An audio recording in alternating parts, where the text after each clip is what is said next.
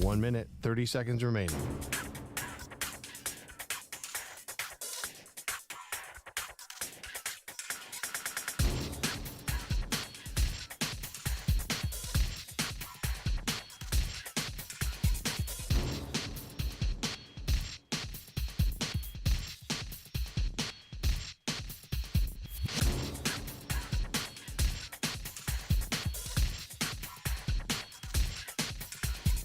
One minute remaining.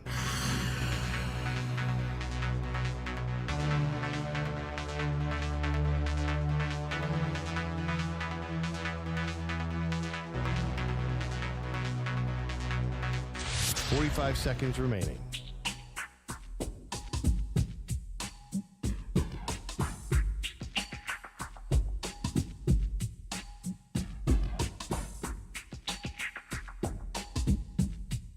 Thirty seconds remaining.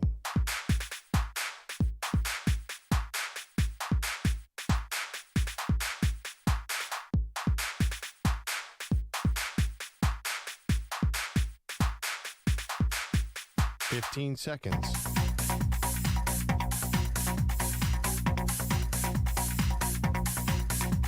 Break ends in 5 seconds.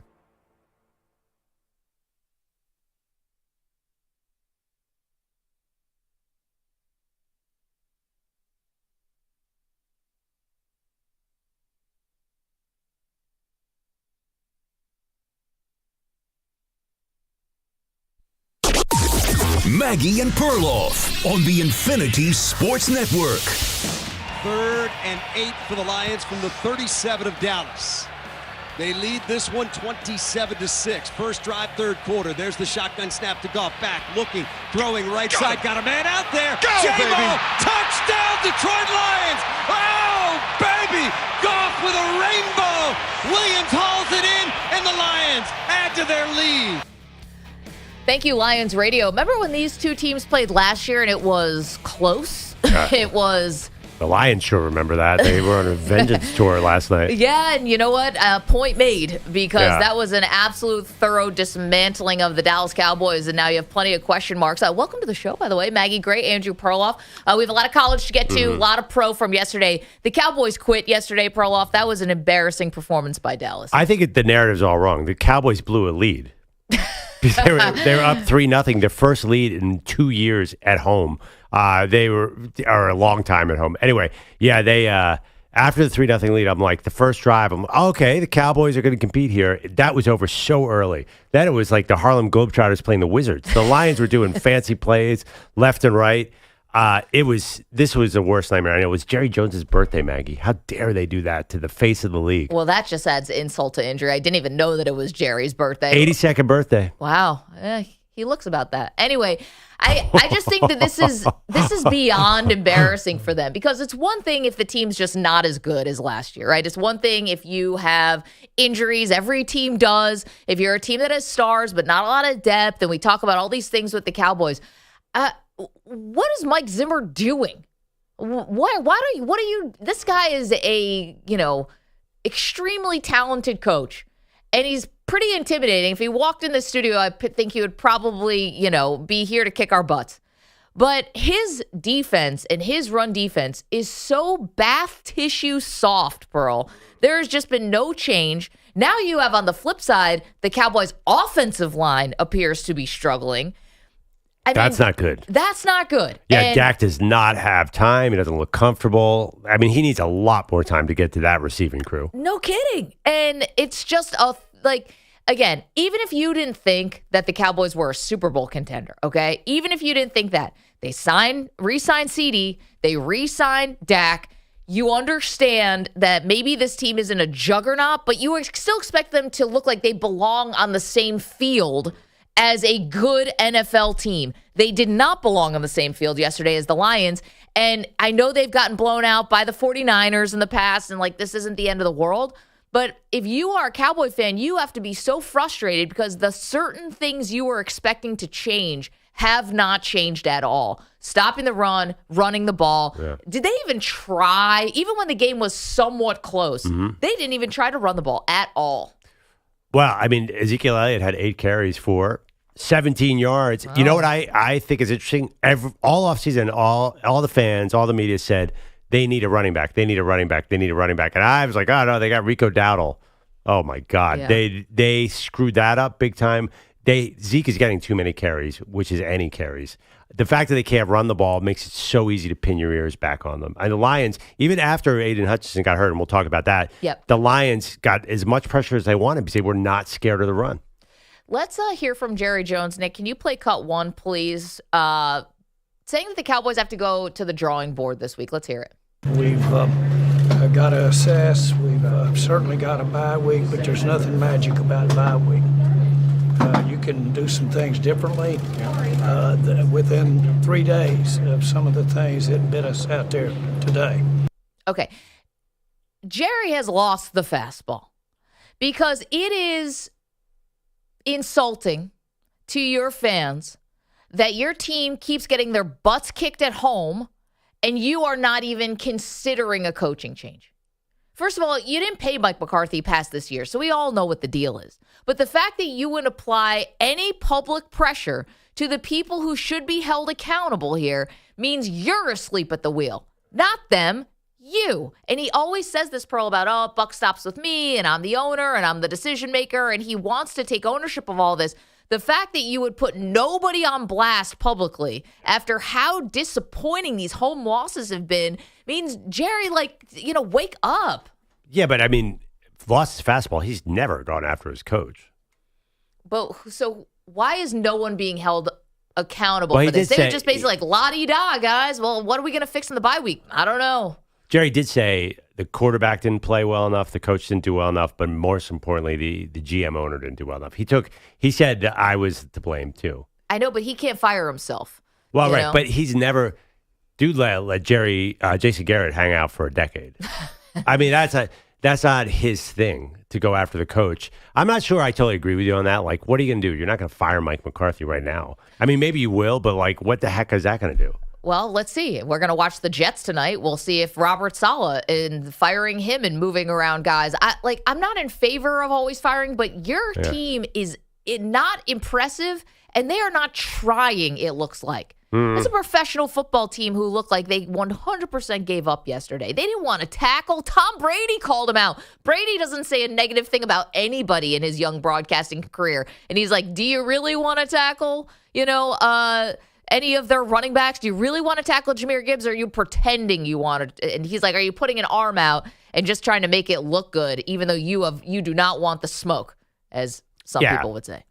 But that's not new. I mean, they got beat 48-21 in the wild card game, and they didn't fire McCarthy. So this one is not going to. I mean, listen, McCarthy could get fired today for all I know, but it feels like this was not a push you over the hot seat status because they're 3-3. They're totally in the mix for the NFC East. I'm not sure Jerry would want to. I mean, who are you going to go to? Mike Zimmer? Well, no. But here's the thing: who takes the blame when a team lacks toughness? Because it can't just be Micah Parsons out there, and if Micah Parsons isn't there, then the whole team, all of a sudden isn't playing inspired or whatever. It can't be about, like, when it feels kind of team-wide, it can't be about a player. At that point, it's about a coach. It's about an expectation and a standard that you've set or something that you're allowing to happen, right? Isn't that the famous cliche? You're either the reason it's happening or you're allowing it to happen. And this team doesn't look tough. Somebody's allowing that to happen. Right. But remember, they got blown out by the Saints, and Alvin Kamara went bananas. Yes. Yeah, but these are both times were bad. You had teams nearly hang 50 on you at two separate occasions at home. Right. I know. But they never, they weren't going to fire McCarthy then. I just think that they knew this was a big problem coming into the season, stopping the run. Sure. We all knew. It was the biggest cliche, and they didn't do it. The GM was asleep at the wheel. I mean, I say 90% of the problem has been a GM problem. Okay, so then will you agree with me about the fact that Jerry Jones doesn't actually want to win? Because no, I think he's just a bad GM. I think he wants to win. I just think that he's making mistakes. You think this thing is on purpose? No, not like he's trying to tank. Like this is the, this is not the plot line of Major League. I'm just saying I think that he believes that just being close enough, just being in the mix, just having enough of a carrot to kind of keep Cowboy fans hanging around, that's enough. That actually winning the Super Bowl, I don't think the Cowboys feel like they get any more popular, any richer. Like, as an owner and businessman, take the football side of it. From the owner and businessman side, I don't know if they see any appreciable jump by winning a Super Bowl because they're already the most valuable franchise in North American sports. He's already in the Hall of Fame. They've checked a lot of boxes that as a businessman, you would say, you've really succeeded. The failure is you haven't won a Super Bowl since the 90s. Right. I think it's more incompetence than lack of want. Oh, okay. I mean, it's worse. So you think that, like, give me an example of a decision where he's like, it's not because he wants to save money, right? It's mismanaging the salary cap. And like you and I think, have trouble even believing that they really couldn't afford Derrick Henry. The way you afford Derrick Henry is if you just sign Dak earlier and you're able to restructure more of his contract. They did not make aggressive moves. The all-in was, obviously, we called that BS, basically once the offseason started. But now they're giving Dak $60 million a year. So I guess I don't totally understand how it works. The fact that he won't give up GM duties, you could say that is a thing. But I'm not sure that that's like because he doesn't want to win a Super Bowl. I think he thinks he can do it. Well, maybe, but... I mean, because they're definitely spending more money than everybody. I mean, they're... Well, I mean, it's a salary cap sport, so they're spending what everyone's spending. Yeah, their facilities are nice and all of that stuff, so he's not cutting any corners there. But you also, get they're like touring the facility. Right, so where is this like not wanting to win a Super Bowl come in? I don't think that this was... Do you think this team was one that was all in? No, I don't. Exactly. But I think that was because he thought he was being a smart GM. I don't think there was any, he didn't want to spend $8 million on Derrick Henry. I think he thought that the salary cap money should go elsewhere. And he spends all his money. I mean, it's not like he's saving cash by not signing Derrick Henry. I think he just thought, well, running backs are generic. I'll put my money elsewhere. I got to pay Micah. I'm going to save the money for that. I think he thought that was good GMing. I think it was. We didn't put any of that salary allocation towards linebackers? Like, you can't stop the run. Because they had to pay, they have the highest paid quarterback in the NFL, so they're like, we can't sign a lot of guys. And they did sign one linebacker. Yeah, Kendricks, how old is he? And he was basically there to teach Mike Zimmer's defense or help be like that coach on the field because he was so familiar with the defense. How's that working out? No, I get it. But you have some injuries on the defense. Do you think he's smart enough to do this on purpose? No, it's not about I think he's only willing to go so far. And then it's like, listen, as long as we're sort of in the mix, as you like to say, hanging around the rim, that's good enough. There's never been, it doesn't appear to be, what's the kill shot? What's the, oh my gosh, we added this guy and now I'm so excited. They won't even entertain Devontae Adams. Won't even entertain him. Right. But generally, though, these smart teams do not, free agency is like where you pick up overpriced old players and you sink your franchise. Generally, that's not like smart team building to go into the free agency market. Like Devontae Adams is most likely, according to NFL history, not going to work out for whoever gets him. It doesn't have to be. There are trades that could be made. It doesn't always have to be overpaying for high-priced free agents, but also sometimes the overpaying for some free agents sometimes actually does work. This team doesn't have any depth. But I think it's all bad GMing. I think he wants to win. He looked pretty miserable yesterday. Well, I mean, I'd hope so. Your team was getting smoked. 855-212-4227. I don't know if Cowboy fans have basically already left the building, so to speak. Like they feel so out on this season anyway that I don't even know how much this loss hurt or whatever, or stung. But it's embarrassing when you just get totally blown off the field. Like there have been games they've played against the 49ers where the final score looks bad, but at least they appear to show up. This was a no-show effort. Oh, yeah. I mean, they lost 47-9. No, but like sometimes the score tells the story and sometimes it kind of doesn't. This one, the score definitely tells the story. Like the numbers are not lying here. They're awful. I'm not sure there's any 47-9 where you're like, nice effort, good. They got smoked last year by the San Francisco 49ers in San Francisco. But that was bad. No, but it wasn't as bad as the score would indicate. 42-10. That was real bad. It actually wasn't though. It just eventually San Francisco pulled away. But this one was every bit as bad as it could possibly be. Well, for that San Francisco game, they had DeMarcus Lawrence and Micah Parsons. That's true. I mean, I think Cowboys fans are like, well, let's get Parsons back. This is rock bottom, right? I don't know what else it could be. They've won 2 of their last 3. Okay.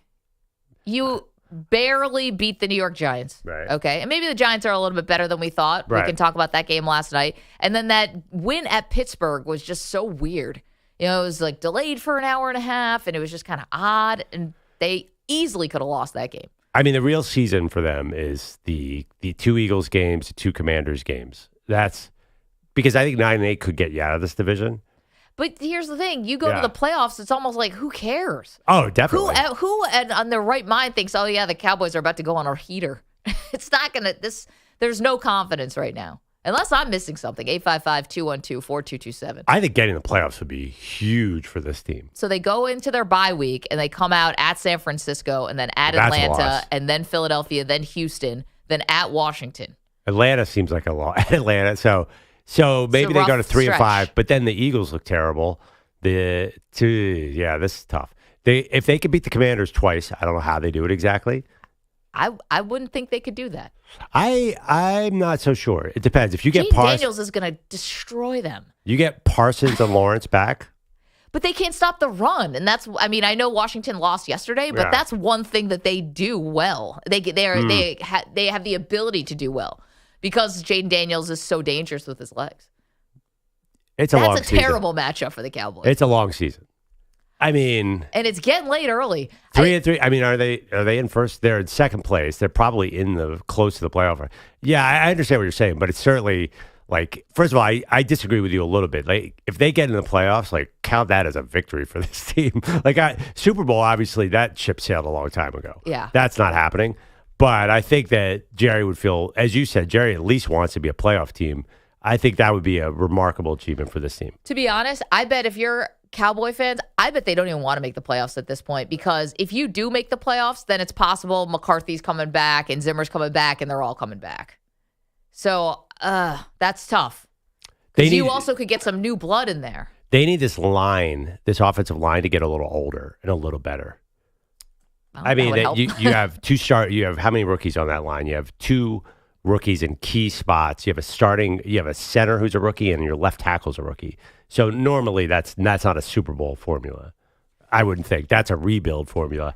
So they're trying to rebuild. They're doing the combo, trying to rebuild. They got old because all these great linemen got old. They're trying to keep it alive and start over at the same time.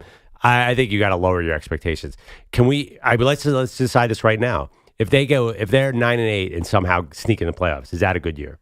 Probably. I mean, maybe, but again, that's like, I wouldn't say that that's indicative that, like, Jerry's a good GM. It doesn't change my opinion on him. It doesn't change my opinion on Mike McCarthy. No. So, like, yeah, I guess it's impressive. I don't have them making the playoffs this year, but I'd kind of shrug. I don't know.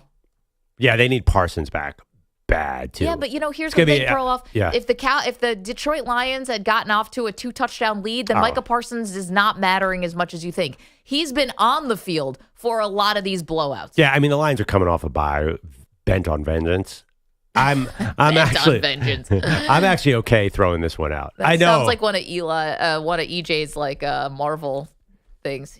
Yeah, burnt on vengeance. I'm much more worried about the San Francisco game than this game. Like they were clearly, they were not winning this game. That was very clear in about 5 minutes. Now the question is, if they get blown out again in San Francisco, an injured San Francisco team, and they get all their players back except for Lawrence, then what? I got to see them get blown out with Micah Parsons on the field and with Eric Kendricks on the field and like their full starting defense. Okay, that happened against the Saints.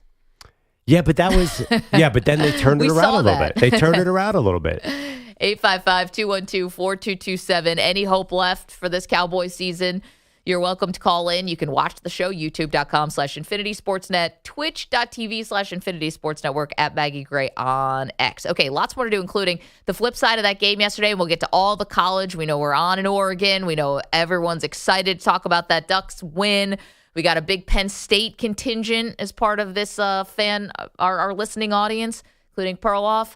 That was impressive as well. So we've got a lot of college to get to. But yesterday, one of the biggest injuries that could impact one team's Super Bowl chances. We'll discuss it next. All right, Pro. This was the weekend for Prize Picks. It was like every moment there were multiple sports going on and multiple different things to wager on, which is perfect because Prize Picks is the best place to get real money sports action while you watch football, baseball, the WNBA. And here's the trick. You download the app. It's so simple to use. You pick 2 or more players across any sport, then pick more or less on their projection, and then you can win up to 100 times your money. Prize Picks was invented for weekends like this one. Yeah, I took an L last night with Jamar Chase going under 75 yards, but I will be back at it tonight in a big way. I think I'm going to go with your Buffalo Bills. Prize Picks even invented the flex play, so you can still cash out even if your picks don't hit. You can download Prize Picks app today and use code MNP, or MANP as we've been calling around here, and get a $50 credit instantly when you play $5. That's code MNP on Prize Picks. You get a $50 credit instantly when you play $5. You don't even need to win to receive the $50 bonus. It's guaranteed. Prize Picks, run your game, must be present in certain states where it's lawful to wager. Visit prizepicks.com for restrictions and details.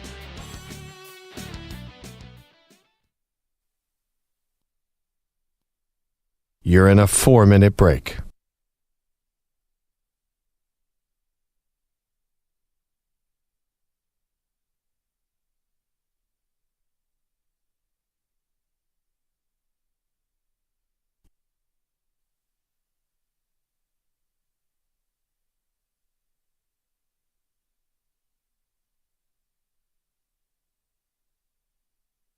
Three minutes, 30 seconds remaining.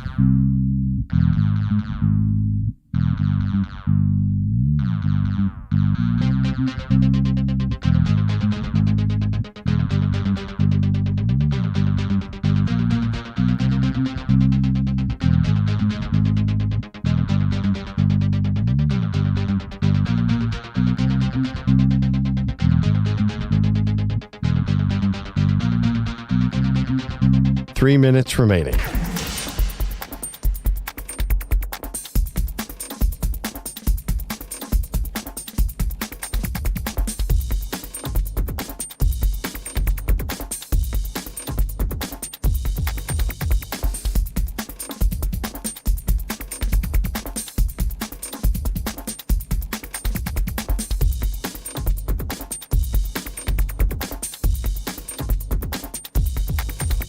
Two minutes, 30 seconds remaining.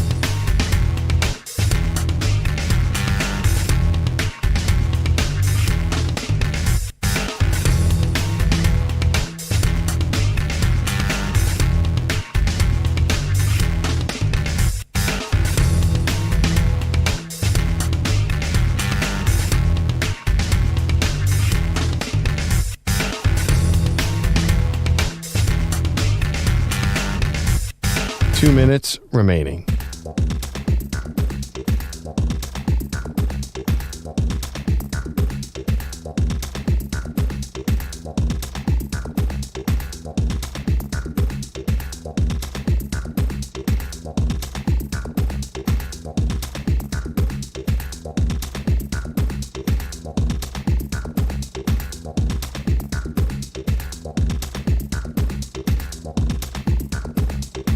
One minute, 30 seconds remaining.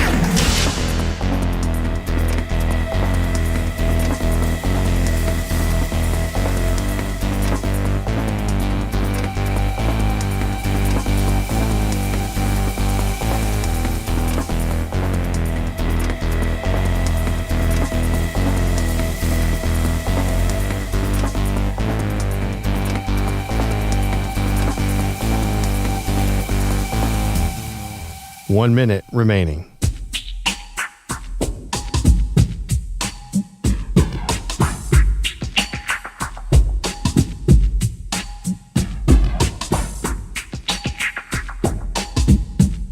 Forty-five seconds remaining.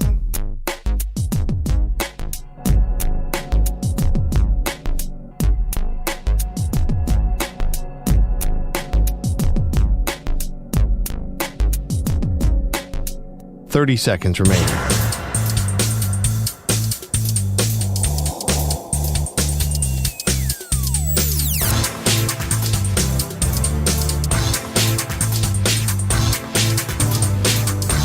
Fifteen seconds.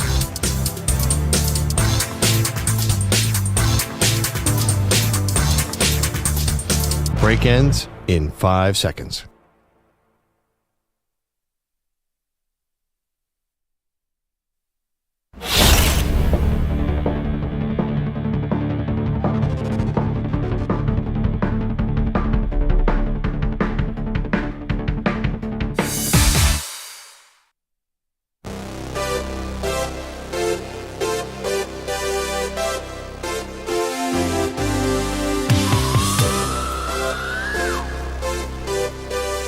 Welcome back, Maggie and Perloff Show. You're playing jump because you expect me to jump off the Eagles bandwagon because that was the most unconvincing win of all time yesterday. The Eagles beat the Browns 20-16. You've jumped off a bandwagon for less. I got to tell you, the Eagles, especially their bizarre head coach, Nick Sirianni, were treating it like they just won the NFC title game, which I could not understand. You beat the Browns at home 20-16, and you're celebrating. They were a 9-point favorite. Chill. I know. Although I got to tell you, thank God A.J. Brown is back. I mean, he was a savior for that team. Without him, that passing offense is nothing. But anyway, there is definitely some concern. I'm not sure how good the NFC East is. The NFC North seems to have all the good teams in the entire NFL. But we'll see if the Eagles are okay after. You understand where I'm coming from after that win, right? That was like a win that felt a little bit like a concerning win. Yes. Yes. You should have been able to put that team away way sooner than you did. The Browns are bottoming out right now. Nothing's going right for them. And you did get A.J. Smith back and Devontae Smith. They both scored touchdowns, which is great. Your defense looked better, but letting the Browns hang around. And your head coach is a child. Yeah. That is just so immature where first of all, you got to break down the situation for me like I'm 5 years old because I'm not understanding it. Nick Sirianni, the head coach of the Philadelphia Eagles, is chirping at his own fans? Yeah. Why? Because they were being negative as Philadelphia fans too, and he had the W to show off. I'd rather that situation than him chirping at them after a loss. It could be worse. But why? What is wrong with you? Just leave the field. Where's Big Dom? What are you getting paid for? Like somebody stand in between this guy. You're taking on the fans. It's like he's a WIP caller or something. This dude feels like he's a fan who somehow found himself coaching the team. Let me ask you this, though. Would you rather have Nick Sirianni be himself or try to be somebody he's not? You can be yourself and also be a professional. Well, see, okay, you're already wrong sorry. about that. Oh, this is Nick Sirianni. We're not talking about Tom Coughlin here. There's no way. Basically, Nick Sirianni, this is the full Nick Sirianni. And you know what? It's ridiculous and it's childish. You're absolutely right. I'd rather this than the button-down Nick Sirianni early in the season. That was painful to watch. That was like a little kid at church trying to behave. He was terrible. Itchy sweater. Yeah. Well-behaved. So Sirianni went full Sirianni this weekend, and I think that's the best chance the Eagles have to pull something out of this season because they're not great. Oh my gosh, what a loser. I mean, how about this? Just direct it towards being positive towards your own guys. Actually, you know what? It's Philly. Everyone knows they booed Michael Schmidt. You can't. Philly, this is what we do. We yell at each other and we hate the team even after they win. And I don't mind. Actually, that didn't really bother me as much. Wow. Going after the fans, that's totally your own fans. Yeah, but they go after him. So that's the deal. I thought it would be the kids at the press conference that would bother you, but I mean, the ship has sailed on that. Yeah. You're going to use your kids as some kind of human meat shield so that you don't get tough questions about how disjointed your offense looked. How come you guys haven't scored a touchdown in the first quarter at all this whole season? You won the game, but that was not actually a very inspiring offensive performance. I heard the answer from Nick's son. He's like, we'll get it fixed. Yeah. He's probably more mature than the dad. I don't even think the son would do something that silly, like chirping at the fans. And of course the cameras are going to catch it. That's your problem with Nick Sirianni, that he's chirping at the fans. I could care less about that. I need them to fix that offense. And I also need them to be careful on defense. They let the Browns sneak right back into that game. That was really You want to know why? Because they're undisciplined. And that is where the head coach and all of this stupid shenanigans does come into play. Because if the head coach is going to be undisciplined and can't control himself, then this is how you get back-to-back false start penalties. And this is how you get the dumb stuff that lets a team back into a game. I feel their problem is they can't cover in the back seven. But anyway. That also. Phil's our pal in Pennsylvania. Phil, feeling better after an Eagles win? Not really. You used my word. I was going to say disjointed. There's no congruency. I mean, they're like Jason Bourne. They show flashes of being dangerous, but they have absolutely no identity. You have no idea what you're going to get. And, literally, I was at the game, and after the first punt by the Eagles, they were still booing right away. I mean, I expect a lot more after a bye, 2 weeks of preparation against, bottom feeder of a team and not even scoring any points in the first quarter. You're absolutely right about that. It was just, it's so not right. Phil, I heard there was a Fire Nick chant going on in part of the stadium. What'd you hear? Well, I did not hear that. I was, in the north end zone, so I guess I didn't hear that. That was probably a little closer to the bench. Yeah. Yeah, then that's what got them all ticked off. Phil, thanks so much for the phone call and checking in. Yeah, there definitely was I saw a few people tweeting about a Fire Nick chant, which, because that, first of all, if they're special teams coach, Myles Garrett can fly, just triple team that guy on the line. I mean, honestly, if it wasn't for Myles Garrett blocking field goal and causing a touchdown, they probably would have won that game easily. Nick Sirianni botched the end of the first half so bad. His problems, forget yelling at the fans. He's got game management problems up the wazoo, Maggie. I mean, he's got serious coaching problems. That being said, I don't know. There was encouraging. I mean, A.J. Brown, Saquon Barkley, Jalen Hurts running.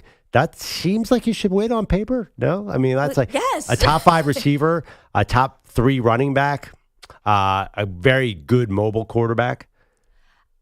Any kind of excuses for the Eagles, I think, are silly. You have stars all over the offense. And Nick Sirianni, isn't that his thing? He's the offensive guy. Well, no, he's the vibe guy. Oh, right. He's the vibe guy.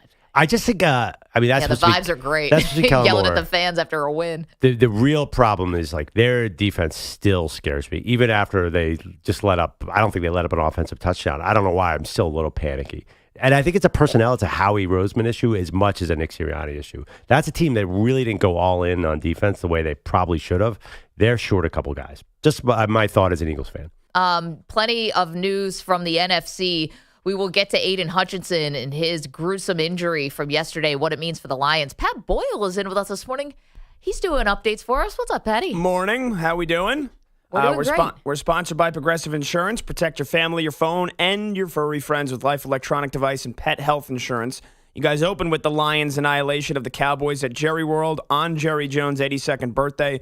Final score 47-9. Just to add some context, that's the most lopsided loss at home since Jerry took over as Cowboys owner in 1989, so 35 years ago. And when they lost to the Saints 44-19 in Week 2, at the time that was the second most lopsided loss at home in the Jerry Jones era. Yes, but the coach, no problems whatsoever. Nothing to see here. Do you guys want to hear Dan Campbell talking about Aiden Hutchinson? Love to. Yes, I know you mentioned it. Their loss did come with a pound of flesh, but literally gruesome-looking leg injury for one of the best defensive players in football. Aiden Hutchinson, broken tibia on a play where he sacked Dak Prescott when it was 34-6. He had immediate surgery at a Dallas hospital after the game, and here was Dan Campbell. He's being taken care of. He'll stay back here. Obviously he's going to be down for a little while. And so that's tough, man. It's hard when you lose somebody like him. But we'll know a lot more after this and obviously wish him the best. Hard to think he'd be back before next year. Now, are you guys something when that happens, you rush to Twitter to watch it or no? Because I rushed to Twitter. You did? You sicko. Yeah. I mean, Pat's a certified psycho. We know that would happen. I was glad that the broadcast did not show it. Yeah. I'm somebody who doesn't need to see when these gruesome things happen. So it broke the skin. Is that what's happening here? Well, I don't think the bone came through. I didn't see the bone come through, but you see when he gets, if I remember correctly, he gets he swings around the edge and his leg collides with another Lion edge rusher, another Lion defensive lineman.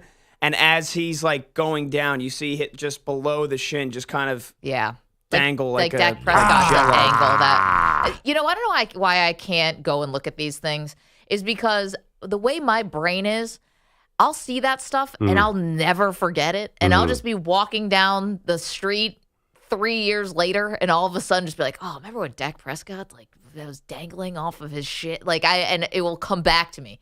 So I can't put it away. I can't compartmentalize it. I thought it was a little strange the way they were sitting around praying for him like it was a head injury. That was unusual. I thought I'm normally that kind of prayer is saved for the many life-threatening plays that happen on a football field. They were treating it, and also went 3 commercial breaks before they got him off the field. It was a little unusual to me. Well, I think they were trying to stabilize his leg because it was broken so much. Also, Right. I mean, listen, in that instance, wouldn't you take a couple prayers? I mean, I certainly would. I would. Anything you got. I think if you see a guy's leg broken in half, I mean, you probably realize his season's most like 99% over. Well, let's talk about that because it's a broken tibia, right? So you broke the bone between, this is what they're calling it, the bone between the knee and the ankle, the lower one. Yep.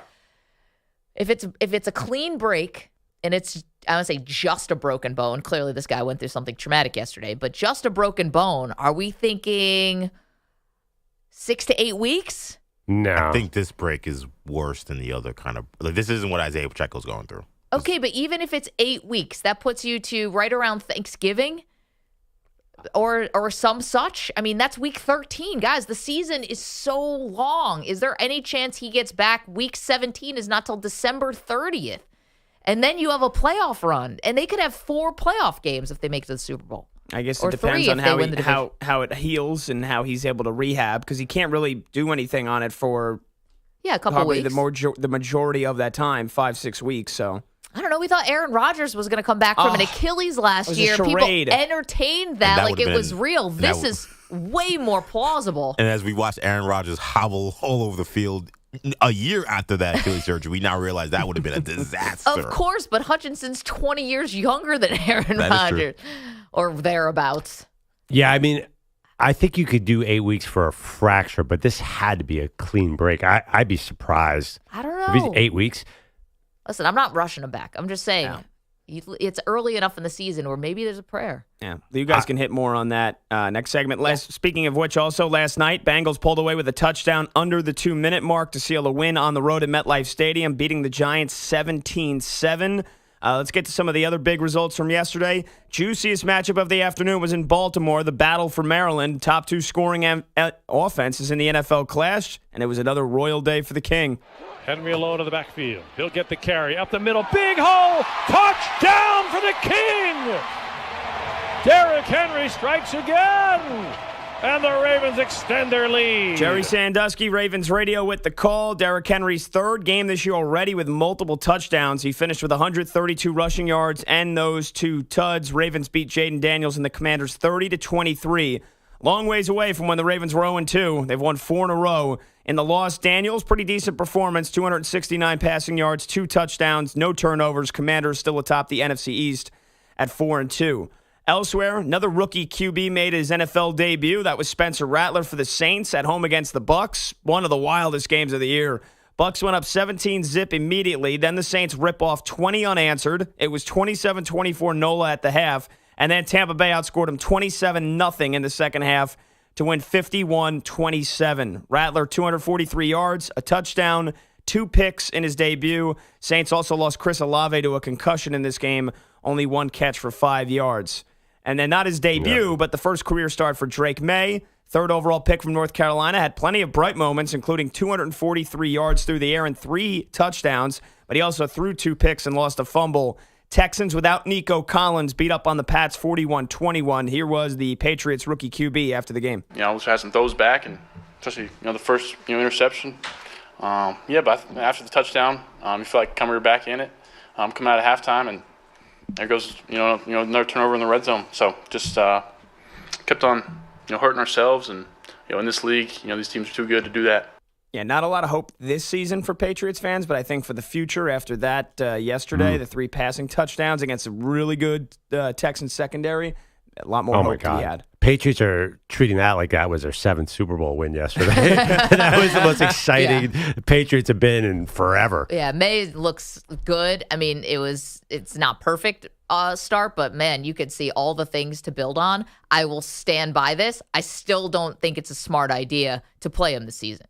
Because even though he can run and he can seem like maybe he can protect himself, I guess, a little bit more than Jacoby Brissett, he still took a couple big hits yesterday. That offensive line is not getting better. It's just he can run for his life a little bit more than Brissett.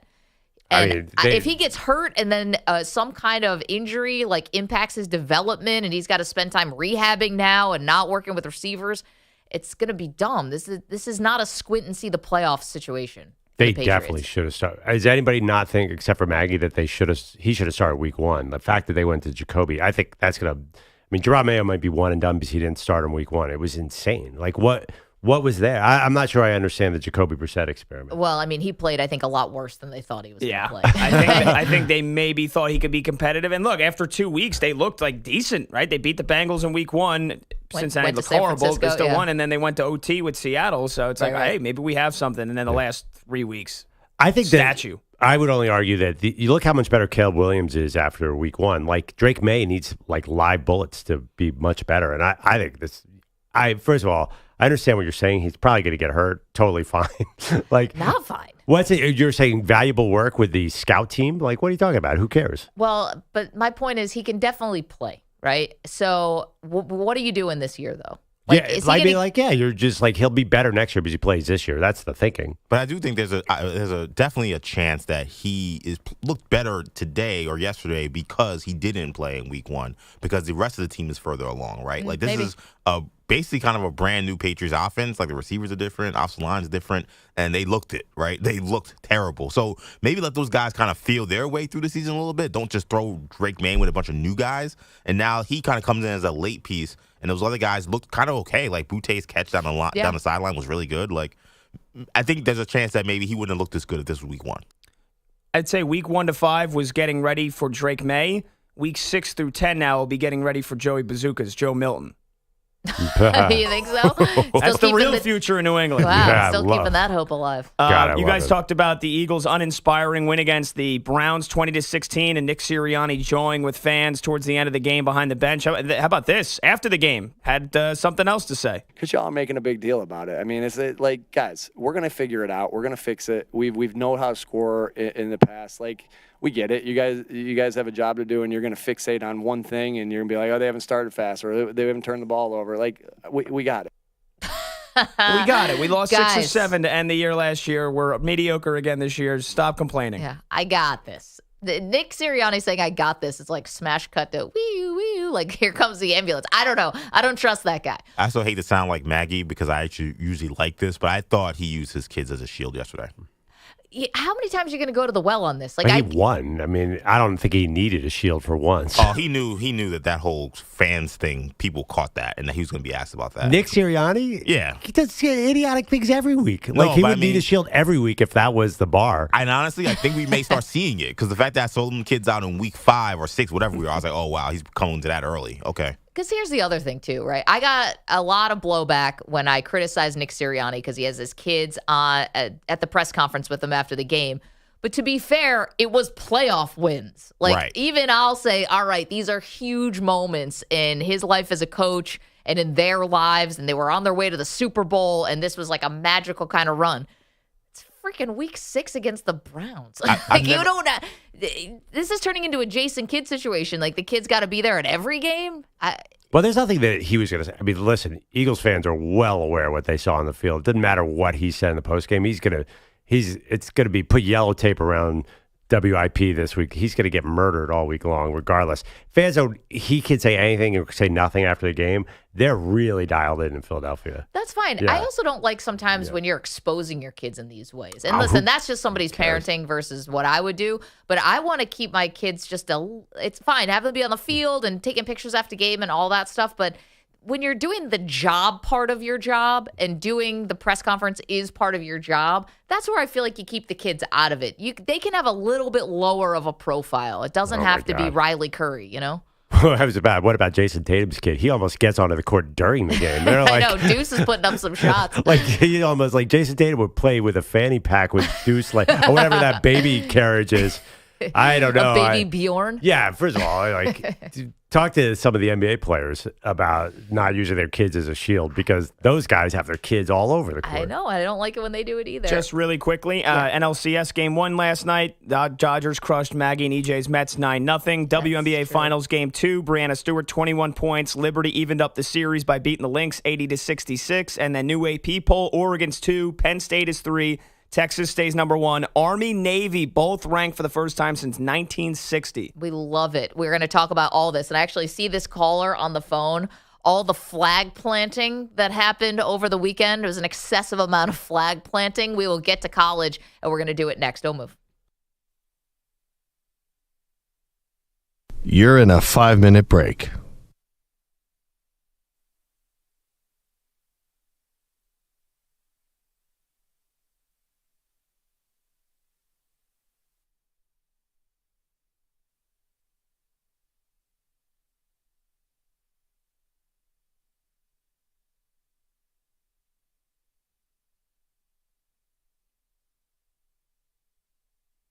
Four minutes, 30 seconds remaining.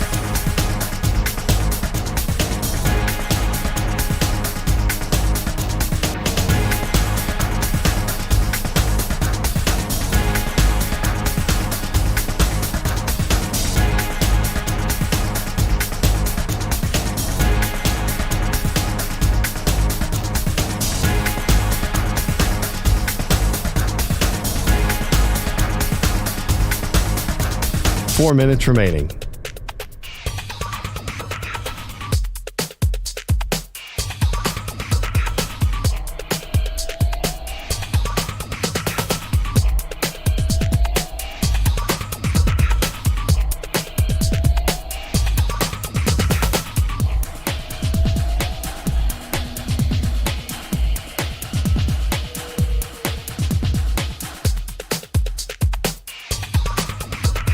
Three minutes, 30 seconds remaining.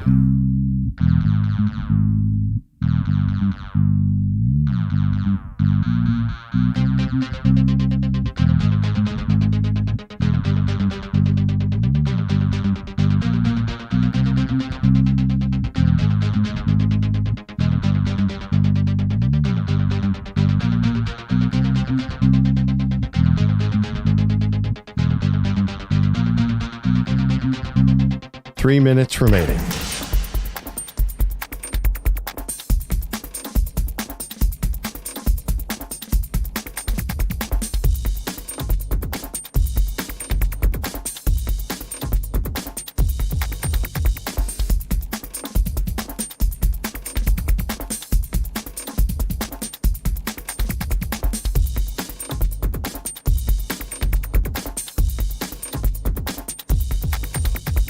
Two minutes, 30 seconds remaining.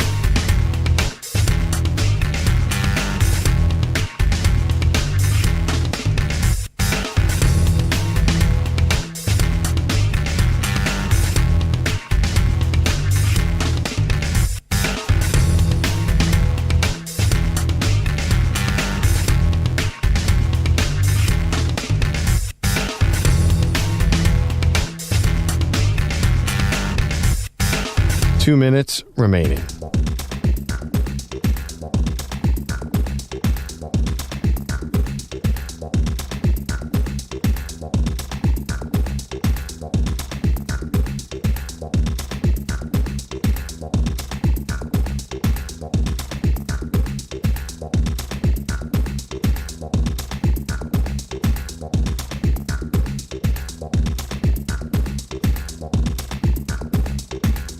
One minute, 30 seconds remaining.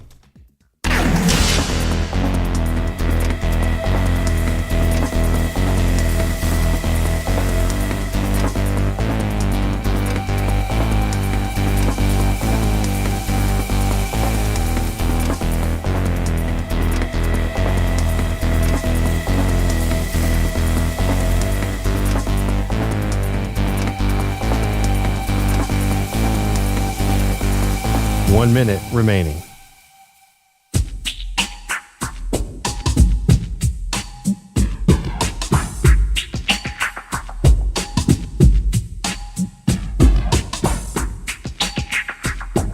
.45 seconds remaining.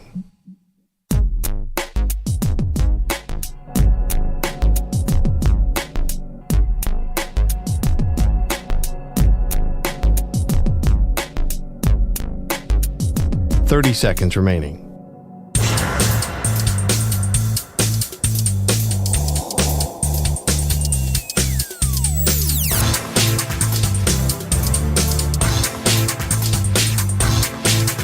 .15 seconds.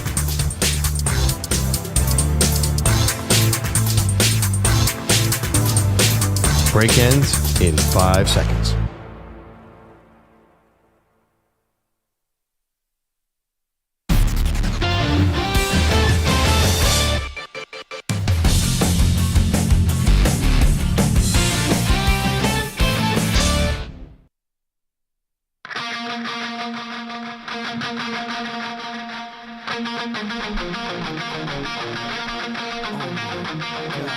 Are we allowed to play this?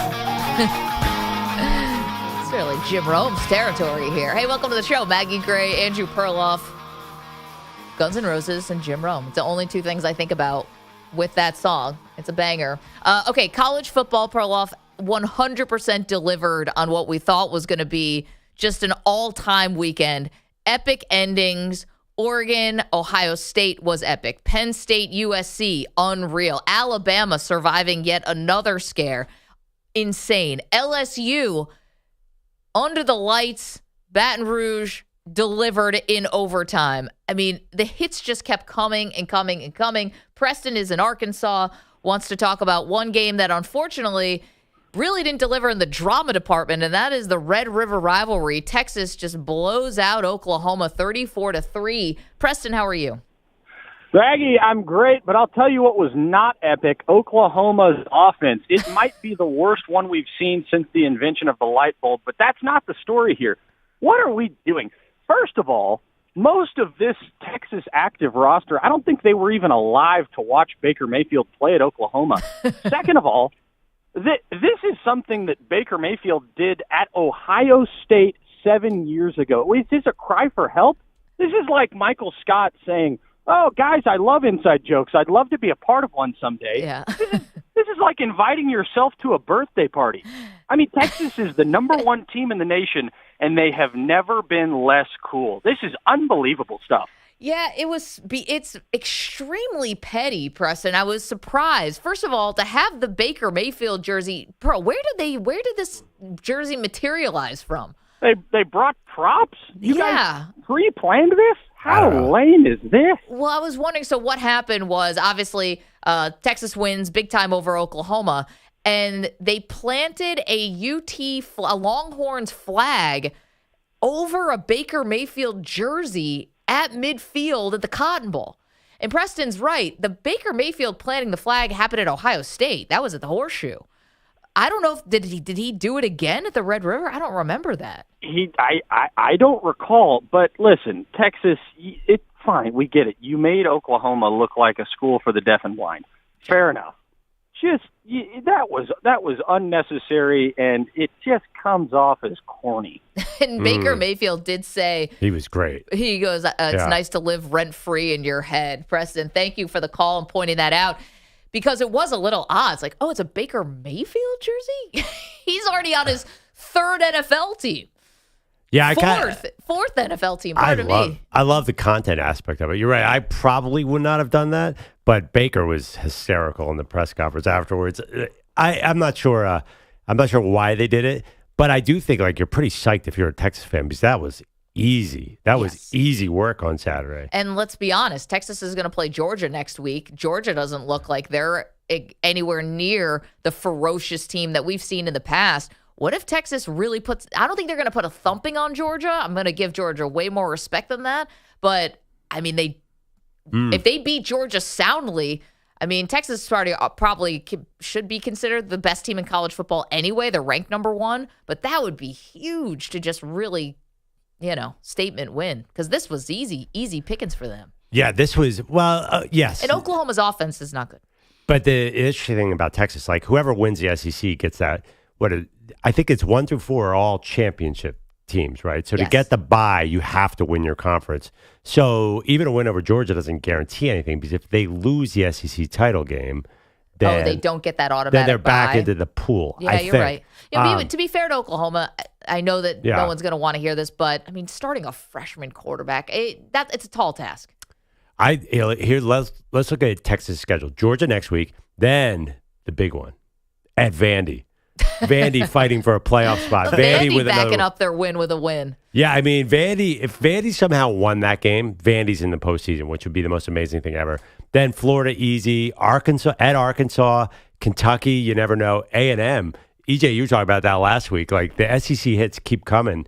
I thought Ewers was, He's coming back off an injury. Yeah, I know. I just wonder. This game wasn't about Quinn Ewers. It was about the defense and the running game. Yeah, which is interesting, though. But is Quinn Ewers, is he going to be fully operational for Georgia? That's setting up to be great. And you said You Georgia have looks. Arch Manning behind you. Just pull. If Ewers isn't playing well, throw Arch in there. You said Georgia doesn't look dominant. Like, what? Georgia's still in the second half against Alabama. Like, they have that in there. There's something there. They won by what? 10 against Ole Miss? Not Ole Miss, against Mississippi State. Yeah. Pardon me. Mississippi State might be the worst team in the SEC.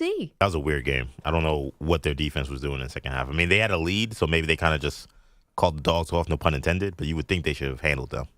I mean, come on. You have to be going for style points at some point. Mississippi State is also particularly terrible offensively, which is why that score was bizarre. Yeah, to give up 31 points to an anemic offense? Yeah. That's sad. There's no way, Georgia fans, listen, you've got I don't say house money on this, but you've seen a lot of success recently, but you cannot be feeling good about how the season has been going. The defense is not even close to what it's been in the past. Are we talking about the same Georgia as like number 5 in the country? Did you watch the scare that they had? Ever since that second half against Alabama, it has actually not been very consistent. I don't know. That was like 2 weeks ago. Yeah, 3 weeks ago. 855-212-4227.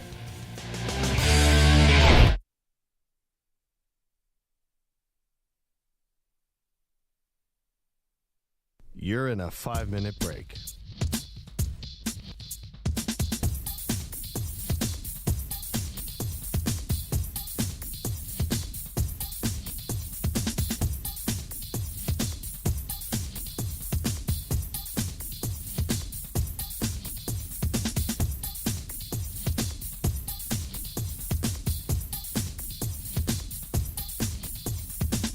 Four minutes, 30 seconds remaining.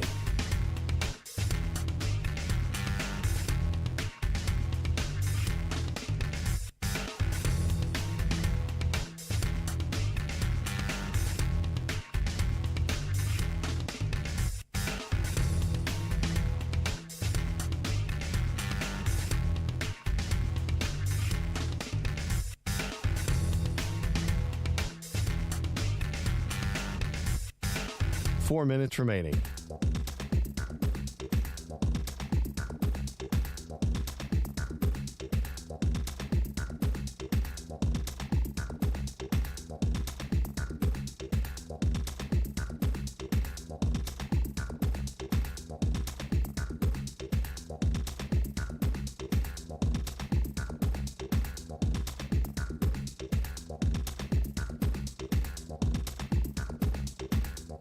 Three minutes, 30 seconds remaining.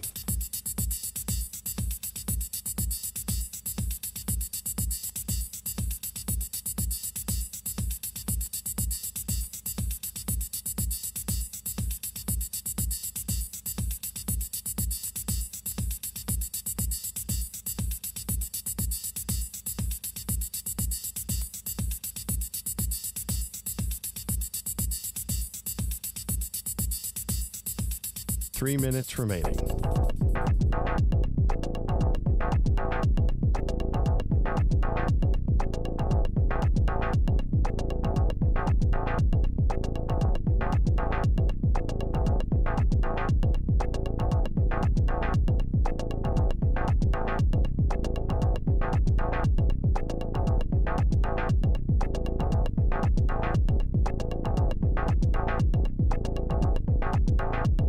Two minutes, 30 seconds remaining.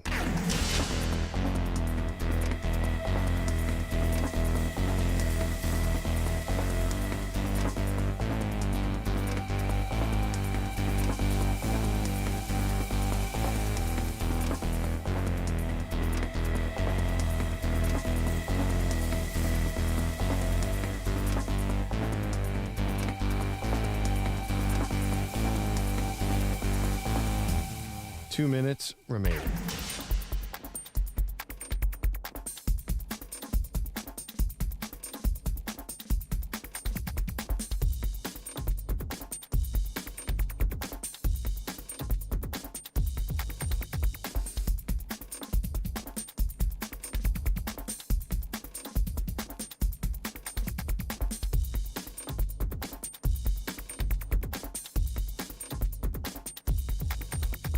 1 minute, 30 seconds remaining.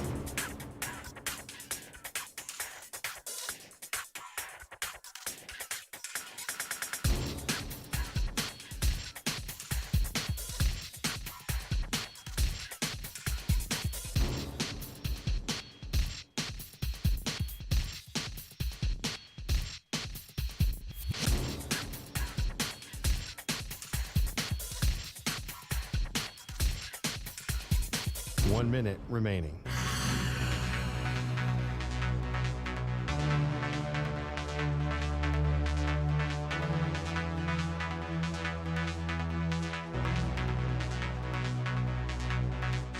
Forty-five seconds remaining.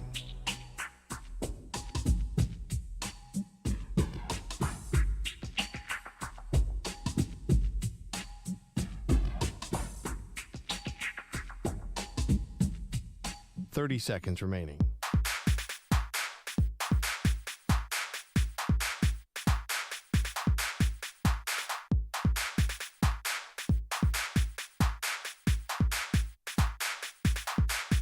Fifteen seconds.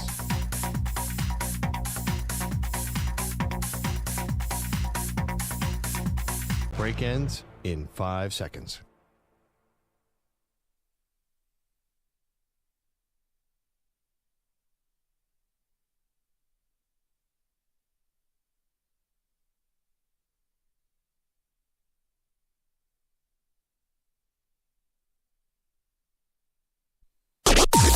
Maggie and Perloff on the Infinity Sports Network. Back, looking to throw. Hutchinson got him, and down he goes. Aiden Hutchinson joining the sack party here at AT&T Stadium. And he is not getting up. Oh, my goodness. Okay. He pulled his gloves off immediately. He knew something was wrong. Lions Radio, yes, something was very, very, very wrong. Welcome to the show. Maggie Gray, Andrew Perloff. Despite a very dominant Lions win, Perloff, they pay the price because Aiden Hutchinson has broken his tibia, so that's the bone between the knee and the ankle. He had to have emergency surgery in a Dallas hospital yesterday. He's hanging back, obviously, to recover while the team flies home and flew home to Michigan. And he was everywhere yesterday, right? They were making Dak Prescott's life absolutely miserable. The defense for the Lions was just all over the Cowboys' offensive line. They could not get anything going offensively, partly because that defense was just so dominant. But now you lose Aiden Hutchinson. Do you think about the Lions season any differently now without their star pass rusher? Well, definitely, obviously. Aiden Hutchinson's like Defensive Player of the Year candidate. But I think they're uniquely positioned to survive this because they have the best non-quarterback-driven run game in the NFL by 10 miles. Yeah. To hit the other team with David Montgomery and Jahmyr Gibbs, you can play ball control. You have possession receivers. I think that offense can protect the defense. And the defense does have some stars now. Aileen McNeil in the middle is really good. He's probably a Pro Bowler. And then the safeties, Brian Branch and Kirby Joseph, are all of a sudden stars. Yep. So you have probably 3 or 4 Pro Bowlers on that defense anyway without Hutchinson. I think the Lions can survive it. So I think this offense is really going to have to start shouldering the load here because you're right. They have other guys on defense. It's not just a one-man show, but Hutchinson has been spectacular. I mean, we talk about his future and what a mistake the Jags made by passing on him. I mean, there's so many ripple effects to just how good he's been. And don't you also get a sense that there's a lot of leaders on this team, a lot of vocal guys, I think, not always coming from Jared Goff. I think there's a lot of, Dan Campbell's obviously a vibe, Amon-Ra St. Brown. These guys are, seem like good locker room guys. But Hutchinson did really feel like I want to say heart and soul because I don't want to dismiss other guys on the team, but the guy who grew up in Michigan, played at Michigan, now starring for the Lions, it's not just like losing any other good defensive player. It's like it just seems like in some ways the team just really takes a lot from what he has to offer. Right? But it's funny. I totally get what you're saying. Yeah, he's a huge emotional leader. I feel like you said at the start, there's so many guys there like that. Amon-Ra St. Brown, is there anyone who emanates more positive energy on the field than him? I think they have a lot of guys who can fill in for that a little bit. I'm not sure. Here's the other thing. Will they pick up a guy? So that's a big question. And if I were them, why not? Because here's why. If you're trying to look for someone who's out, like a Hassan Reddick is someone who EJ was suggesting yesterday on social media, do you want to try to get somebody and make a trade to make up for that production or the loss of production with Aiden Hutchinson? Here's the thing about the Lions. You look at the rest of the NFC, look at what you just did to the Cowboys. Forget that. You got them. To me, the 49ers have not looked like the juggernaut they were last year. So maybe you're seeing, all right, maybe the 49ers are just taking a tiny bit step back. You have your own division, which definitely the best top to bottom in the entire NFL. So your best competition is going to come from your own division, Perloff. And I'm looking at the rest of the NFC and thinking, things could be breaking right for us a little bit. I don't want to have an Aiden Hutchinson injury, and the fact that you couldn't do everything you possibly could to make this season as special as humanly possible. Yeah, it's just such a shame because they're such a good drafting team. I don't want to see them lose. I don't want to see Brad Holmes lose draft picks because they are nailing it with almost every pick. I would not do the Hassan Reddick because Hassan Reddick is miserable right now. He just got fired by his own agency. Like, you have the most feel-good team in the NFL. Everybody loves everybody. You're trying to get your offensive lineman touchdowns. Why are you bringing that? If you really want to make a move, then go big game hunting.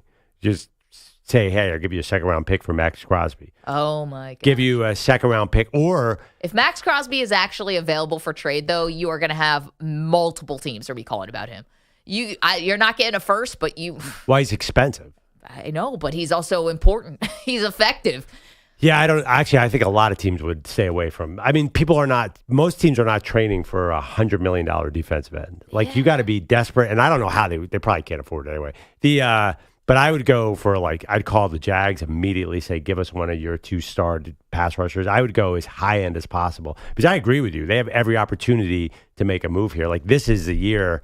I'd even give up a second-round pick, which, again, I hate because Brad Holmes has been destroying the second round. Yeah, but this is the moment you use all those draft picks, and they're coming to fruition to make a move like this and to be bold. Because the other thing, too, about the Lions, I mean, remember last year as they're making this run to the NFC Championship game, and it felt like every single week they were breaking history? Like, this is the first time the Lions have been this far and on this in 50 years and 40 years and all of these huge historical markers that they were hitting. This doesn't happen that often with this team. And so when you, especially, I'm not saying just do it for the fans, but when you find yourself at this moment where you have not enjoyed this type of success in forever, you in a lot of ways, you're a punchline for many, many years in the league. And to have it now where, you're going to have tough battles with Vikings, and you're going to have tough battles with the Packers, and now the Bears had a really big win in London, and Caleb Williams looks great. But this is the time to be bold. This is what you have. This is what you set yourself up for. And I'm just wondering if they think Aiden Hutchinson is coming back. Yeah, I didn't think that after yesterday. I know it's only a broken bone, but it feels like it was pretty broken. I like that it wasn't a compound fracture, and I didn't hear anything about any other parts, like any ligaments, any ACLs or anything. Yeah. One more thing about Hassan Reddick, like Aiden Hutchinson plays almost every down. Hassan Reddick is very much a specialist. You really need to get a really good player here if you really want to replicate Aiden Hutchinson. Otherwise, I think you change your philosophy and protect that defense a lot. You're not going to have a ton of explosive plays. You've got this thing with Jameson Williams, the explosive plays with him. I'm not sure what you do. That offense, I mean, they're like the greatest show on turf, Rams. I mean, they have so many weapons. I compared them on social to the Golden State Warriors yesterday. They're creative. Even their run plays are way more creative than everybody else. I love everything they do. You have no idea how they're going to hit you on any given play. So I don't even know, now that we talk about it, if they need to replace him, because that offense alone can probably beat you. They almost did it to the Niners last year. They couldn't stop the Niners at all and still almost came away with a win. So here's the funny thing, though, about the Lions. I have only started really feeling great about the offense from last week. That was that Seahawks game, and now this game against the Cowboys. The first 3 weeks, it was like, what's going on here? Are you feeling out your opponents or something's going on? It just didn't feel like everything was really clicking, and now obviously it is. And I guess we're asking the question, with Aiden Hutchinson going down, do you feel any differently about the Lions' Super Bowl hopes at 855-212-4227? It's an interesting point you brought up. If they're going to go out and trade for somebody, do you not bring Hassan Reddick, the disgruntled former Eagle, current Jet? I guess technically he's a Jet. He hasn't stepped foot in the facility in months, and ever. Did he have an opening press conference? He might have had a press conference, but yeah. He hasn't showed up for practice or any meeting or anything like that. Yeah. Like if he did show up to the building, like he wouldn't know where the bathroom is. Yep. He'd have to ask somebody, where's the bathroom? That's how you know you're new. Would it be bad vibes, or flip side, counterpoint, do you have a guy who maybe is staring down his career? He's lost major money already. Maybe he comes in as motivated as ever. I have no idea. Yeah, I wouldn't do it. Yeah, I would go. It's a risk. I really would want. I mean, I saw another name, Jadeveon Clowney, Zadarius Smith. Mm-hmm. I think there are other guys who probably can play more downs than Reddick. I'm not sure how many snaps is Reddick going to give the Lions coming in midseason. We'll see. By the way, you know what the difference is with the offense is Goff. Remember, Goff cost them that Tampa Bay game. Goff was throwing the ball to the other team all last season. I don't think they're off. They've been just hitting people with Montgomery and Gibbs so much. I'm not sure the offense has been slow. I just think Goff was making terrible, terrible mistakes that were killing drives.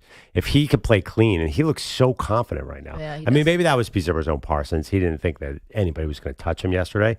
But 2 games in a row where that offense has looked perfect. The only concern I have for them is the rest of that division. Like, are they gonna be able to split with the Packers? Are they gonna be able to split with the Vikings? What happens with the Bears now?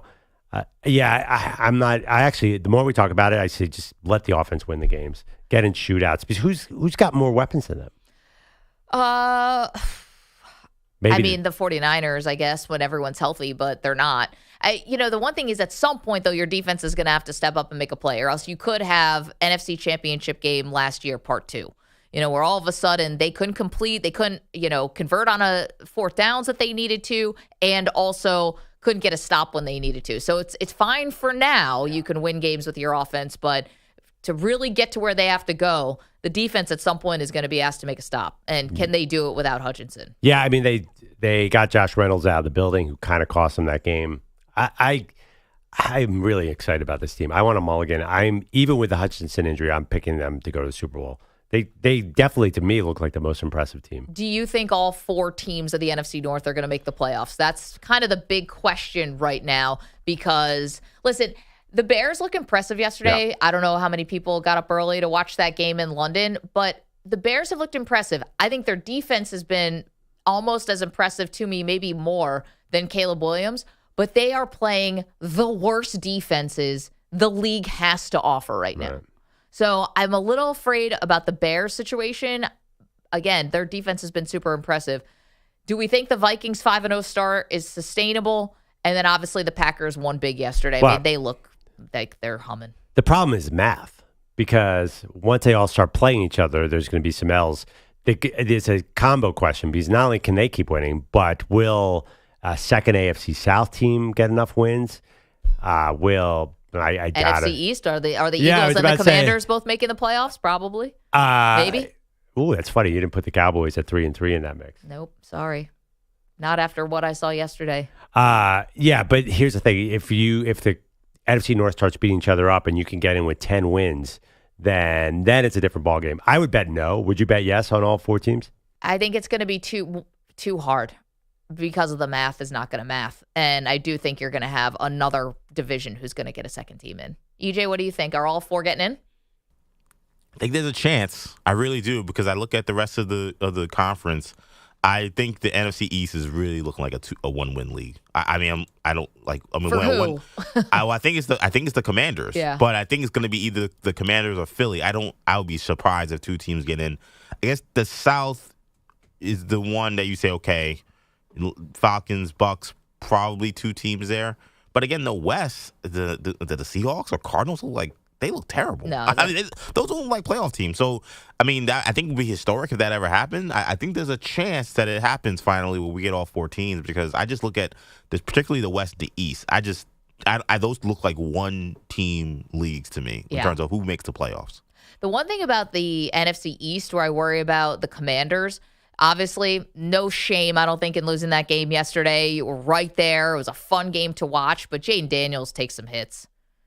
And he's been so good and impressive, and the rookie quarterbacks have just been, Bo Nix struggled yesterday, but for the most part, like you see like a path for each one of these guys, and Jaden Daniels, though, some of these hits he's taken are pretty rough. Yeah, I mean, it's 6 weeks in. I think we're probably it's going to look a lot different in 6 weeks. I think this whole playoff picture here, 4 teams, it seems crazy because when you think about it, I'm like, wait, have any of these teams played each other yet? I can't remember.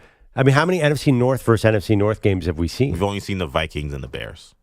Oh, Vikings and Packers, I'm sorry. Yeah, I was going to say Vikings, Packers. Vikings, Packers. Vikings won after going out to a big lead. And then.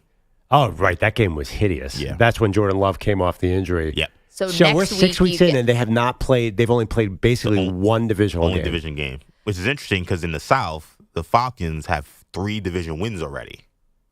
Right. Just the way that they just beat the Panthers, and they've already beaten the Bucks, and they've already beaten whoever the other team is. Saints. Saints. Yeah, and in the NFC East, like basically the season hasn't even started yet. So this is Detroit at Minnesota next week. That's when we're going to start the fun. 855-212-4227. Aiden Hutchinson injury yesterday became one of the big stories despite a Lions win. Hutchinson getting carted off the field with a nasty-looking broken leg. I'm glad they didn't show it to us. Like, I don't need it.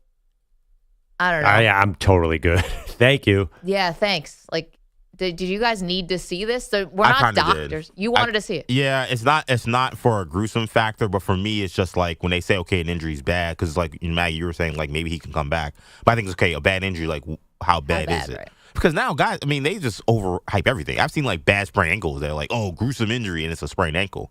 So I was like, all right, well, I know. How bad is it? And then I look and I'm like, oh no, that's really, really bad. Okay, he's probably done. So I need to see it personally as someone who suffered a leg injury. Like, it's tough to see other leg injuries now. Like, I never imagined it would hit me as hard. Like, but like now I'm seeing them in football. I'm like, oh man, it's tough, especially when I see the ones on turf. Yeah. Well, the famous one, Joe Theismann's, the bone went through the leg. That's too gross to see. Well, this is like who is the kid from Louisville, the basketball player, Kevin Ware. That's what I was thinking about too. And didn't they said they were going to show it one time. I still haven't seen the Kevin Ware. I don't need to see that. Pictures are terrible. Went through the skin. But remember, I think they said we're going to show it one time. Am I remembering that correctly from that NCAA tournament? They did, yeah. But even the angle they showed really didn't show a lot because it took a while to even see how his leg broke. I don't know if I've actually ever seen it.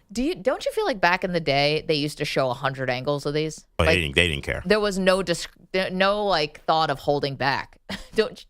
Right? Did Paul George's injury, did that break the skin? Yes. Yes. One thing, though, you're right about the overreaction, because when Jordan Love got hurt in Brazil, it seemed like, well, he's not going to play for the next 3.5 seasons. Right. And he was back in 3 weeks. Yeah. The card is being used judiciously these days. Well, they should bring out the card. You should have to walk your butt all the way to the locker room. He just got hurt. I think it's a player thing. The players don't want, like, they will say they do not want to get on that card. Yeah, like, that's like the thing they. Rogers was talking about that the other day. They take a lot of pride in that. That's why he was crawling on all fours in pain. What image do you want? Being carted off or crawling around on the field? Well, I had that thought when you mentioned, Maggie, that maybe Aiden Hutchinson returns this season. Yeah. The fact that Jordan Love is out there throwing it like he was never hurt already makes me a little bit optimistic that maybe a break can heal very cleanly. They did surgery immediately. I was impressed by that fact. Yeah. Maybe he does come back. Maybe you're right. 6 weeks. We're at Thanksgiving. I know and you still have 5 weeks after that. I know it's a different sport, but like you mentioned Paul George, that's what I was thinking about, because I think he actually did try to play at the end of that first season. He just looked like a shell of himself. Like that was, I guess, from July to, I guess that was April. So this is a little bit of a shorter time for Hutch, I guess, if he's going to come back for like the playoff Super Bowl. But I just remember thinking, wow, that guy is not Paul George out there. So I just wonder, like, even if he comes back, what is Aiden Hutchinson, coming back from a broken leg? Like, is he even close to what he used to be? By the way, would you guys remember? We're all old enough to remember when the NFL cared at all about concussions, and that's gone, right? You mean 5 years ago? Yeah, like was it 5 years ago? When did that movie come out? The Will Smith one. It's a nothing burger. Chris Olave got the most obvious helmet-to-helmet headshot, and it turned out to be they didn't even reach for the flag. It turned out to be a fumble return for a touchdown, where it was so obvious, and he looked bad. I'm telling you right now, like that was not pretty to see. He looked like out of it. Then Burrow went in the 10 with a very, very obvious concussion. No one thought he wasn't coming right back, and not a single viewer. And his head snapped so fast on that play. It's terrible. Like what's happening right now, they don't care about concussions at all. That's going to be something they got to watch. Someone is going to get hurt bad. Well, but here's the thing. On the flip side, you have Malik Neighbors, who hasn't played now in multiple weeks because of a concussion. So it's like they're bad almost in the moment of diagnosing them, but then, I don't know. It depends. Some guys stay out, and other guys, like Josh Allen, is going to play tonight. You don't think he got a concussion last week? I think he got multiple. Yeah, I know. I'm saying I think it's bad. I don't think they're calling helmet shots anymore. Very, very rarely. I think they almost would, if they really were serious, they'd go to the college rule, but they're not. This is interesting. Michael's on the line. Michael, to understand, you're calling from Indiana, and I understand that you are a surgeon. That's correct. And what was your take on the Aiden Hutchinson injury? Well, I didn't get to see it, but I will tell you that there's probably orthopedic surgeons and residents around the world who are interested in that stuff. It's basically ortho porn when we can see someone break something because we're all wondering how we can fix it. But Aiden Hutchinson's big risk is really the type of surgery that he may have. So a fracture is a broken bone, so those are all the same. There's a difference between an open fracture and a closed fracture if it goes through the skin. All those athletes, they're all dirty.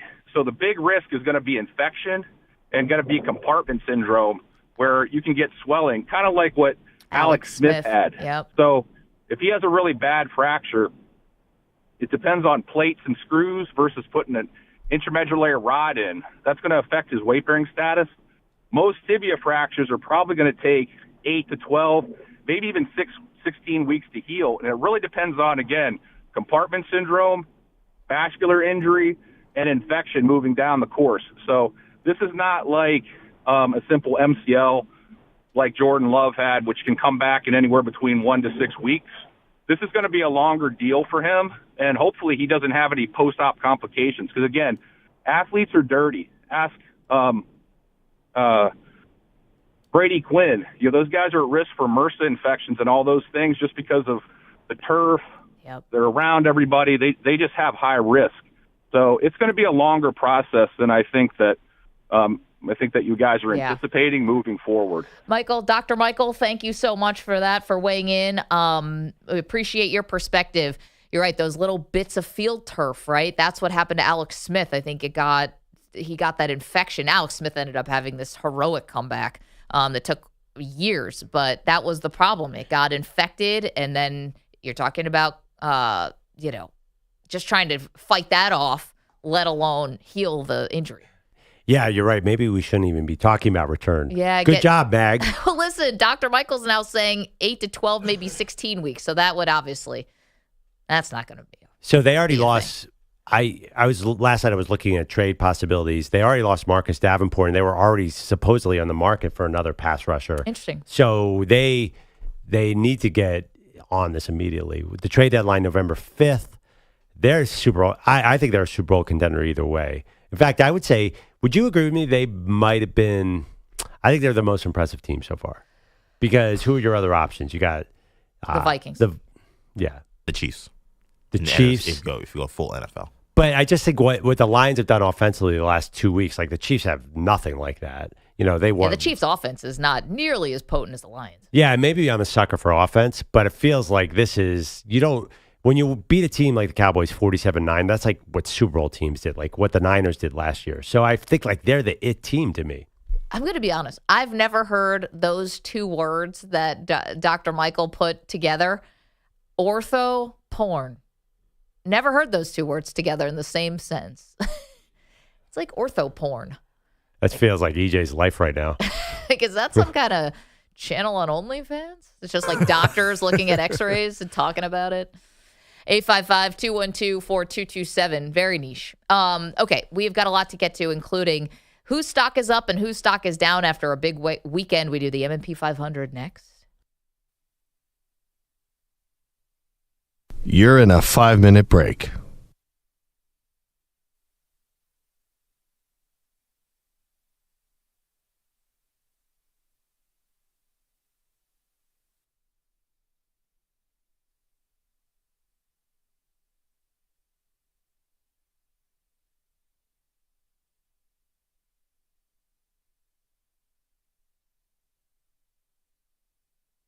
4 minutes, 30 seconds remaining.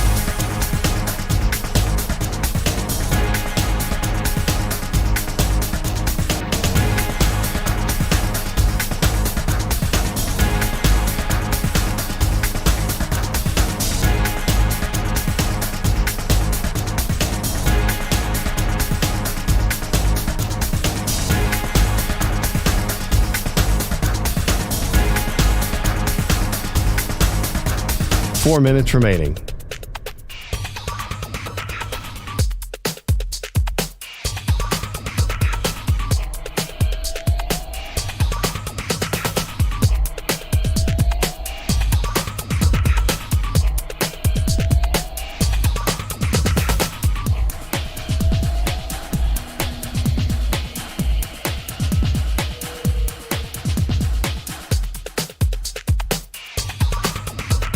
Three minutes, 30 seconds remaining.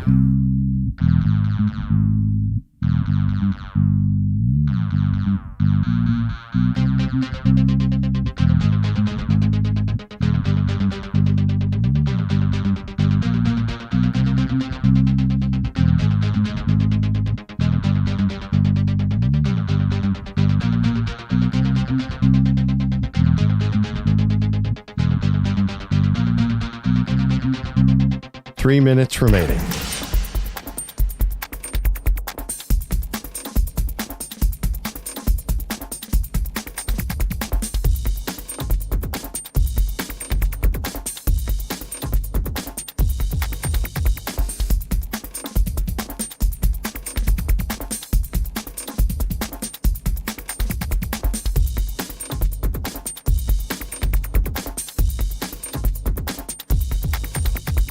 Two minutes, 30 seconds remaining.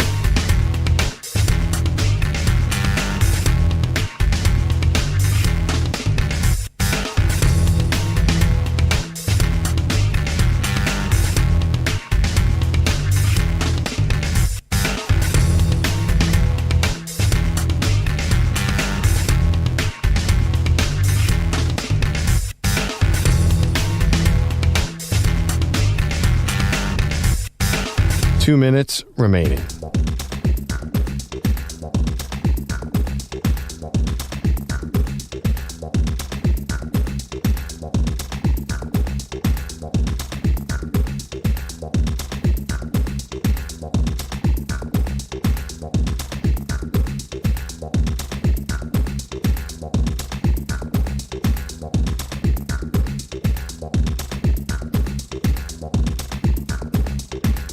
1 minute, 30 seconds remaining.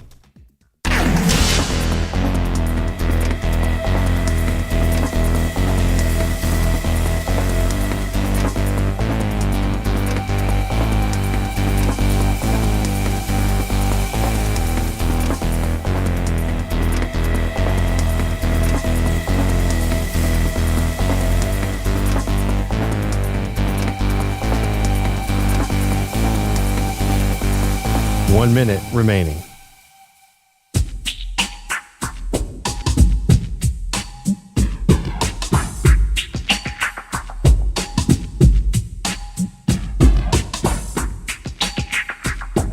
.45 seconds remaining.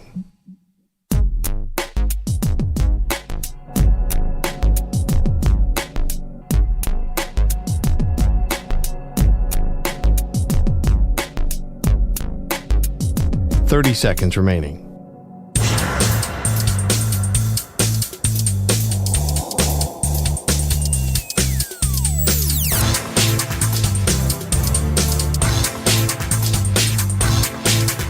.15 seconds.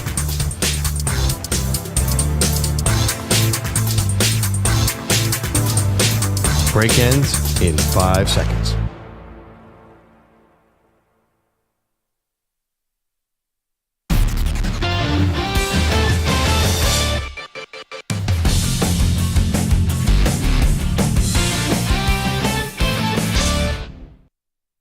The M&P 500 on the Infinity Sports Network. All right, welcome back, Maggie and Perloff. I think it's important. Do we do a coin flip? Who gets to go first? Because I know that we both have one person as a stock up here? Who gets to go first? I'll let you go first. Go ahead. I mean, it's a race to get Ashton Jeanty. I mean, he is amazing. Yeah. The Boise State running back did it again. Over 200 yards against Hawaii, 217 rushing yards. This guy is like old school. Reminds me of when I was a kid and you had Marcus Dupree at Oklahoma and you had Rozier in Nebraska. Guys breaking long runs, impossible to tackle, over 10 yards per carry. He is everything we haven't had in college football since Adrian Peterson. I can't wait to see if he can finish this out and win the Heisman. It'd be an amazing story. He's a stock way up. On pace to break Barry Sanders' single-season yards record, although Barry did it in 11 games. But still, anytime you're in a sentence with Barry Sanders, it's oh my God, that's enough to ask. My stock up is going to go to a college quarterback and head coach combination of Dan Lanning and Dillon Gabriel. There were some questions, not maybe about Dillon Gabriel. He's won big games, including last year as the quarterback of Oklahoma and beating Texas in the Red River rivalry. However, Dan Lanning had the reputation, Perloff, and it was earned, of not being able to win the big game. Mm-hmm. This was as big as they come for a regular season game, and Dan Lanning, I thought, was pretty brilliant. Specifically putting 12 men on the field. I know you and I disagree about this strategy, decision. Intentionally puts 12 men on the field on defense when Ohio State is facing a 3rd and 25 or 3rd and 23, whatever it was. He basically swaps out a 5-yard penalty to run another 4 or 5 seconds off the clock. I thought that was pretty smart. It got Ohio State pretty rattled, and they come away with a win. Stock up on Dan Lanning. Don't you think that game could have gone either way? I don't think so. Really? I don't think Will Howard was ready for that moment, and he might be the stock down. I mean, he hit Jeremiah Smith for what really would have been probably the final impactful play of the game. They called OPI. Probably it was an OPI. But if they didn't, it basically Ohio State would have taken a knee 3 times and kicked the game-winning field goal. Even if Will Howard had got down 2 seconds earlier, they probably would have had a shot at a game-winning field goal. It was a 1-point game with Ohio State driving. Easily could have gone the other way. In the sense, and I say that because Oregon's going to be in this position again. Yeah, they might play each other again, for sure. Or against somebody. They're definitely going to be a playoff team. Dillon Gabriel, amazing. Okay, yeah. Stock down. I'm doing this mainly to draw attention to one of my favorite players, Andy Dalton. Daniel Jones of the Giants quarterback is now the worst primetime quarterback in the history of the sport by a long stretch. I think he fell to 1-14. Andy Dalton has at least 6 wins in primetime. He is so bad in primetime. And he's terrible, by the way, as a quarterback in the sense that he makes good plays. He can't read anything. He is 1-14. Andy Dalton was 6-21. Jeff George 5-17. Hall of Fame almost. Ken Anderson 3-10. 1-14. How do you not get in primetime that many times if you can't win any of these games? Well, I'll tell you, it's because the networks are obsessed with sometimes getting the New York teams into primetime, even though they have no business being in primetime. So they will shoehorn the Giants into primetime when the Giants are, in years past have not been competitive. So, listen, something about Jones, you give him credit. They gave him a lot of credit on the broadcast of being able to, coming off of knee surgery and the fact that he'll still run with reckless abandon. He'll still be physical. I just don't understand. He's not seeing anything. He's not seeing open receivers. He's not seeing the pressure come or where it's coming from. That game was not pretty last night. And I just don't understand how come the Cincinnati Bengals, is the Giants defense that legit? They could not score. What happened to the Bengals offense? I think they turtled up after they got the lead. They just 10-7 is not a lead you can sit on. The Giants, to their credit, I think they had 4 drives that were double-digit plays. So they kept getting, because they have no explosive plays. So it would be 3rd and 2, 1 yard, 4th and 1, we'll get it. 3rd and 2, 1 yard. I don't know. The Giants took the air out of the ball, and it almost worked. They got back into the game. It was just a weird game. Also, did you ever think the Giants were going to win? Because I did not, because I knew Jones was never going to hit the big pass. There's just no way he was going to, if it came down to it, there's no way he was going to find anyone down the field. No, we could do the top 5 quarterbacks you least trust to lead your team on a comeback. Daniel Jones is, I don't know where he is in that 5, but he's definitely in that top 5. I mean, maybe if Neighbors is on the field, but the guys running the line, like Hyatt and Slayton, had no chance. They got no separation either. The whole offense was a mess. What is Brian Dable? Brian Dable, I know he's probably in good shape. Like, it feels like they love him there, but you can't be basically shut out for the entire half at home. Okay, we're doing a little stock up, stock down, Maggie and Perloff style, the M&P 500. My stock down has got to be Lane Kiffin. I mean, it was a great game. LSU Ole Miss, overtime in Baton Rouge. So, it's not about maybe this game specifically, Perloff, but this was supposed to be the year for Ole Miss.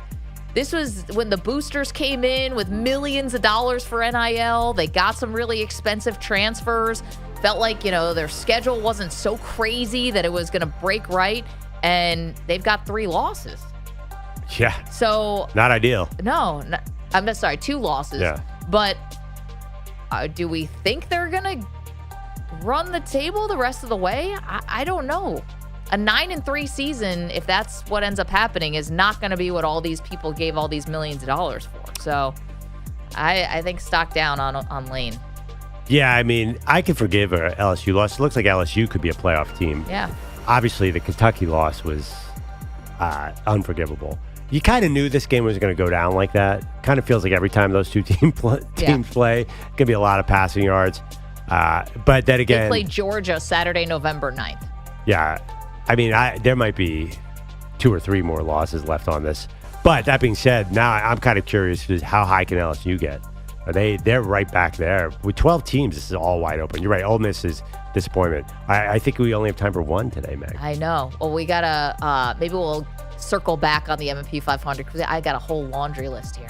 We're out of time. Pat Boyle is here, giving us headlines this morning. What up, Pat? What's up, guys? Football season is here, and Prize Picks is the best place to get real money sports action. Download Prize Picks and use code MNP, or as Perloff said, MANDP. Yep. And get $50 credit instantly when you play $5. Must be present in certain states. Visit prizepicks.com for restrictions and details. All right, I buried it in the first update of the hour, but plenty of folks waking up in L.A. this morning, grinning ear to ear. Here's the 2-1 pitch. Mookie Betts hits it on the ground. Beyond a diving Vientos at third. Down the line and fair. Kike's in. Kiermaier scores. Shohei coming around.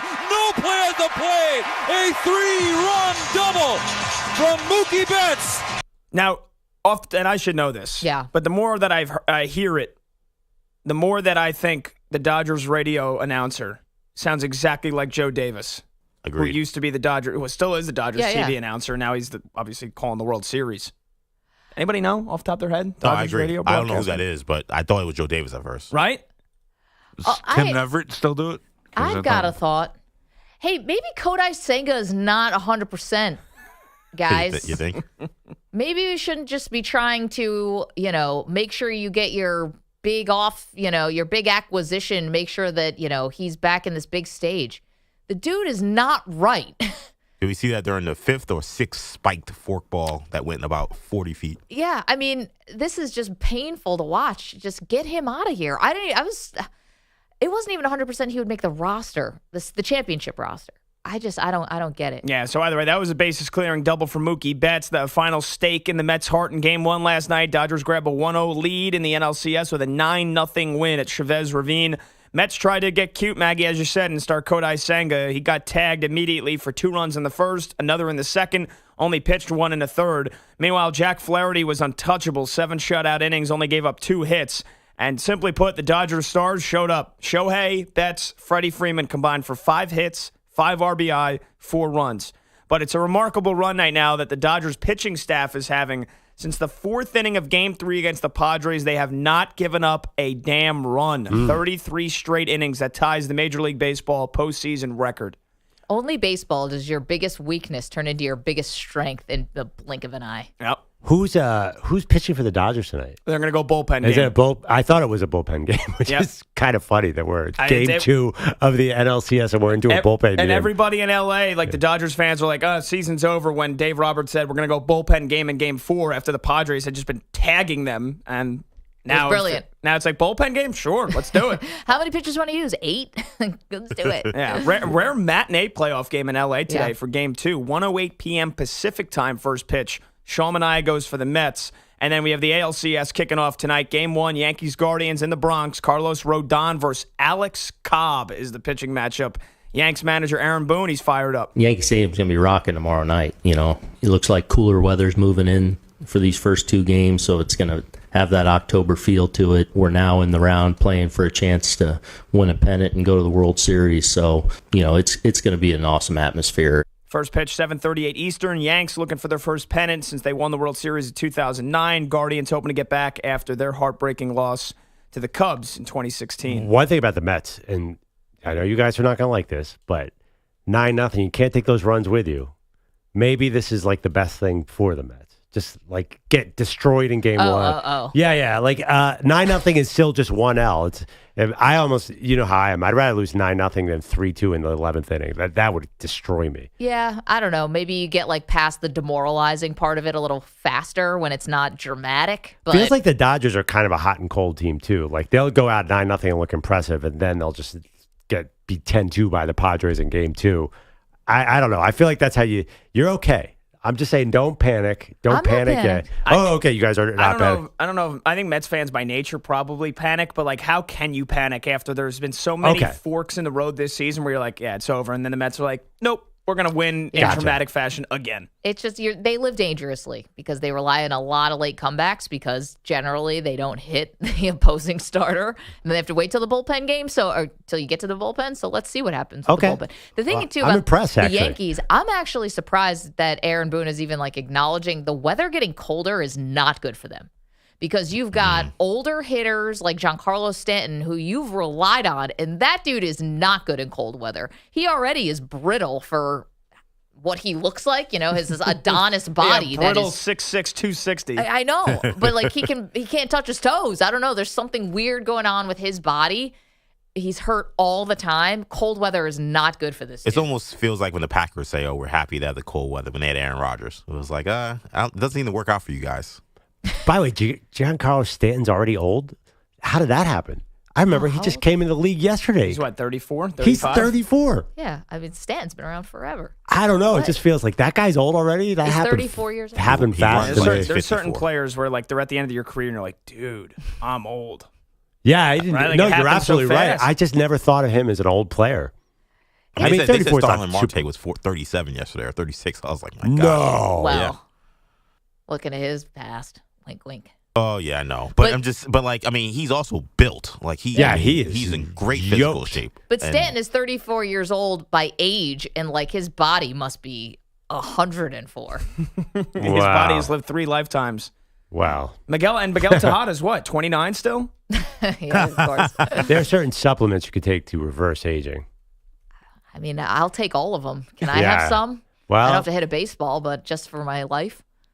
Yeah, I mean, there's certain 3-letter supplements that really help. Well, can baseball players take like test boosters? No, but they can. Come on. You guys don't think that there are certain supplements that help keep you young? Yes, of course. Perloff. With Giancarlo Stanton specifically. Right, but here's the thing about him. Like, first of all, his body's always looked this way. No, I guess that's a point in his favor. Same with Aaron Judge. These guys have looked basically the same since college. That is that's pure. That's as bad as 1998 head in the sand to think that they've always looked this way. At least they're testing now. They weren't even testing in 1998. I mean, come on. Yeah. Okay. Anyway, you're right. He's been around forever. 2010. God, time goes fast. Did I ask you to tell me Juan Soto's old? No, Juan Soto's still young. Got plenty of WNBA finals and football for you guys, but save it for next hour. Absolutely, Pat. Love it. We've got so much more to do, including we're going to ask you if some things from yesterday was just a bad moment or a big problem. Because a couple things happened that just left us shaking our heads. We'll get to all of that next. Maggie Perloff. You're in a 5-minute break.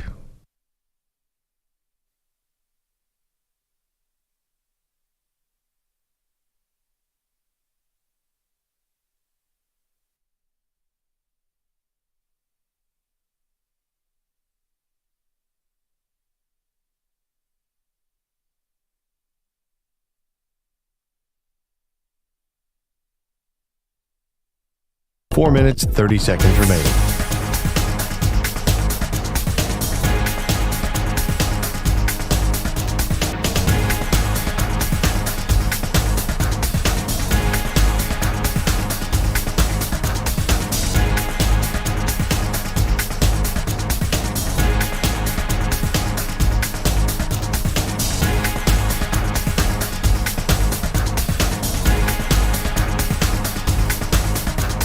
Four minutes remaining.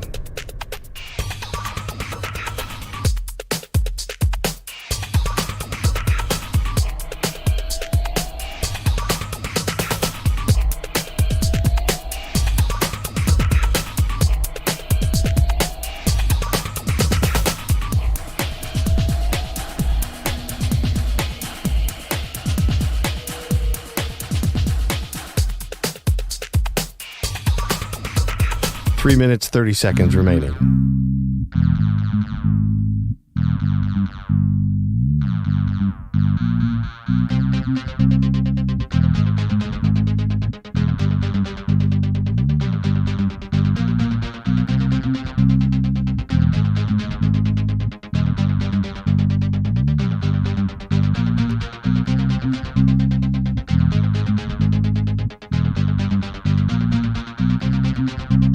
Three minutes remaining.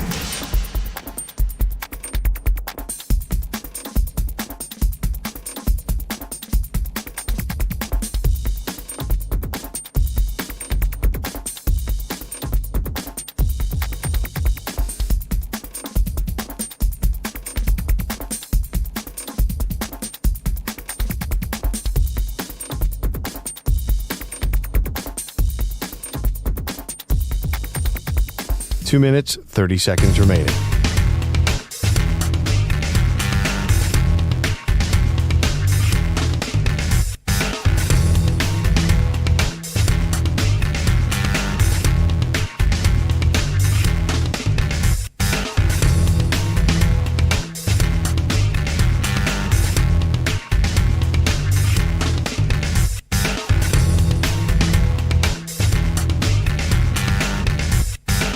Two minutes remaining.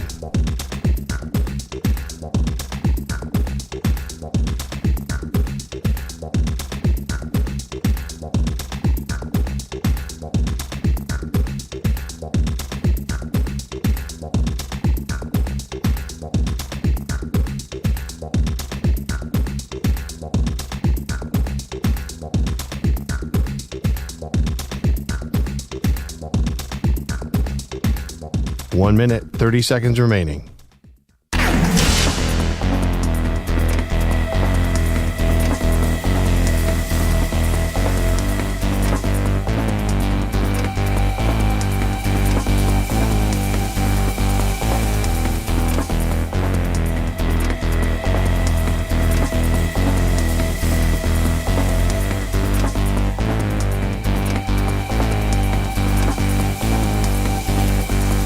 One minute remaining.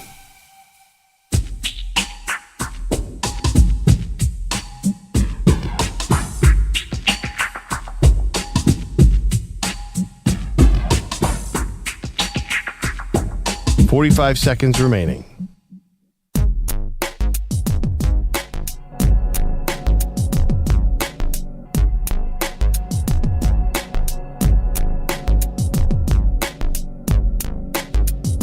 .30 seconds remaining.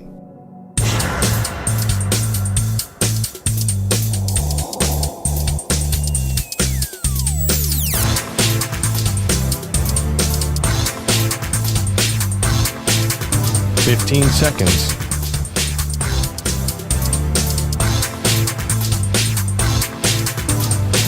Break ends in 5 seconds.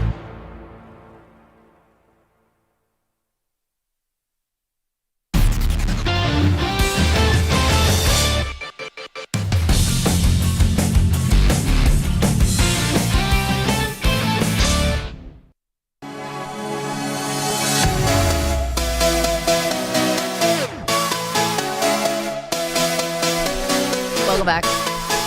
Maggie Gray, Andrew Perloff trying to just make sense of all the things we saw over this weekend. And we try to get to everything on this show, but if we're not talking about your team and you want to chime in, give us a call at 855-212-4227, because there's just, between college and the NFL, the baseball, Perloff, the WNBA, I mean, there's just so much happening this weekend. Yeah. Now, not all of it was positive, yes. I was just say, if you're a Cowboys fan, I don't know if there was enough happening, unless even throwing a presidential election, there could not be enough to distract you from what we saw on Sunday. No, what we were saying, the Aurora Borealis is over Texas, so maybe go, I don't know, go look at the sky for a little bit. Don't look at your TV. That was terrible. The Cowboys got blown out. The Lions did lose Aiden Hutchinson, though, which was a shame, because he has a broken tibia, the bottom part of your leg from the knee to the ankle. Bad. He had emergency surgery yesterday. Now, there were some moments that were just kind of bizarre from yesterday.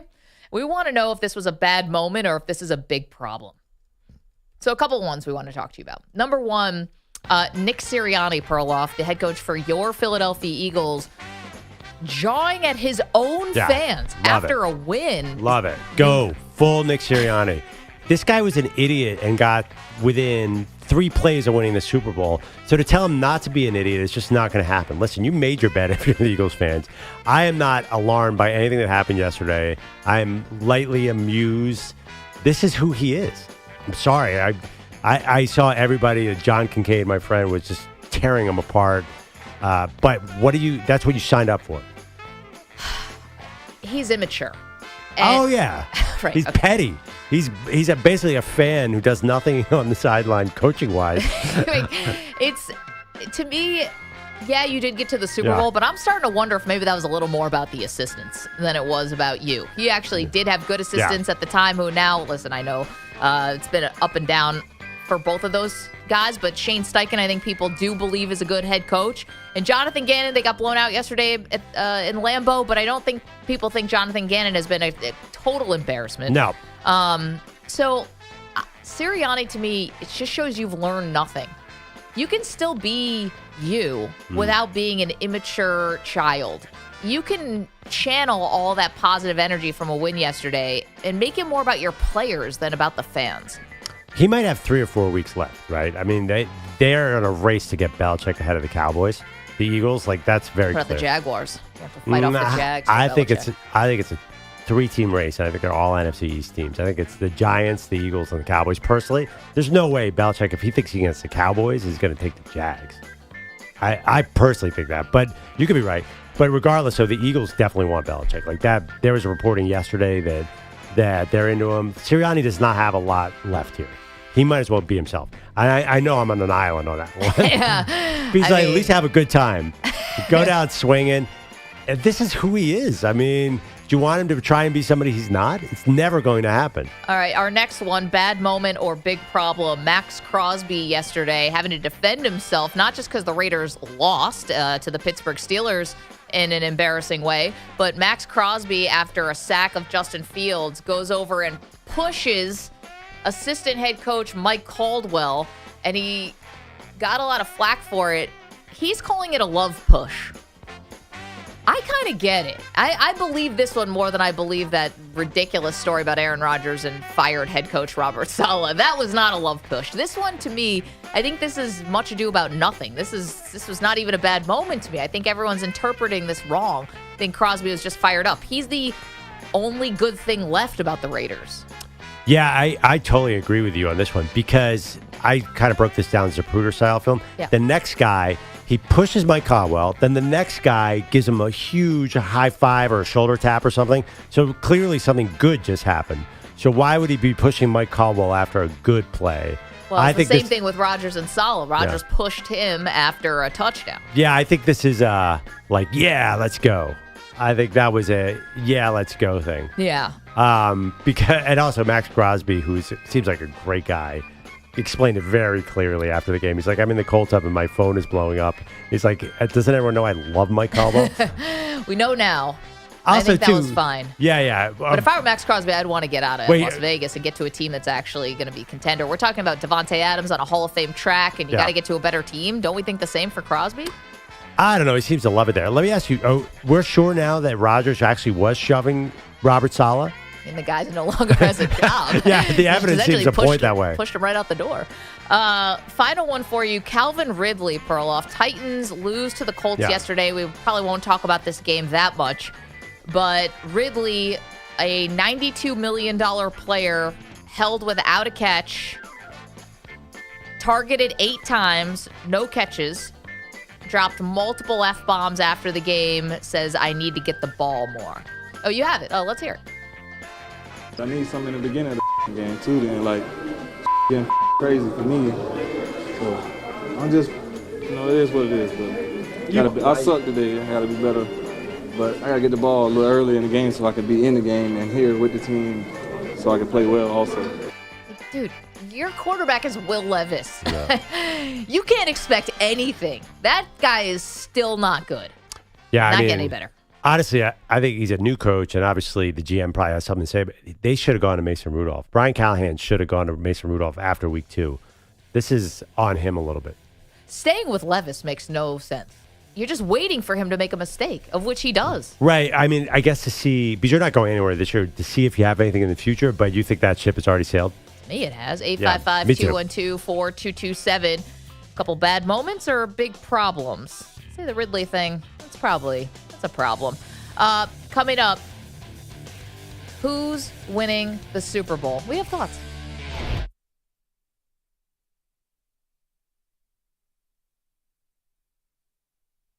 You're in a 5-minute break.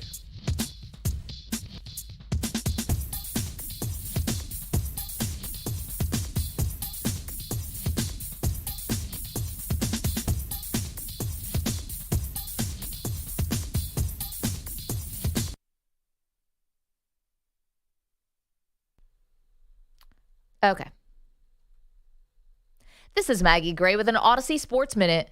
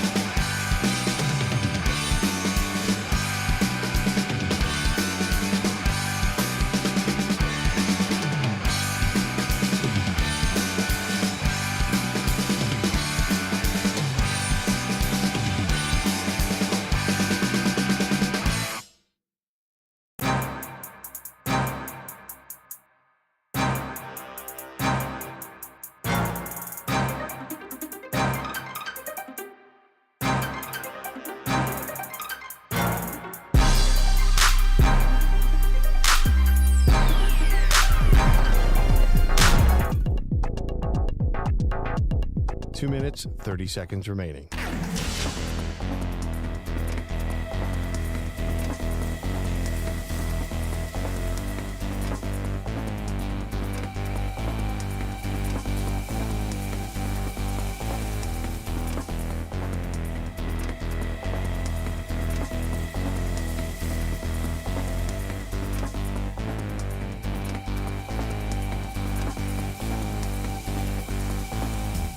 Two minutes remaining.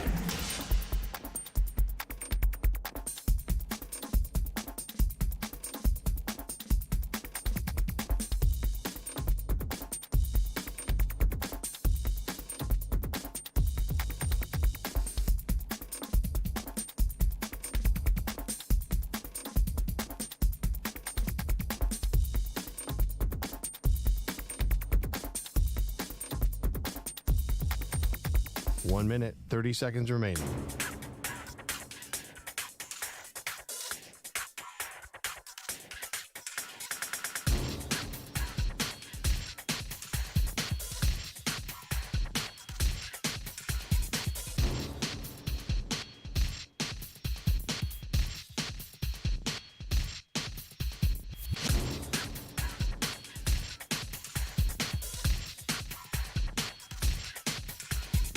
One minute remaining.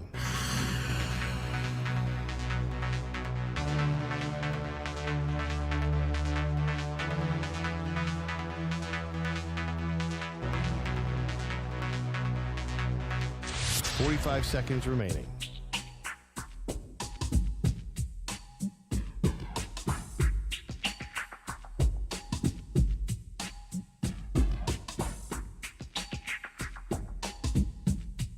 Thirty seconds remaining.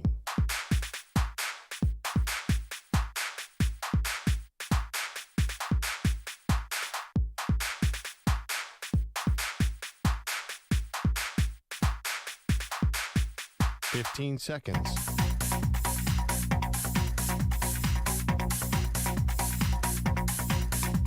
Break ends in 5 seconds.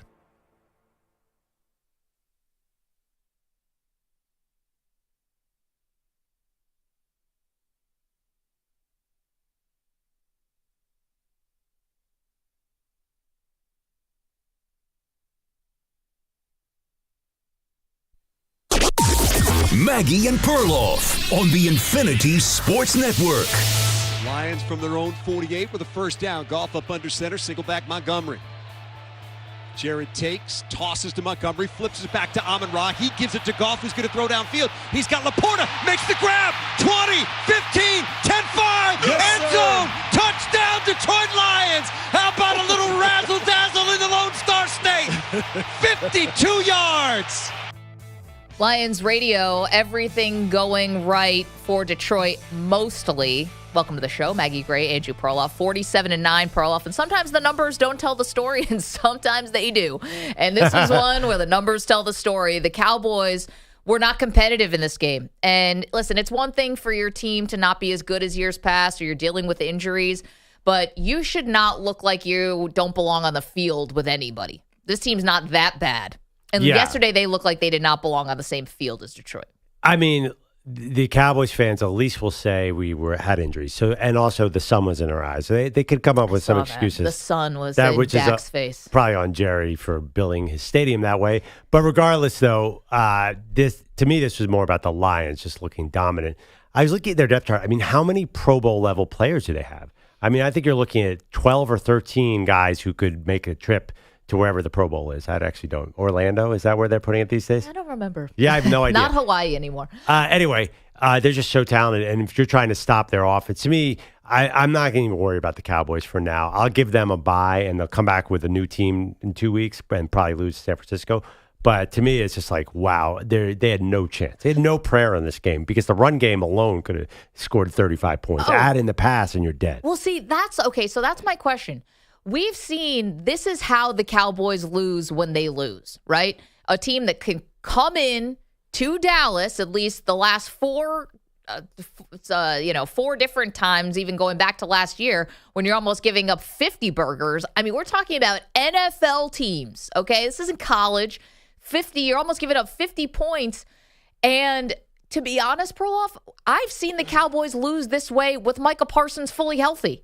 And I've seen the Cowboys lose this way with DeMarcus Lawrence fully healthy. So to me, forgive me, I'm not sure that it would have made that much of a difference. You would have had Detroit potentially getting out to another big lead, and you're right. They're like off to the races, you know?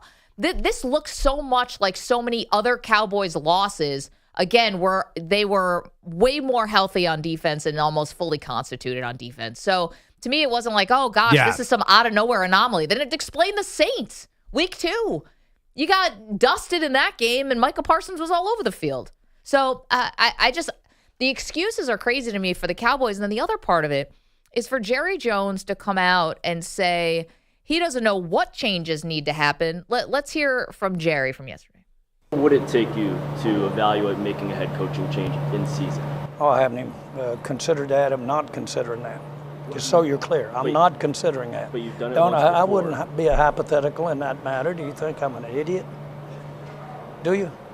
Okay, well, I'm not going hypothetical with you about when I'd consider coaching change in light of the timing we're sitting here with. I'm not at all.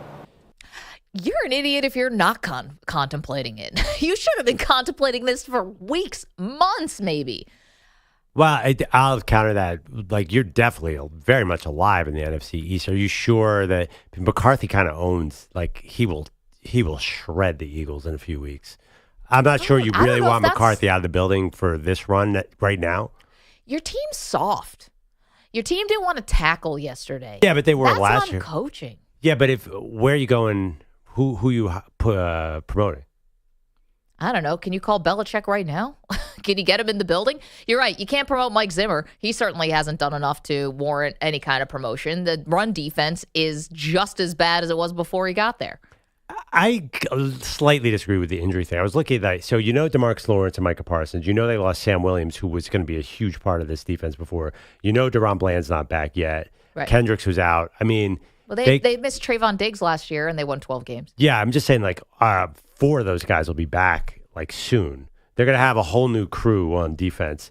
It's the NFC East. I just ask you, it doesn't matter whether it's the Lions or the Saints or any team in the NFL. You get a 2-touchdown lead on the Cowboys. Good night. Yeah, but You've got them. They're not. That's not going to happen against the Giants. Well, the Giants can't score.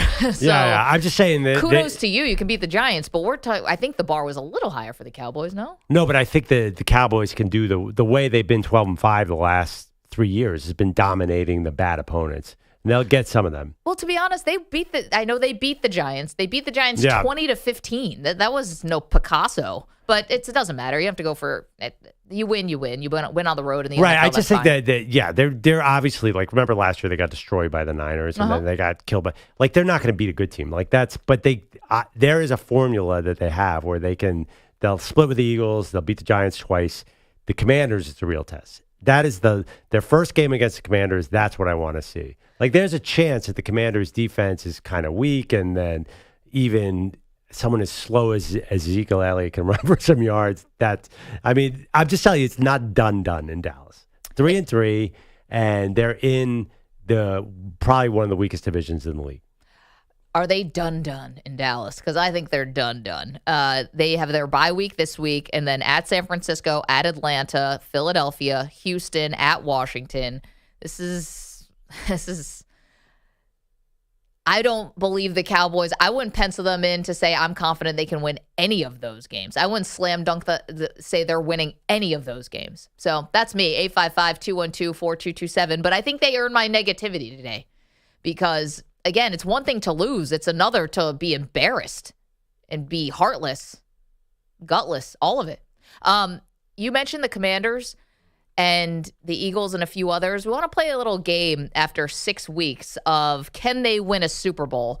We want to do it with a couple different teams that we were watching yesterday. And let's start first with the Lions. So the loss of Aiden Hutchinson, he gets carted off the field, Perloff, gruesome leg injury. Yeah. We actually had a surgeon who called us earlier in the show. He thought this was more like 8 to 12, maybe 16 weeks. The idea that Hutchinson could come back seems like a pipe dream. Can they win a Super Bowl without him? Oh, my gosh, yes, definitely. I mean, I think they're the team to beat in the NFC even without him. They have such a good coaching staff, too, because Campbell, say what you will about his game management. I mean, they would run through a wall for that guy. That was very clear. Aaron Glenn on defense looks like he's kind of figured out some things. Even without Hutchinson, obviously, the Cowboys did nothing. And then Ben Johnson, to me, is probably the top offensive coordinator in the game right now. Did you see they tried to get a lineman touchdown? They tried to throw a touchdown to their offensive lineman, sort of as a harken back to last year. Like twice. When he didn't report eligible, but he did report eligible. Yeah. Never seen a back shoulder throw to a tackle before, but Jared Goff didn't care. He's lucky that one didn't get picked off. How about the hook and ladder to Penny Sewell? Yeah, it was crazy. Wait, how about you? Tom Brady didn't understand. He's like, why are you? He's like, you must have so many trick plays that you don't mind showing these when you're up by 4 scores. I want to see the Lions play without Hutchinson before I say absolutely yes. But I would also counter that in the NFC where things seem to be breaking kind of right, because I don't know if the 49ers are as ferocious as they've been in years past, this could be a great spot. for the Lions. Okay, what about the Ravens? So yesterday, Baltimore Ravens beat the Commanders. It was a close game, though, Perloff. Are the Ravens a Super Bowl contender? Yes. I mean, definitely. I'm sorry because it's such a cliche, but Derrick Henry was exactly what they needed to close games. Here's the thing.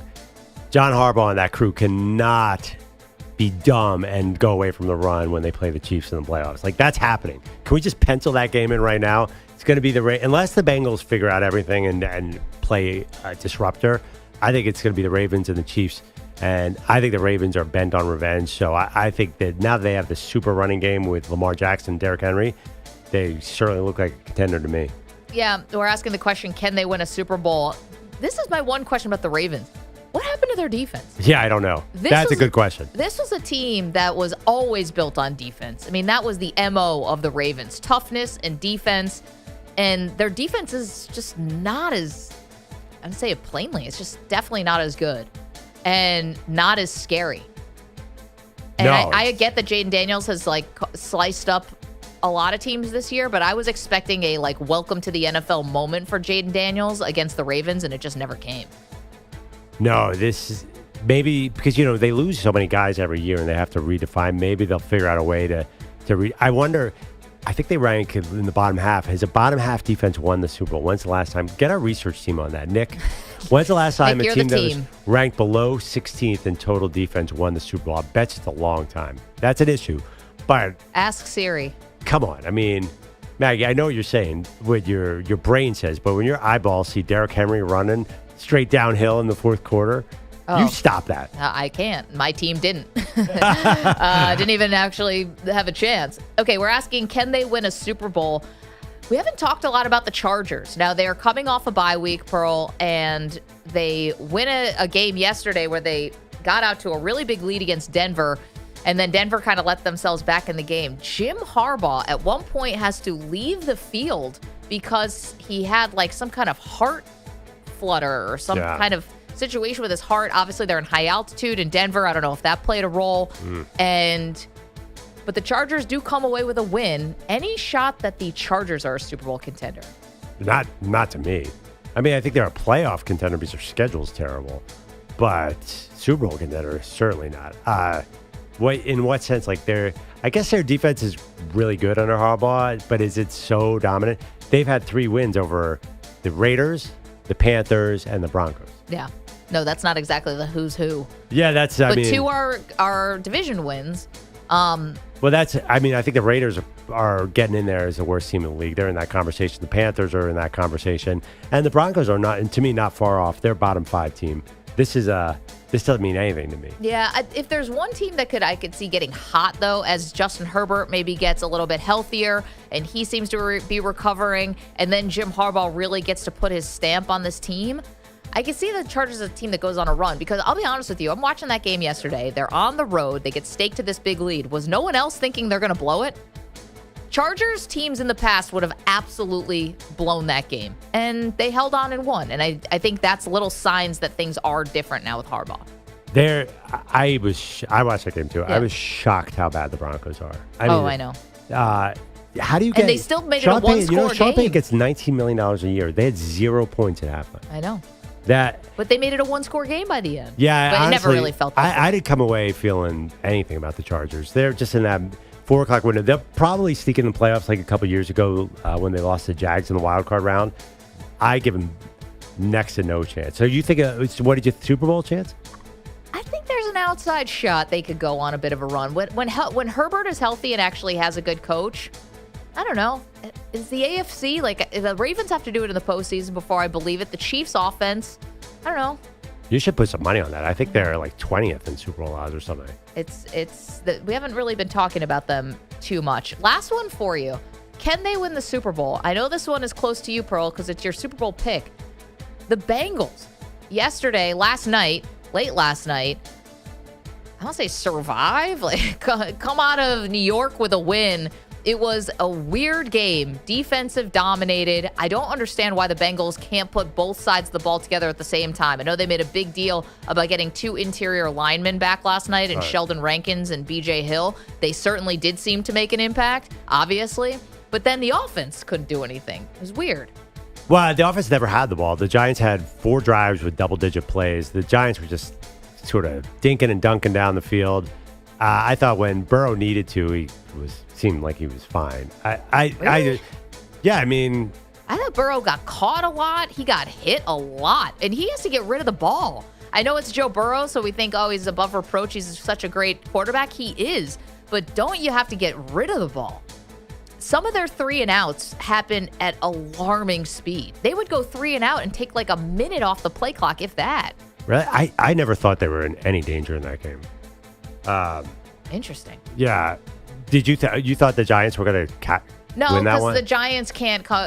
Daniel Jones is not somebody who's capable of leading you on a comeback. So the fact that the Bengals scored an opening drive touchdown, and that was basically the only scoring that happened until 6 minutes left in the third quarter. Like, you have no shot on offense. So I think that I'm not sure it's going to happen, but it looks like the Bengals will probably be 5-4 going to that rematch against the Ravens.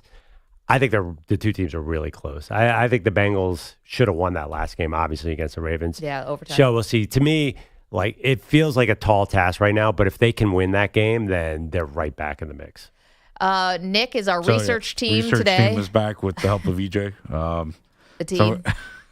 So we got Giants were 25th in 2011, Colts 23rd in 2006, Saints were 20th in 2009, Giants in 2007 were 17th, and the Chiefs were 16th last year. All right. But say again, the Chiefs were 16th last year? 16th last year. The Kansas City Chiefs were 16th with Steve Spagnuolo? Man, they got hot.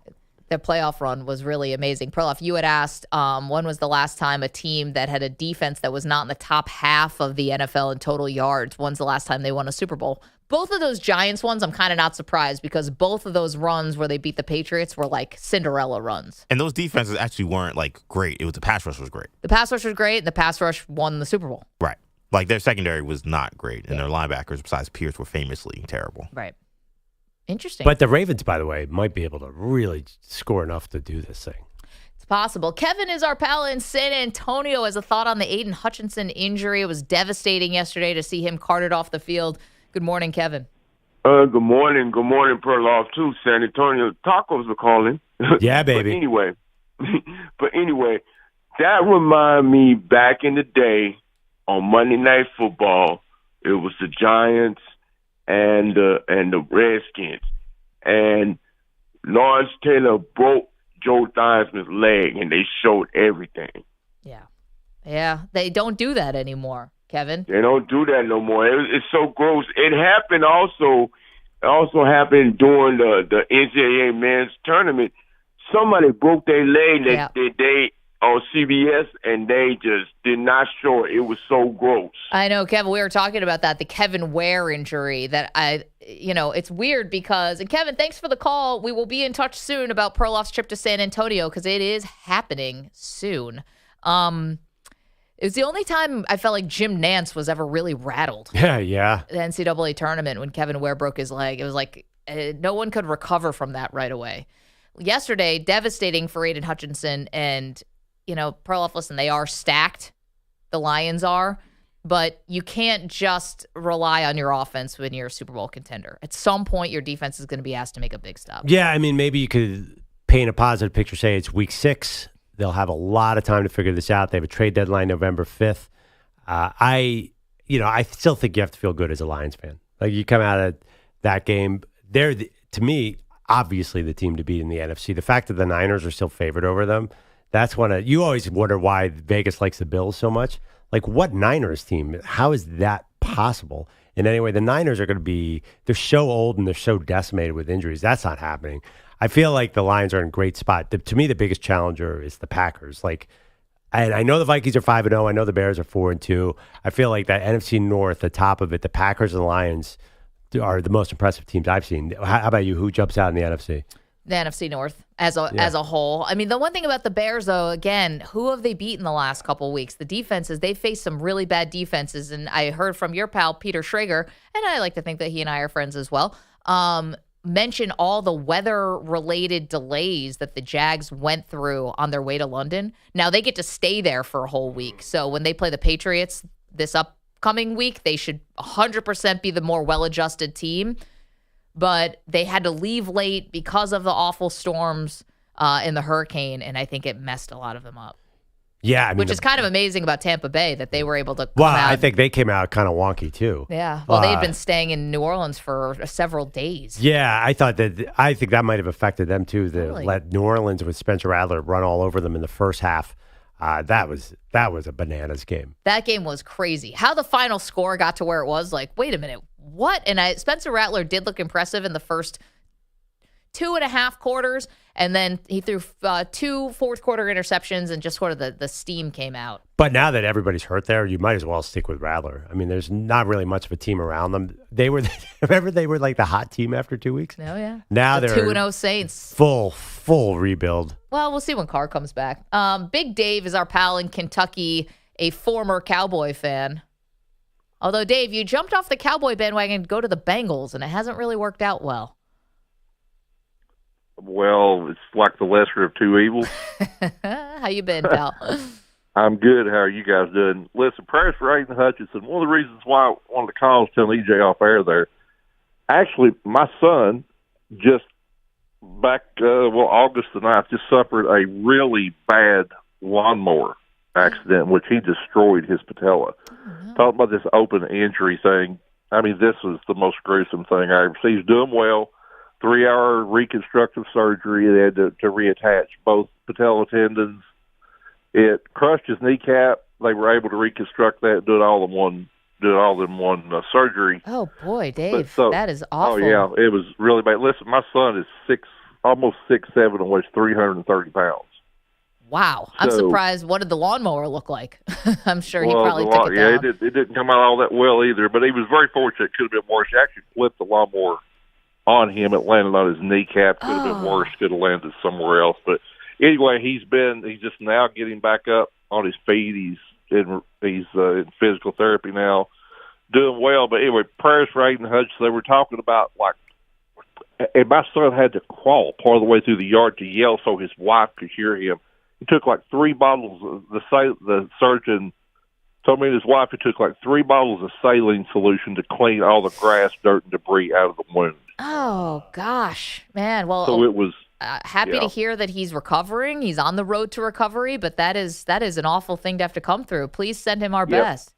I'll do it, but he's doing well. Cowboys, how about them Cowboys? You want to evaluate the status of the franchise. Did you hear what Jarrah said? Which part? Jarrah said that he was shocked.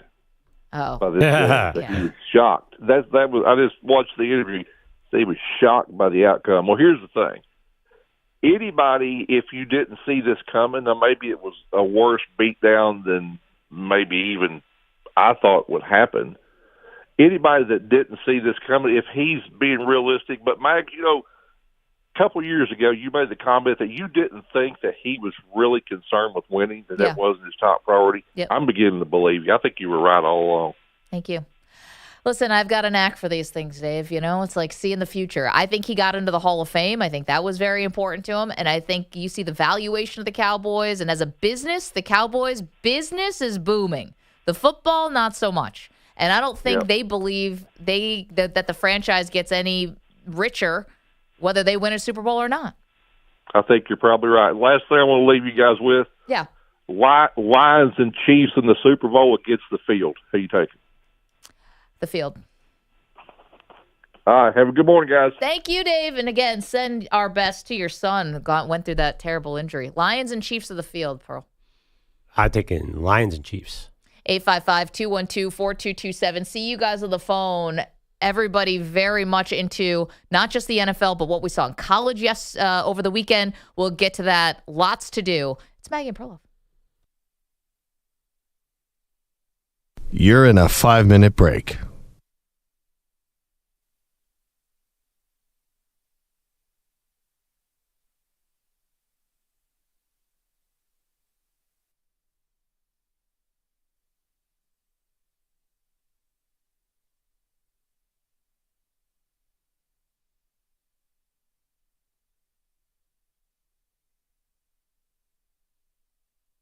4 minutes, 30 seconds remaining.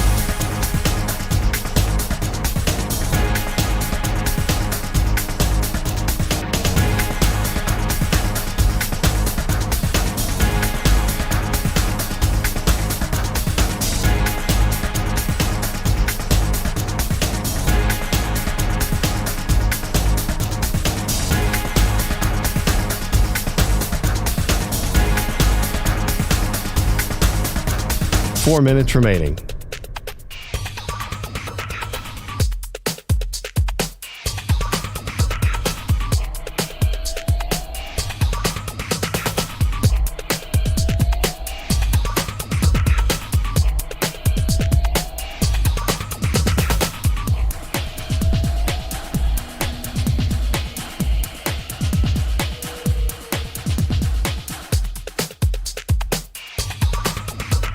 Three minutes, 30 seconds remaining.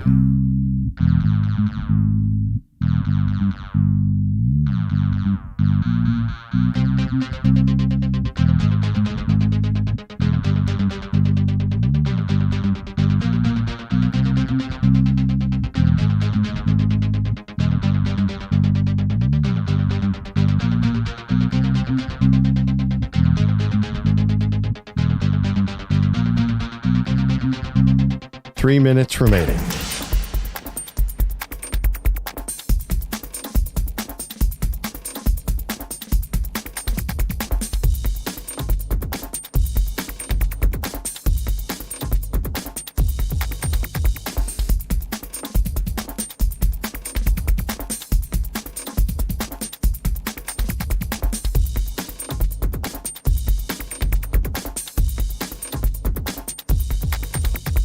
Two minutes, 30 seconds remaining.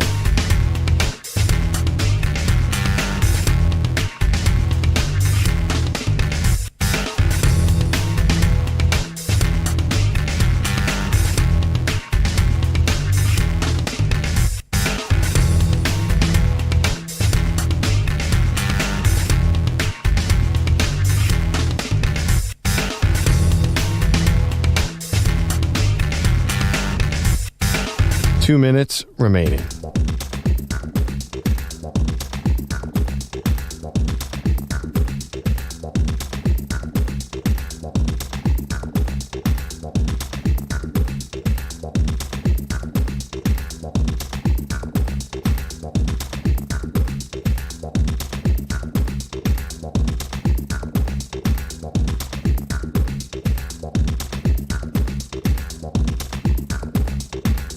1 minute, 30 seconds remaining.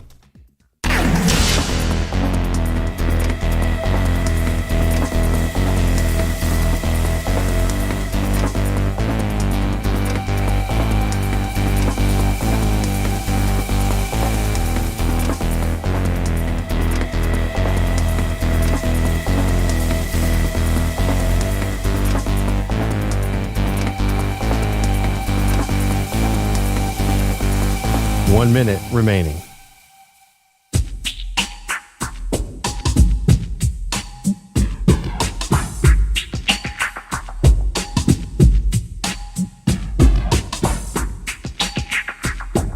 .45 seconds remaining.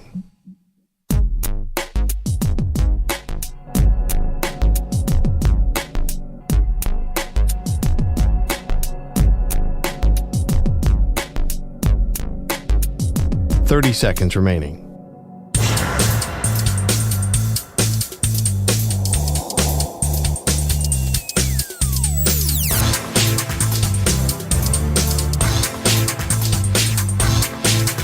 .15 seconds.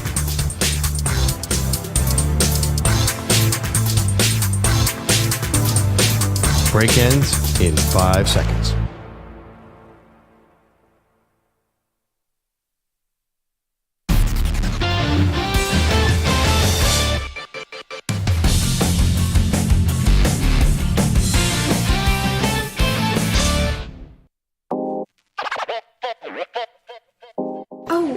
Time to go. I have to go to class. Why don't you call me sometime when you have no class. Let's find out who made the grade after this weekend's college football action. He is totally gonna kill at college. What, like it's hard? As of this moment, they're on double secret probation. Maggie and Perloff hand out their college report card. Fat, drunk, and stupid is no way to go through life, son. They did a lot of Animal House references, by the way, at Oregon, Ohio State, because Animal House was shot at Oregon.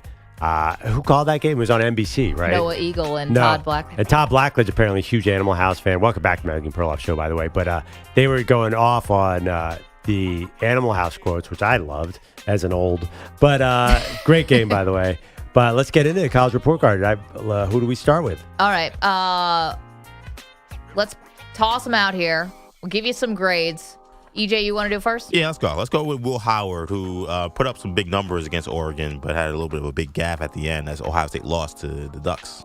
Yeah, we call that the Dak Prescott shorthand. Yeah. Is when a quarterback at the very end of the game is unaware of the clock and just sees all this green grass in front of him and thinks, look at my good fortune, but then forgets to slide or get down in time. And that's what happened to Will Howard. I'm going to give Will Howard a B- for this game.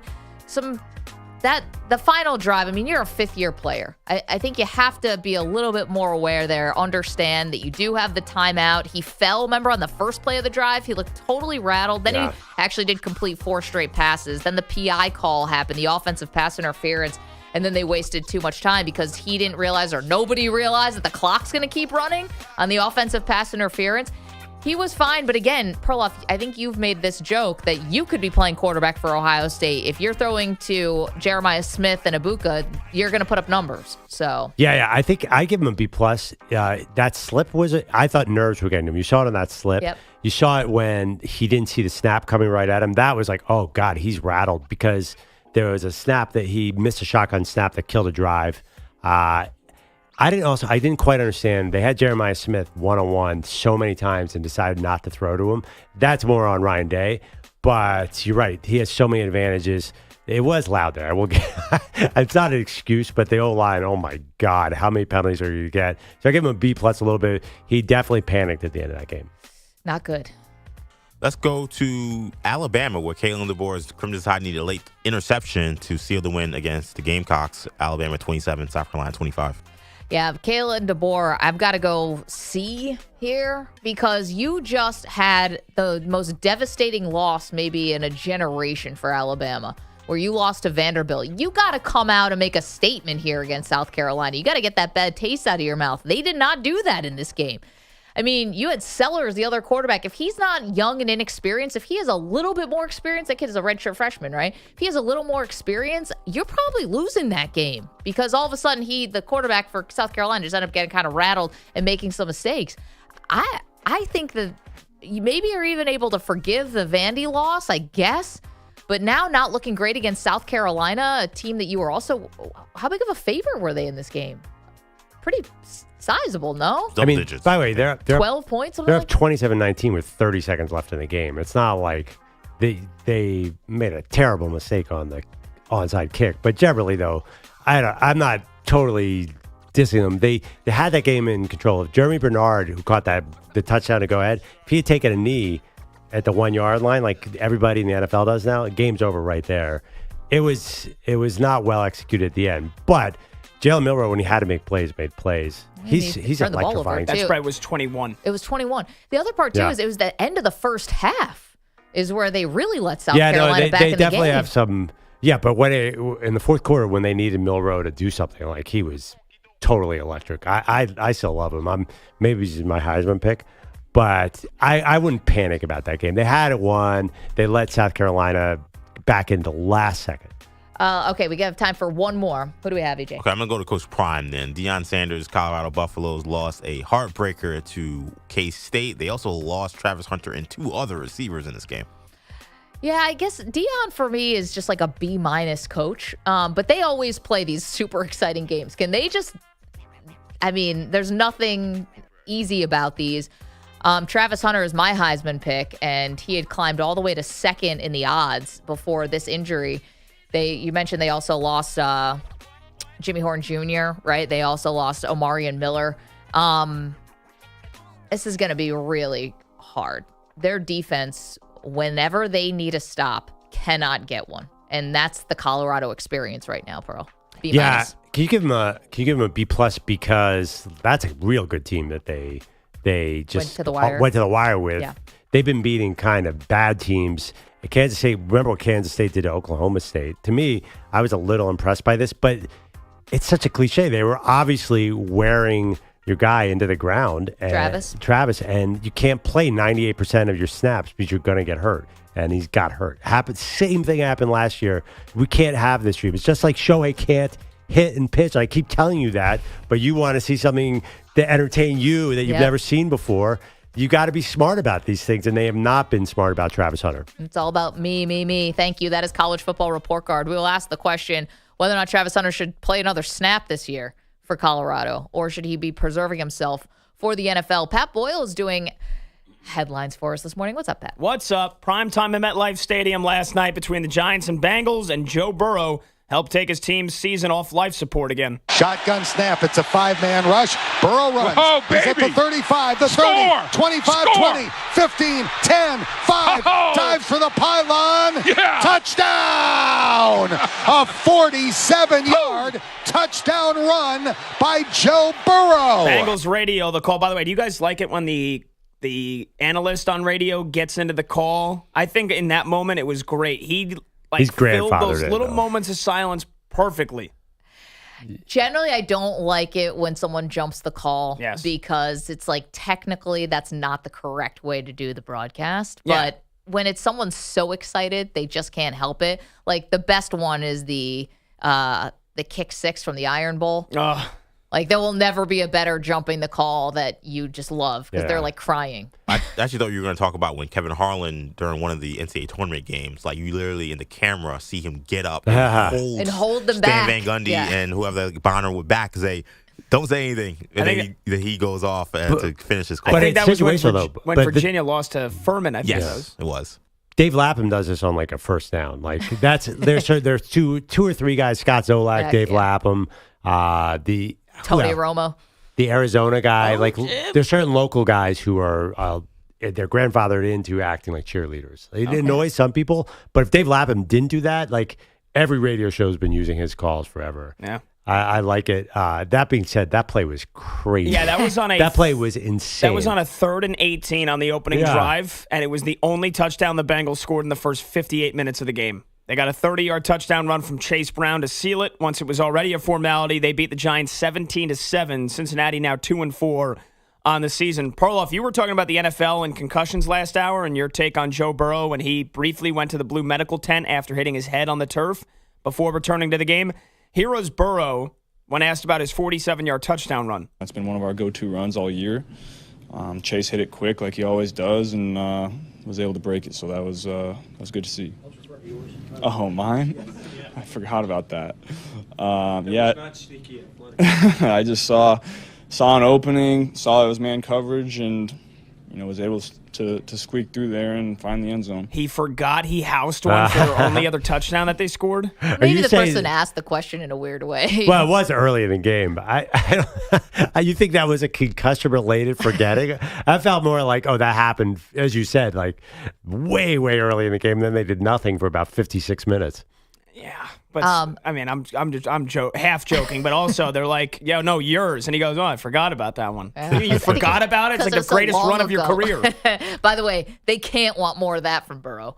This guy's been hurt, multiple seasons. You do not want him running and diving like that. But here's the other thing about the Giants, just quickly. I know that the Giants don't really matter in the scheme of things, but can you imagine if they just had their reliable field goal kicker? Yep. They would have beaten the Commanders. Lost 2 games. And they probably could have won last night. They missed 2 50-yarders. 47, less than 50. I think it was 47 and 48. The 2 field goals they missed. They have to sign a different guy, right? Yeah, he's going to be cut today, I would assume. Greg Joseph. Sorry. Listen, at the end of the game, could they have come back from 10 points? They were going to need an onside kick and all of this stuff. I get it. But they also, I think, were going for all these 4th and shorts because they felt like they couldn't rely on their kicker. So instead, you're relying on Daniel Jones. So pick your poison. They were right in that game. It's 10-7, and they went for it on 4th and 2 from the Bengals' 30-yard line instead of kicking a 47-yarder. And then they I forget where that one. It was 36. It would have been a 54-yarder. Not an easy one. And then they tried to kick a 47-yarder and missed. And then tried to kick another field goal at the end to set up maybe an onside kick. Hail Mary and missed that.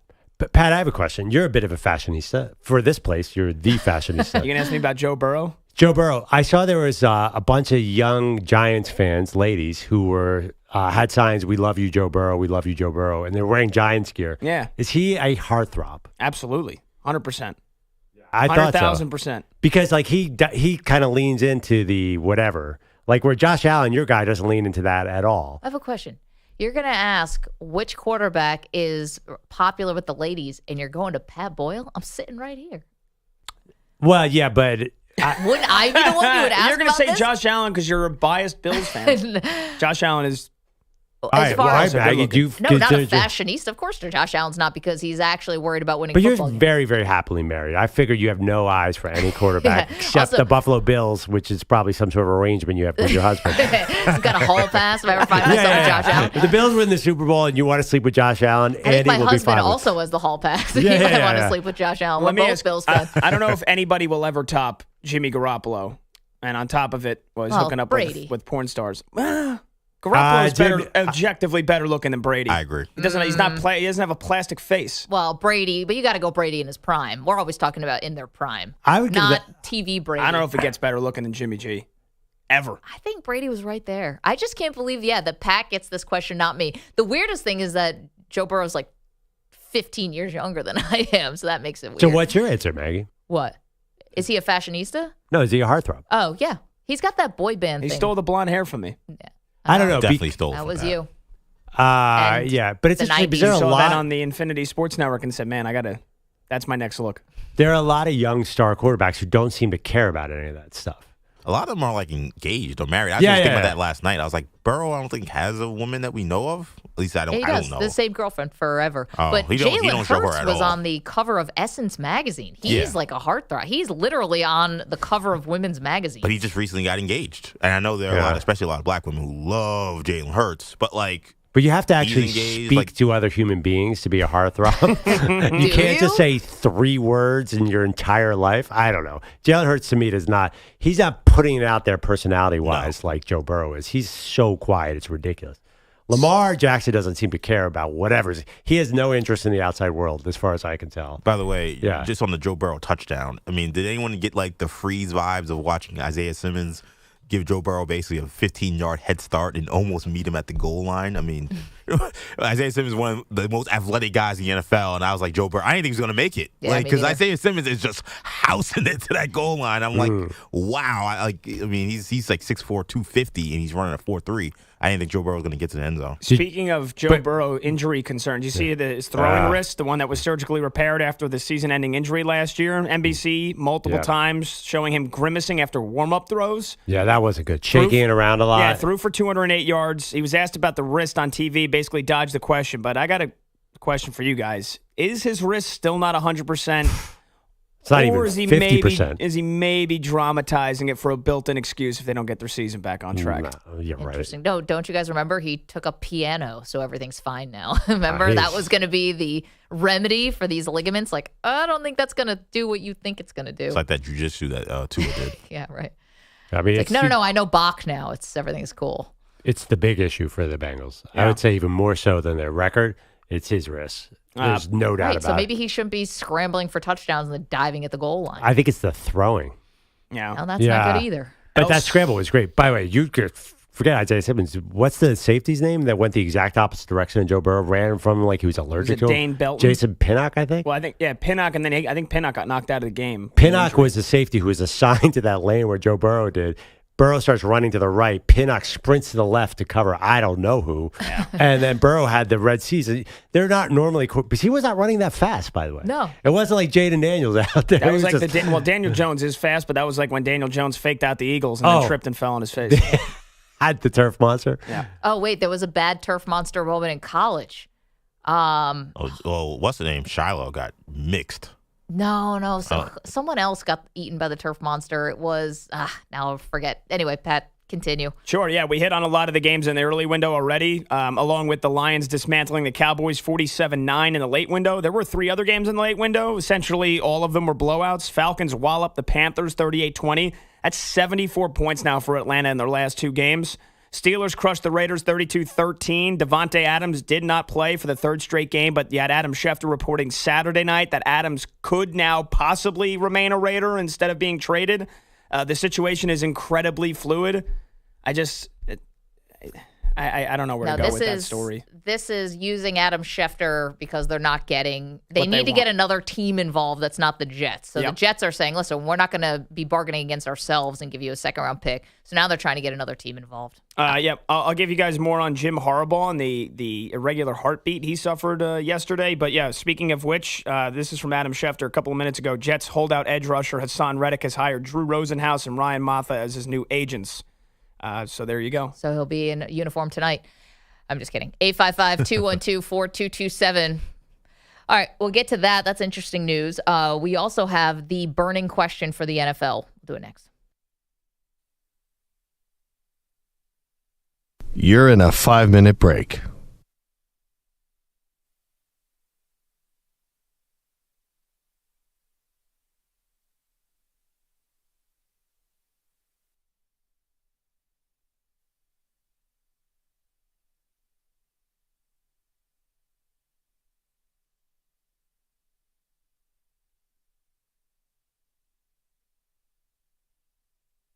Four minutes, 30 seconds remaining.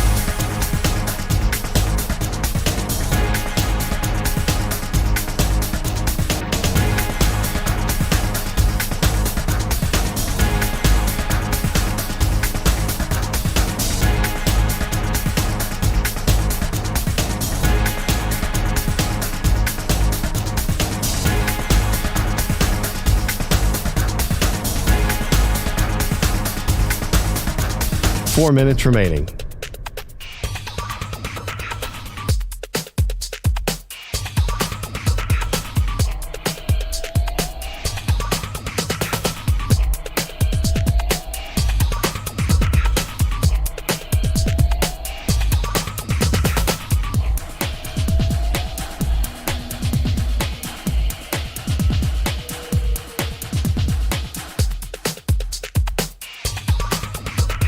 Three minutes, 30 seconds remaining.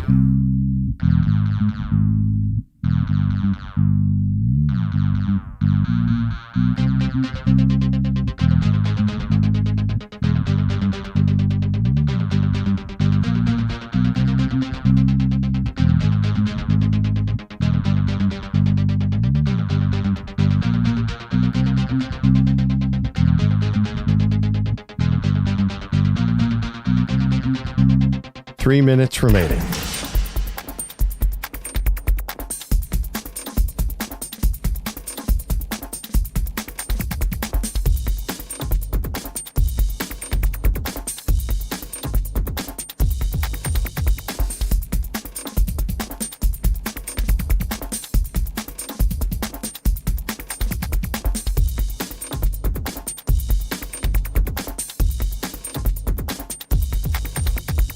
Two minutes, 30 seconds remaining.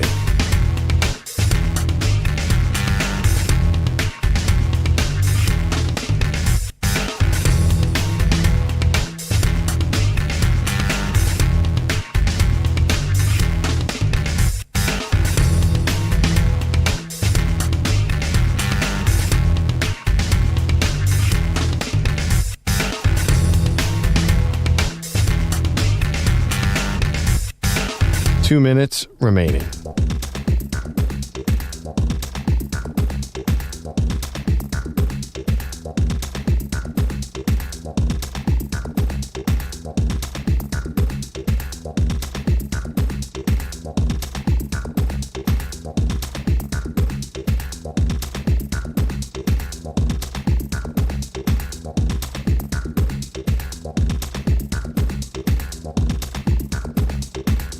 One minute, 30 seconds remaining.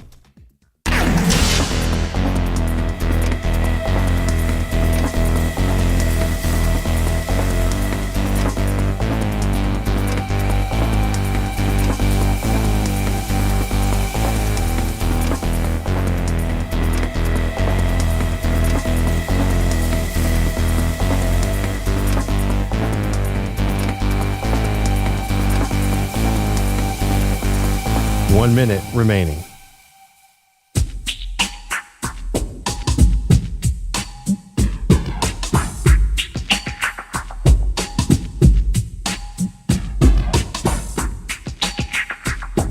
$45 seconds remaining.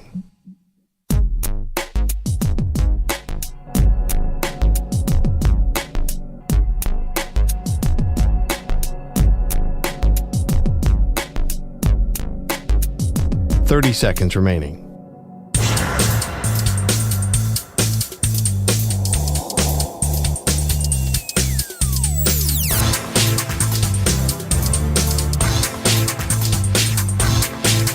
$15 seconds.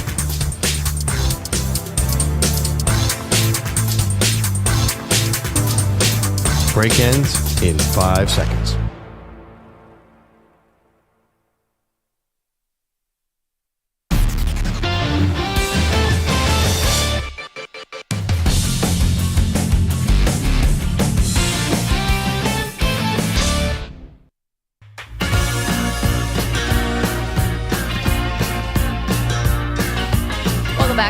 Maggie Gray, Andrew Perloff. Perloff deciding to rock the Penn State sweatshirt today. Lifelong Penn State fan as of... Well, they are Philadelphia's college football team, along with... I would have taken Ohio State too, because they always have a Philadelphia quarterback, Will Howard, from the area. But Penn State, hey, you know what? Still number, what are they, 3 or 4 now? 3? They're now 3. 3 in the country. When's the last time that happened? Also, if the USC field goal kicker hits that field goal and then maybe you go into double overtime or something and they lose, would you have also worn the sweatshirt? 100% no. I didn't think so. I didn't think so. Maggie and Perloff. So we have a lot more college football to get to and a lot more NFL. But I do have one question for you of something that happened to me this weekend.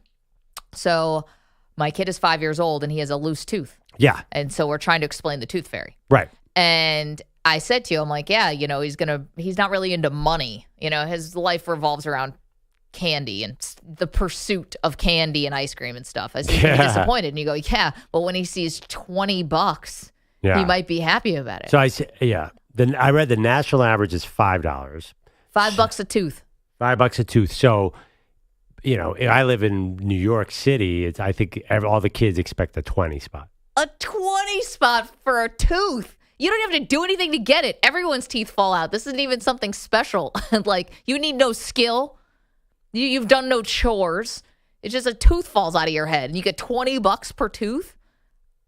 What do you expect a 5-year-old to do? To pull out an Excel spreadsheet and organize your taxes? I don't understand. How are they going to earn money? What do they need that for? $20. What is a 5-year-old going to do with $20? I think it says $20 for the first tooth, and then it sort of fades off into nothingness. And like $5 for every additional tooth? My what is daughter's this, some 12. kind of long-distance phone call? Yeah, my daughter's 12, and she still loses teeth, so we don't give her anything anymore. But, I know where you live. I would just watch out for the Joneses, keeping up with them. $5 a tooth feels even rich for me. I was going to give him $1. Okay. $1. Okay. He doesn't. What does he know? It's like he barely even knows about money to begin with. We're still trying to do the difference between quarters, pennies, nickels, and dimes. I think you have to oblige to the average. I think you got to go 5. I think 20. That's a national average. That's not where Maggie lives. I know, but guys, what is he going to do? Ridiculous. What's he doing with this money? Piggy bank? Yeah, save it up, and then he'll want to buy like an ice cream cone or something, and then you're like, oh, you know what? You got your own money. Go buy your own ice cream cone, and it'll be a nice moment. He'll go up to the cashier and be like, "Can I have a chocolate ice cream?" And it'll be nice. Inflation's crazy these days, so it's only going to get worse. I know. All of a sudden, now he's got thoughts on the election. How far is his dollar stretching? Anyway, $5 I thought was pretty crazy. You're wearing a Penn State football. Can we put that as a poll, by the way? How much do you give your kid when they lose a tooth? Drew Aller. Yeah, Penn State's definitely losing. They have Ohio State on the schedule, right? I believe. Yes. They're definitely like James Franklin. Again, this doesn't really prove anything because he's like 3-17 against top 10 teams. USC is not a top 10 team. You saw some of their flaws. They definitely, you're right, USC should have won that game. But I didn't come away from that game saying, ooh, Penn State, this is a year. Not even for a second. Well, the fact that they were down big at halftime, right? What was the halftime score? I think it was 20-6. And the fact that they did come back and Aller, who had been shaky earlier in the game and throwing 2 bad interceptions, then did settle down in that game. And who is this guy? Is it Tyler Warren? This kid's an animal. Holy crap. So good. Can he go to the NFL tomorrow? This dude, number 44 on Penn State, massive guy, tight end, and he was everywhere. They even did Is he a tight end? Is he a tight end? I assume he's tight end. He's everything. He's fullback, too. He's whatever they want him to be. Yeah. But he's technically a tight end. He snapped the ball on one of these trick plays. He snaps the ball and then is on the receiving end of the touchdown. It was crazy. I don't even know how to explain that. They sort of like spread out all the linemen, and sometimes colleges do that funky formation. So he's snapping the ball and then just basically right up the seam. This guy makes me kind of reassess Penn State a little bit. If he's this kind of weapon, just because their passing game's always kind of suspect. Like if they have a guy they can throw the ball 20 times to, I actually did against USC. A defense that's not terrible this year. That was impressive. Well, to me, I actually took it today. I'm like, wow, this is the only. It was be 3rd and 10, and they throw a 6-yard pass to him. I'm like, oh, they have nobody they trust except this fullback guy or whatever, this H-back. Chris Cooley type. Yeah, like they don't scare me at all, by the way. Honestly, I'm wearing this half as a joke because I always say the Penn State's a Philadelphia team. Yeah. The games in Penn State, I think they're not in the same class as those other teams.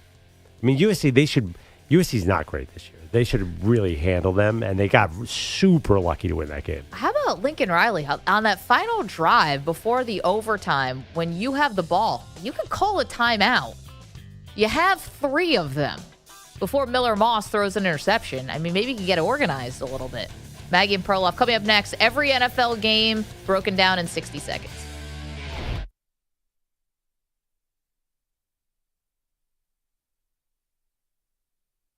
You're in a 5-minute break.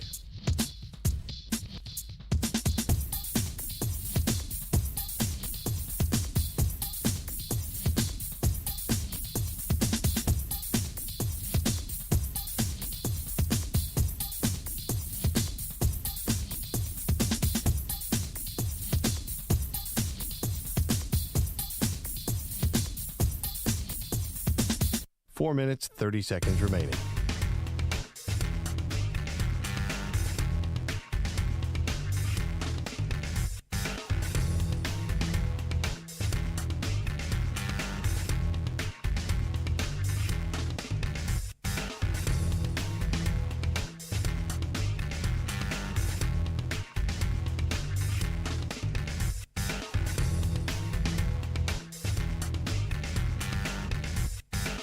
Four minutes remaining.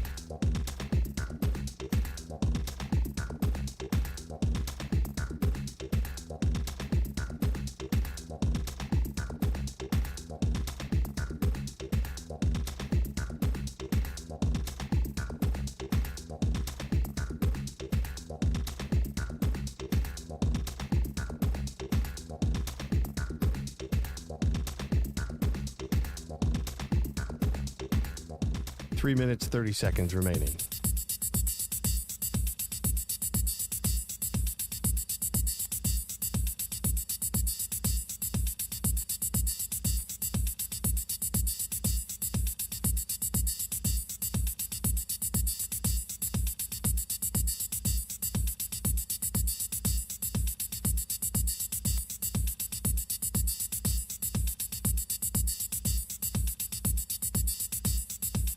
Three minutes remaining.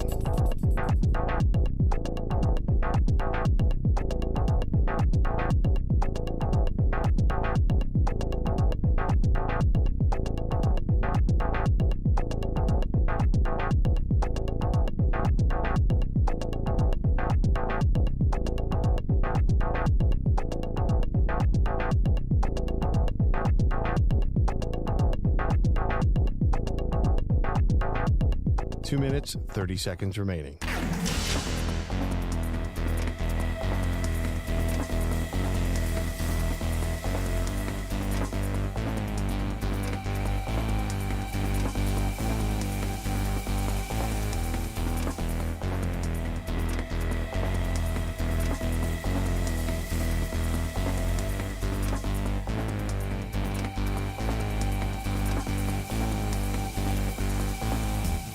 Two minutes remaining.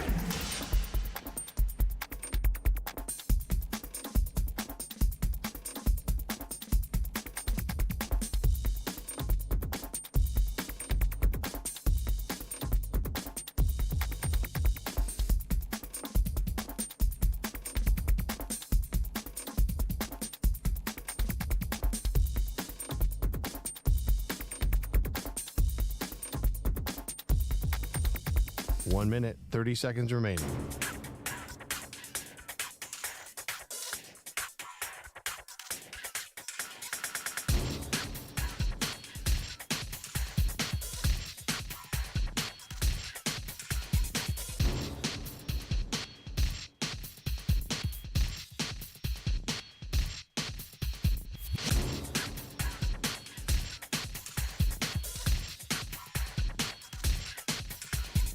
One minute remaining.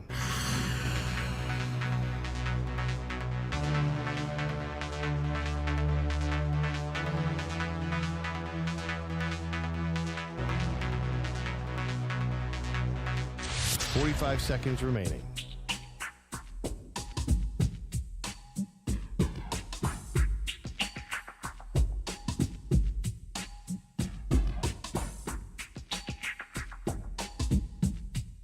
Thirty seconds remaining.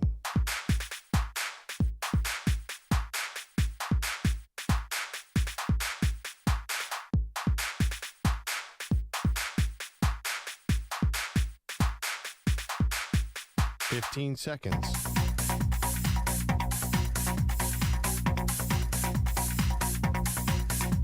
Break ends in 5 seconds.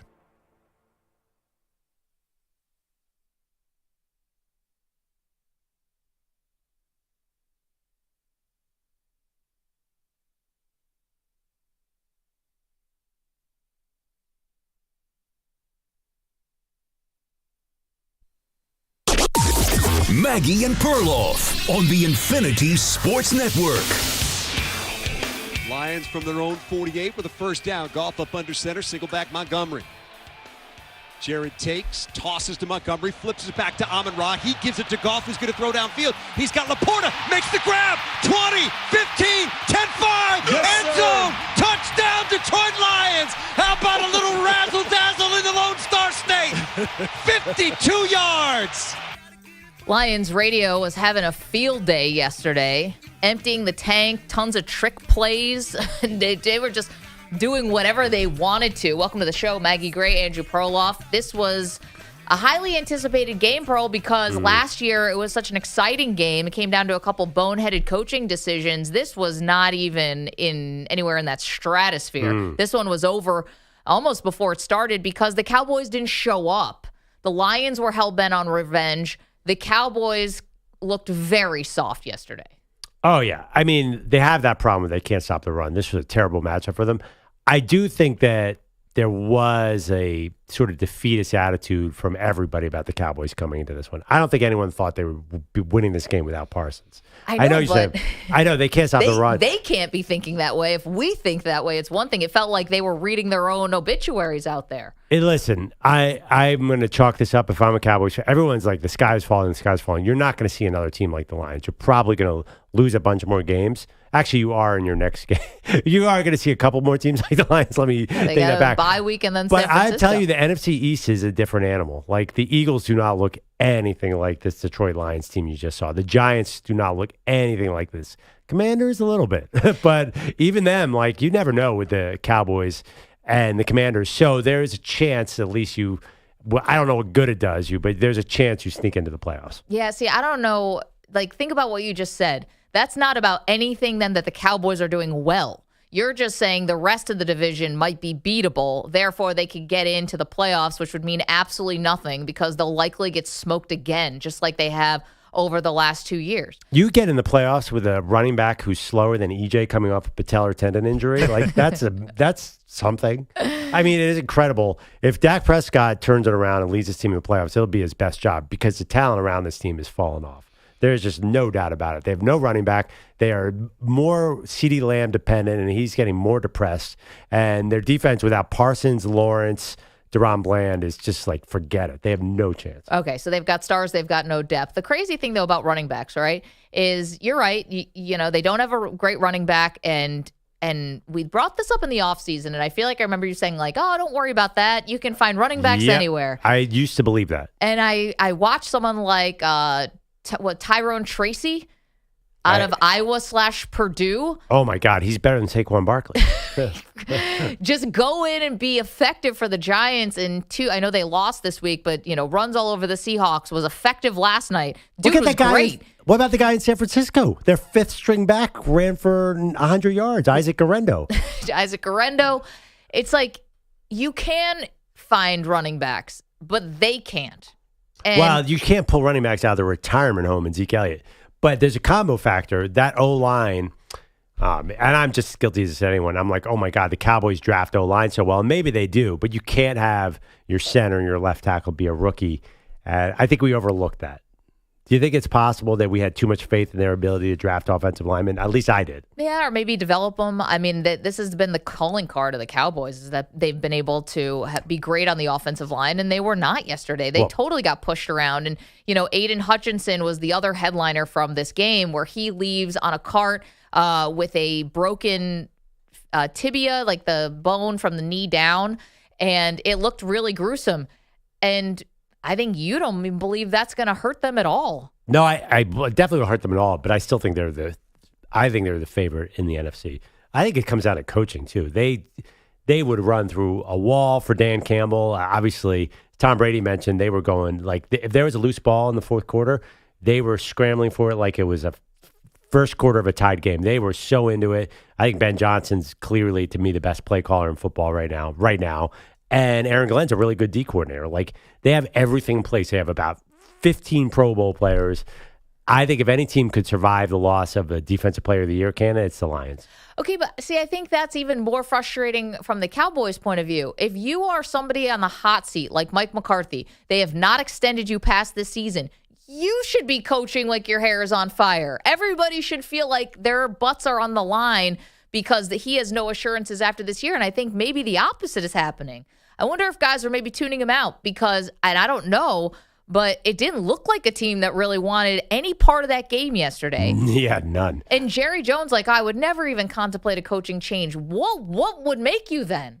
Even just to publicly put a coach on the hot seat to try to get a little more urgency going on. To me, if you're going to be an owner who's going to talk after every game, GM owner, you know what I mean, and you're going to talk after every game, then make it have a purpose, because I don't think Cowboy fans want to hear the gibberish nonsense from Jerry. And yeah, he'll take accountability for it, and that's all fine, but he can't fire himself. So him taking accountability is kind of empty, don't you think? Because there's no thought that he would ever lose his job. So he can say, yeah, point the finger at me all you want. There's no consequences to him getting the finger pointed at him. He owns the team. He's rich as all. He's already in the Hall of Fame. So, yeah, he'll say, yeah, point at me. And then what? So where are Cowboys fans left to turn there? Well, I think there's damn act together. Yeah, right. 2 key games coming up. They're 3-3 now. They'll probably lose the Niners, go 3-4. But then they get the Falcons and the Eagles. To me, those are the defining games. I think they're going to be. It's at Atlanta, so it's indoors. For some reason, I have the sense that they might want to get out of Dallas. And maybe they'll play they've lost every home game? Yeah. Is that what makes you think that? So I get Atlanta and Philly. They really should beat this Philadelphia team. So those are 2 defining games. If they lose to Philly and they're out of it, then that's when I would really consider the act. And think about this, right? I agree with you. I think those are really important games. But you are a team that used to feast on a home field advantage. And now, in the last 4 games that you've had, it was blowout loss to the Packers going back to last year. You've had 2 teams nearly drop 50 on you in your own building this season. And then the other loss was the Ravens, where you tried to make a furious comeback, and that was the time in the season where the Ravens were letting even the Raiders come back on them. So it's not like it was, the score ended up being close, but we all said after that the score wasn't really indicative of how that game went. So not a lot to hang your hat on. They're pretty good at home under McCarthy. I think they were pretty bad at home under Garrett. Well, they've been bad this year at home. Yeah, I think generally that has not been a consistent, crazy home field advantage. So we'll see. I mean, honestly, the season in a sense hasn't really started in the NFC East because none of these teams have played each other. The litmus test will be, does Jaden Daniels go for 50 on them? If that was to Washington, then we'd be talking about something different. They're going to get Parsons back. They're going to get Deron Bland back soon. They're going to be a different team. I'm telling you, Cowboys fans, you just have to put your head up. There's a real chance you get to 8-9 or 9-8. Wow. I'm sure they can't wait. I mean, that's pretty good after you lose 47-9. If I could guarantee you 9-8 right now, Maggie. I don't know. Put Micah Parsons, put DeMarcus Lawrence back on the field. I'm not put sure. Deron Bland back out there. I've seen them lose this game 100 different ways with all those guys fully healthy. This game, definitely. This type of game, yeah. But they definitely usually beat the Giants and the Commanders. Right now, that's where we're at. I mean, come on. Forget beating a team like the Lions. Forget beating the Niners. You have to beat those bad teams. That's one thing Dak has always been able to do. That's why he got $60 million. I was also curious. Do you think that $60 million sort of gutted the team a little bit? Like, I don't know. Do you think there's some resentment out there? Listen, they needed him last week. He was one of the reasons they actually won that game in Pittsburgh. Yeah, so it doesn't feel like they're all rallying around their quarterback. Doesn't seem that way. Yeah. 855-212-4227. Yeah, I'm sure CeeDee Lamb's going to have some fun things to say this week. Anyway, let's get to the NFL in 60. Maggie and Perloff take you around the league, recapping this weekend's football action. Time for NFL in 60. All right, well, we've done the Lions-Cowboys, I think, properly. So, EJ, what's our first game to break down? Let's go across the pond. The Bears beat the Jags 35-16. 4 TD passes for Caleb Williams. Yeah, everything working for Caleb Williams, Perloff. But again, it's been against the Rams defense, the Panthers defense, and now the Jaguars defense. So I don't know if it's a proper and accurate way to assess Caleb, but there's no doubt he looks great. All I want to talk about is, can they fire Doug Peterson while they're stuck in London for a week? That would be the most amazing thing ever. You can't, right? Like, the Jags cannot fire their coach and then just hang out and go shopping all week in London. I mean, it'd be kind of funny if they fired him and then they came back to the United States and we're just like, who's Doug Peterson? Like, I don't know what you guys are talking about. It's always been Press Taylor or whoever. I don't even know another coach it could be on there to elevate.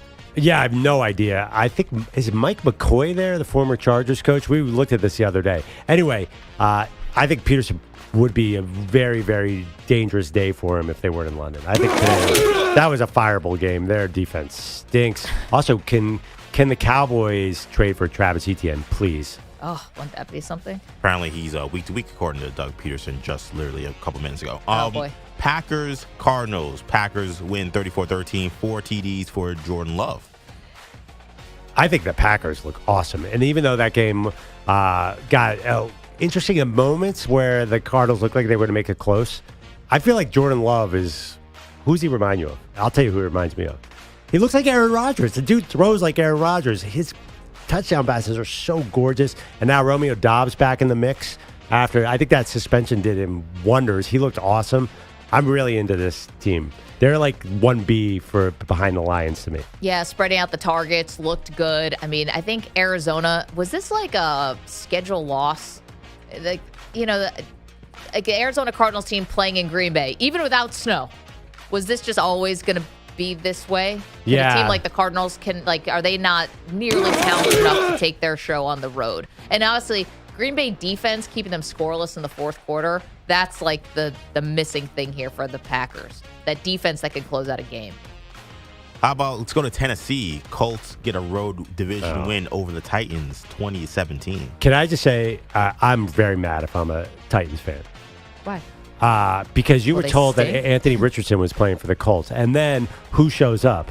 Joe Flacco. Superman himself. That's false advertising. Like, we had a chance until Flacco decided to show up. I watched a lot of Red Zone on Sunday, and it kept going to that game. I'm like, I can't believe this game is still happening. Like, it's not an important game. I don't think either team is that great. But the fact that you were promised Anthony Richardson and then you had to deal with the old gunslinger, Joe Flacco, is unfair. You're 100% right. Anthony Richardson, you're like, maybe you have a chance. Joe Flacco, you do not have a chance. He will win 10 points in the fourth quarter for the Colts on the road. I just think it's funny because, EJ, you're very smart about football and sports and all that, and you loved the Titans. And I thought you were going to own this take. And it's like, oh, EJ was there before anyone else was there, but they've just not been good. Yeah, Will Levis has been the fork the thorn in my side in this take.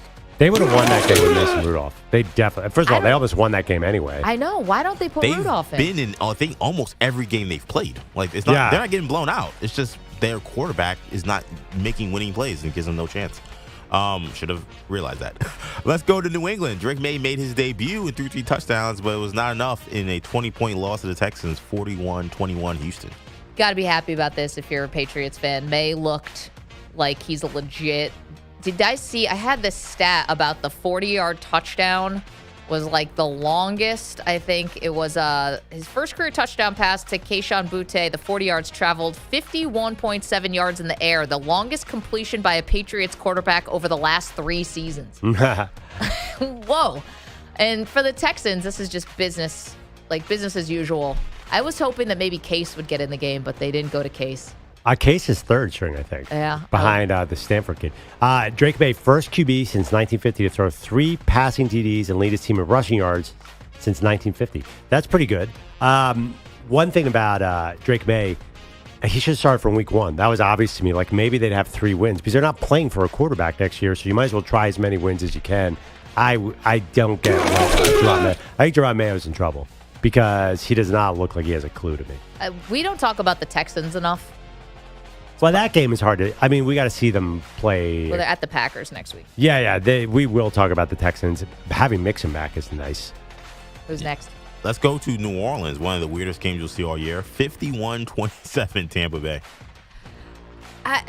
I thought that Spencer Rattler was going to really make this thing super interesting, and he was like a balloon that sort of kept deflating during the game, and by the end, he was just out of air or something, or maybe just credit the Bucs defense for, rattling him a little bit. This was a much-needed win. I know there was a lot of talk after this of, this is for everyone back home, devastated by those hurricanes. I know this is a small thing, but maybe just be, enjoy a win. 5 minutes out of your day, get a little distraction. I'm a little curious about. I thought Dennis Allen, the Saints defense, was good. They let up 300 rushing yards.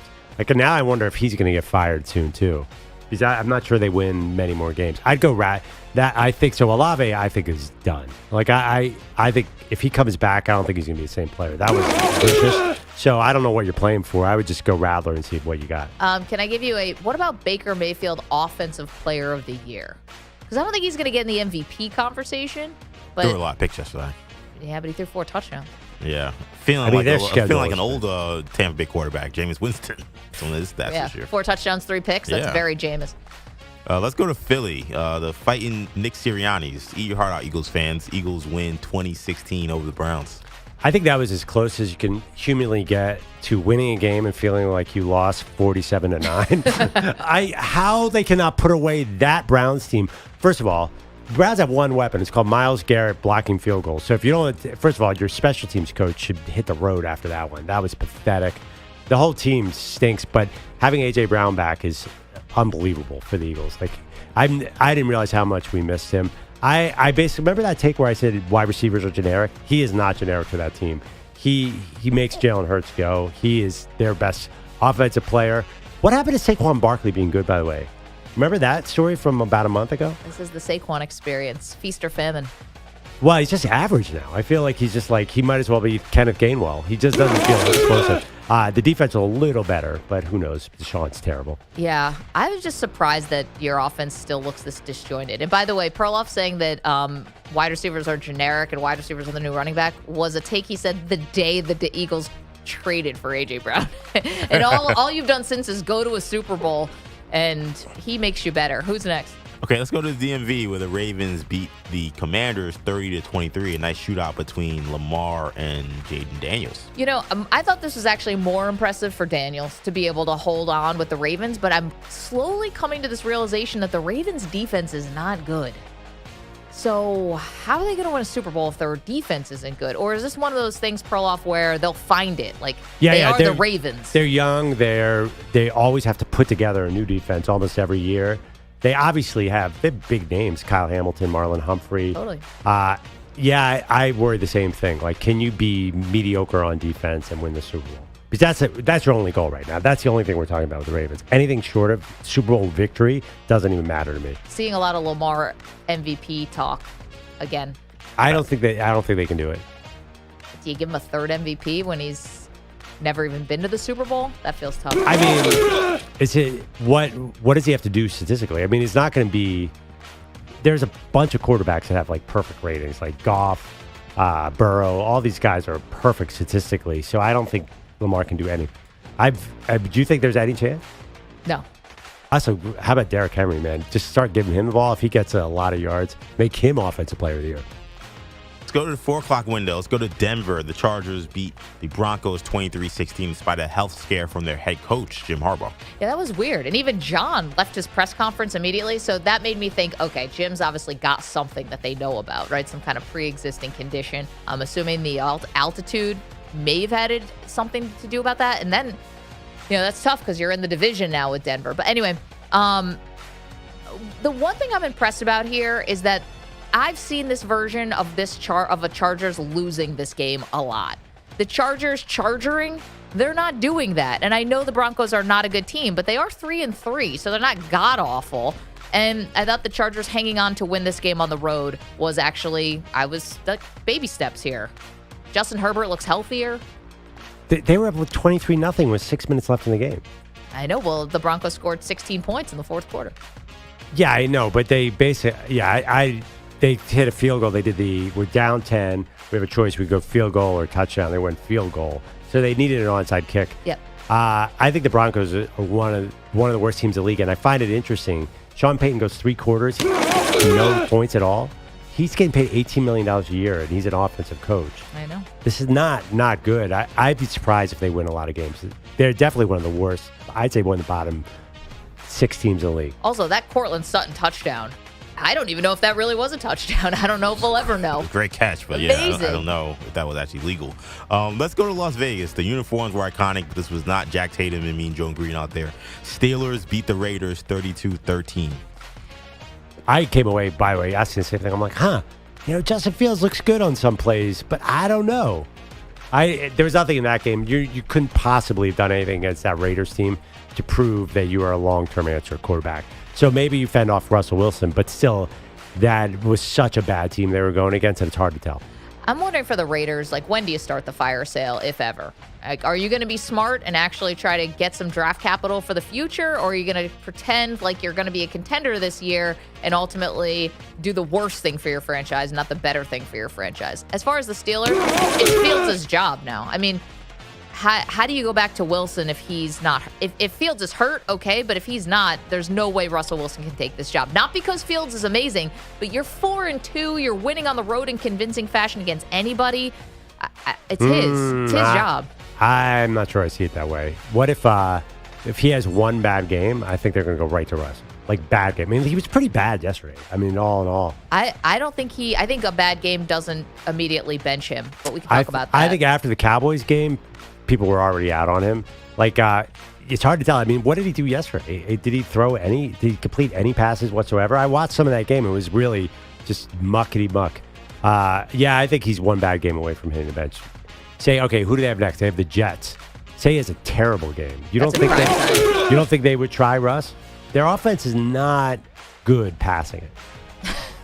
That's one way to put it. Yeah, I mean, spot the lie. 47-9 in Jerry World for the Lions over the Cowboys. Yeah, we've talked about this one a lot. Real gutless performance here by the Cowboys. Major soul searching to do in the bye week if they want to hold on to the season at all, because it doesn't matter if that was the Lions on the other side, Perloff, or anyone. To me, the Cowboys didn't show up in this game. Oh, absolutely not. You're absolutely right about that. But is there a more likable team than the Lions? Is there a more exciting player than Jahmyr Gibbs? Is there a more fun player than Amon-Ra St. Brown? Even Penny Sewell, their right tackle, is like a highlight machine. Everything about there are so many different ways. My only concern is Jared Goff. If you ever get him outdoors, he's the only thing that can hold this offense back. Otherwise, they're like the 99 Rams, the 2007 Patriots. They have everything. Aiden Hutchinson, emergency surgery after the game, so we're hoping for an update on his broken tibia soon. Last one, the 4 o'clock window. Falcons go undefeated in the division, beating the Panthers 38-20.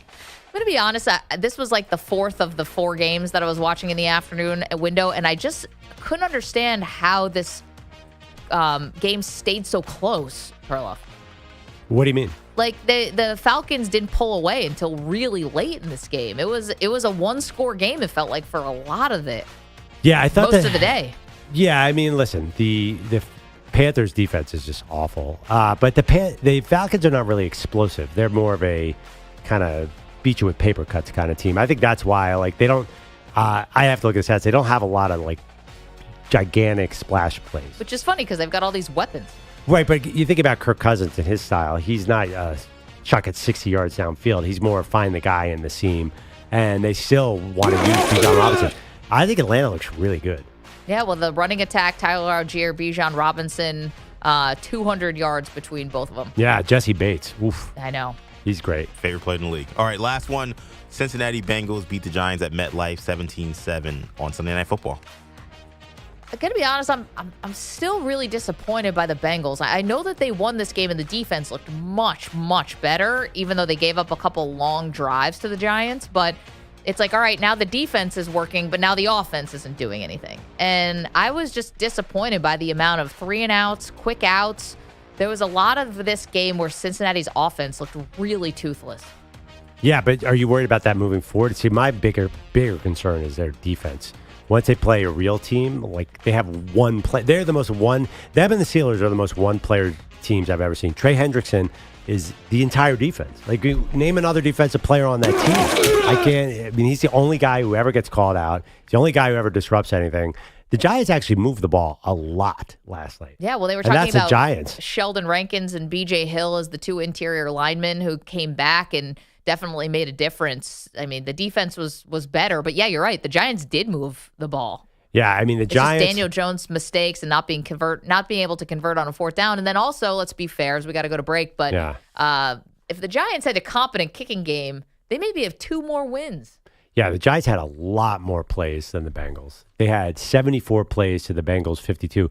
The Giants had a 16-play drive, an 11-play drive, but maybe the Bengals were playing bend, don't break. I wouldn't judge anything on that game. The Bengals are they're 2-4. They have a great chance to go 4-4, and then we'll evaluate them. Maggie and Perloff, 855-212-4227. Let us know what you think about your favorite team. Coming up, we go back to college next. You're in a 5-minute break.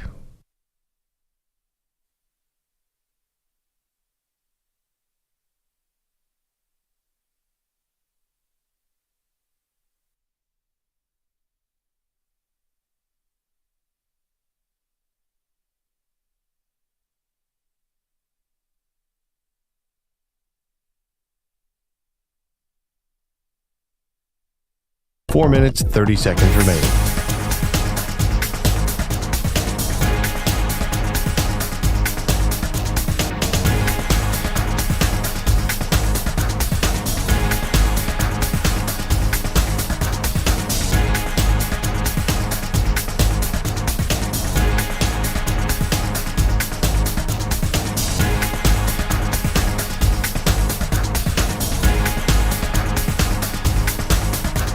Four minutes remaining.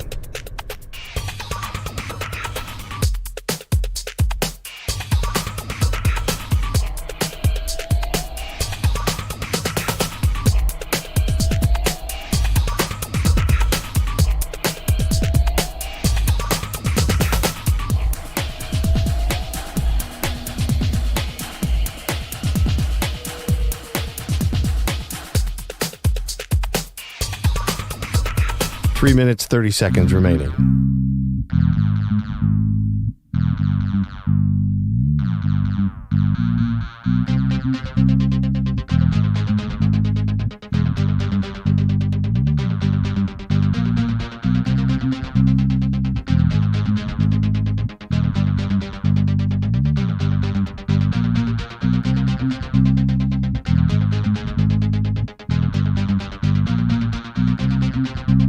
Three minutes remaining.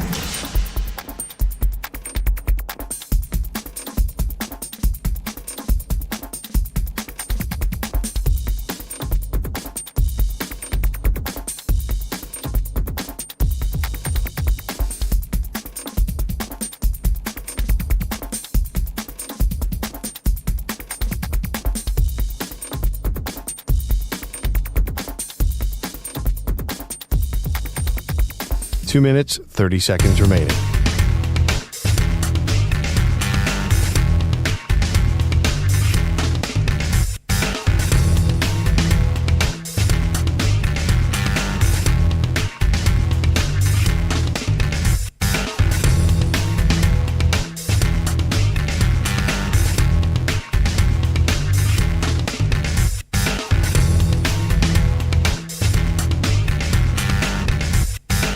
2 minutes remaining.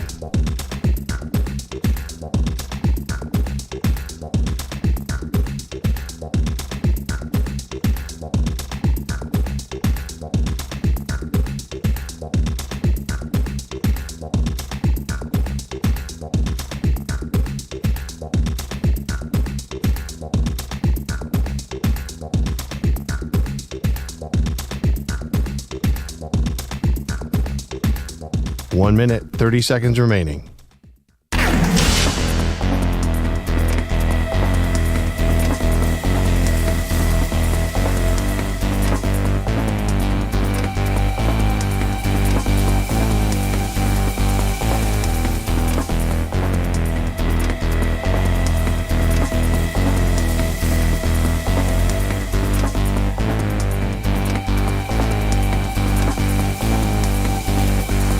One minute remaining.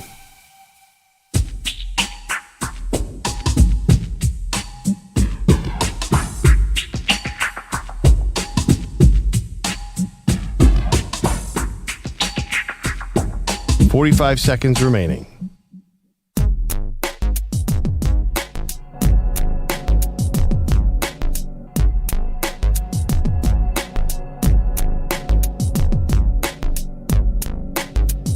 Thirty seconds remaining.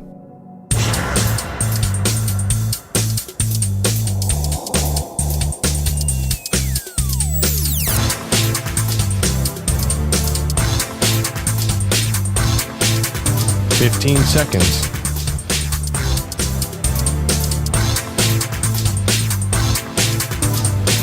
Break ends in 5 seconds.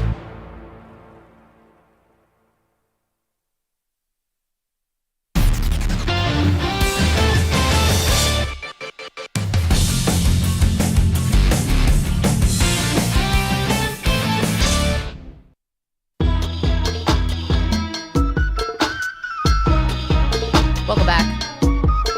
Perloff, you just had an interesting stat from Dan Duggan in The Athletic. Yeah, that the Giants haven't allowed more than 21 points in a game, and they're 2-4. So it makes me wonder, what is Daniel Jones exactly doing for this team?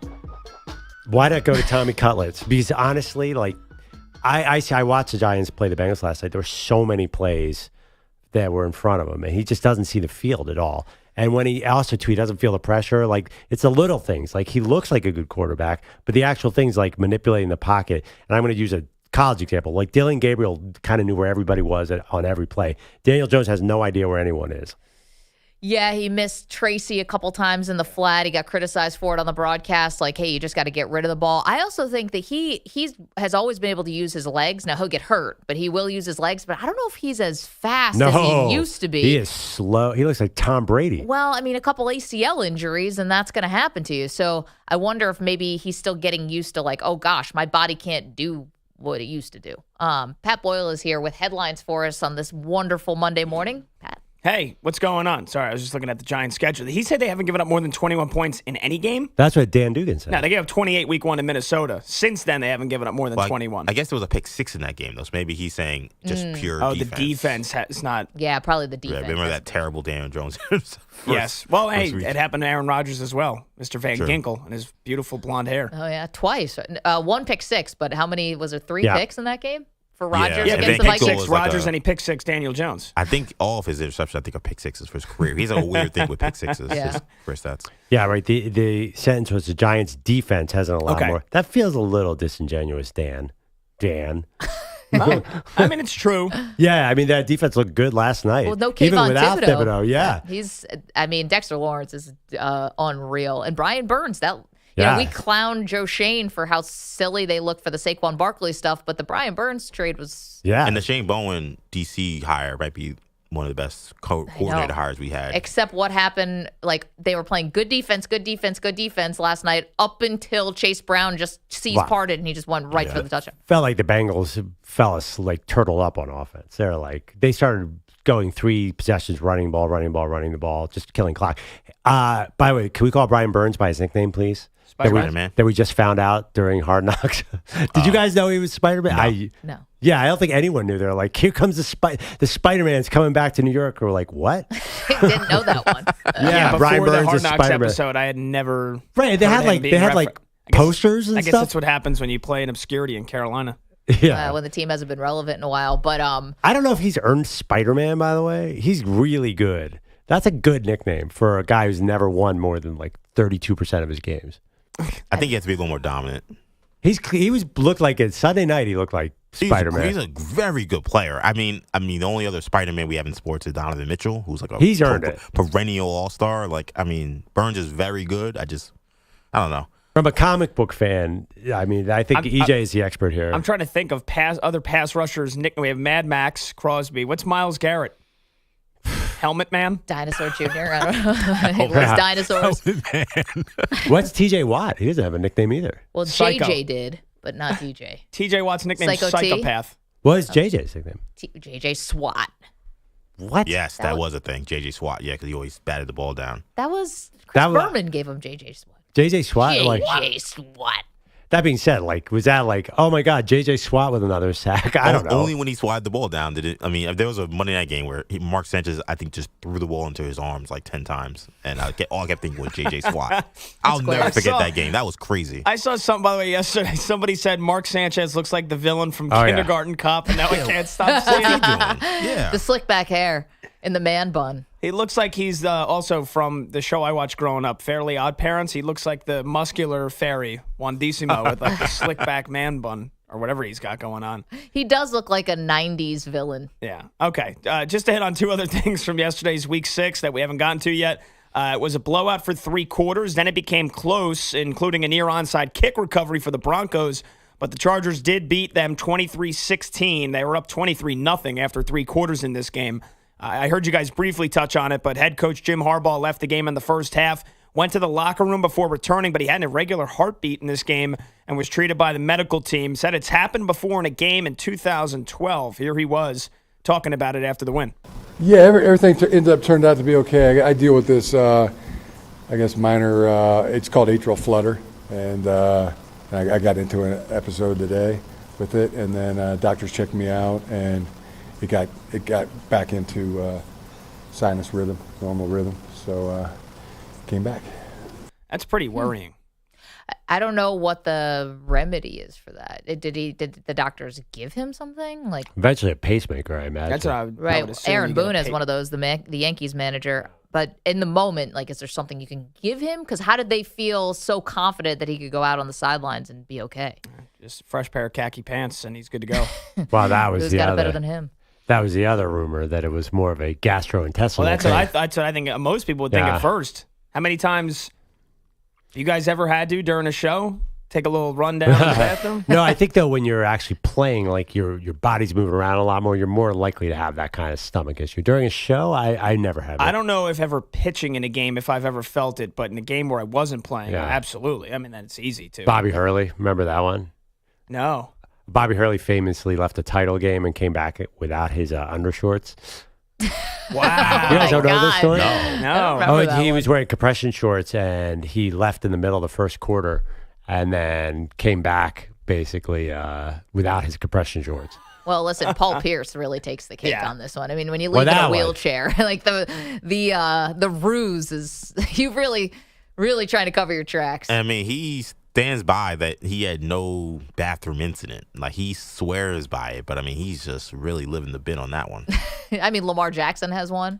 Yeah, obviously, Pat. I'm a woman. I don't go to the bathroom. No. Wait, Lamar has one? I didn't know. Oh, right. That sounds familiar. Yeah, when he hurt was his duck knee, walking quote, into the or whatever. That was in a playoff game, wasn't it? Or was it right near the end of the season? It was a Monday night game, but I can't remember. And I feel like he's had several of the stomach issues in games. I can't wait. By the way, the Chargers, everybody, did Quentin Johnson go to the locker room? They're so hurt. I think he came, him and Ladd McConkey, and I think they both returned, if I'm not mistaken. But McConkey had a concussion, right? So he was evaluated, and then I'm pretty sure he came back. But he had 3 catches, and I remember him being ruled questionable on the first drive of the game. Yeah, you could see the concussion happen in real time, and now everybody gets back in with a concussion. But they're going to limp in the playoffs because their schedule's so bad. And I'm betting against. If I could bet against them in the wild card game right now, I would. Apologies for the bizarre question, but shouldn't there just be portable bathrooms on the field? Like, why would you need some? Why are all these guys running into the tunnel? Oh, like a porta potty? Yeah. Be too obvious. Like the whole crowd's watching you and like timing you in there. Who cares? I think there's been guys who just pee right there. Right. We see guys. Oh, that happens all the time. Yeah. Throw up. Like we see that's worse to me than seeing a guy go to the restroom. That's normal. What if this happened? What if you had a porta-john on the sideline and then there's one of those plays where it kind of gets carried out of bounds and all of a sudden you knock one over? Oh, well. You'd have to stop the game. It's a biohazard. Great point. If someone's in there. So you don't want to talk. You don't want to talk about Aiden Hutchinson's injury, but you want to give me that image. Thank you, Maggie. You're welcome. In the early window, the Packers slaughtered the Cardinals 34-13. Jordan Love threw for 258 yards and 4 touchdowns. One of his receivers, Romeo Doubs, 3 catches for 49 yards and 2 of those tuds. This is a week after he got suspended for missing 2 consecutive days of practices and meetings. Here was Jordan Love on Doubs. Yeah, it's huge. Just having Rome back out there on the field was awesome. It was huge, and he went out there and made some big time plays with the 2 touchdown catches and some more plays before that. But it's awesome to have Rome back out there. So that's nice. You can miss 2 practices, complain, get suspended, come back, 2 touchdowns. If you're George Pickens, complain and still don't get thrown the football.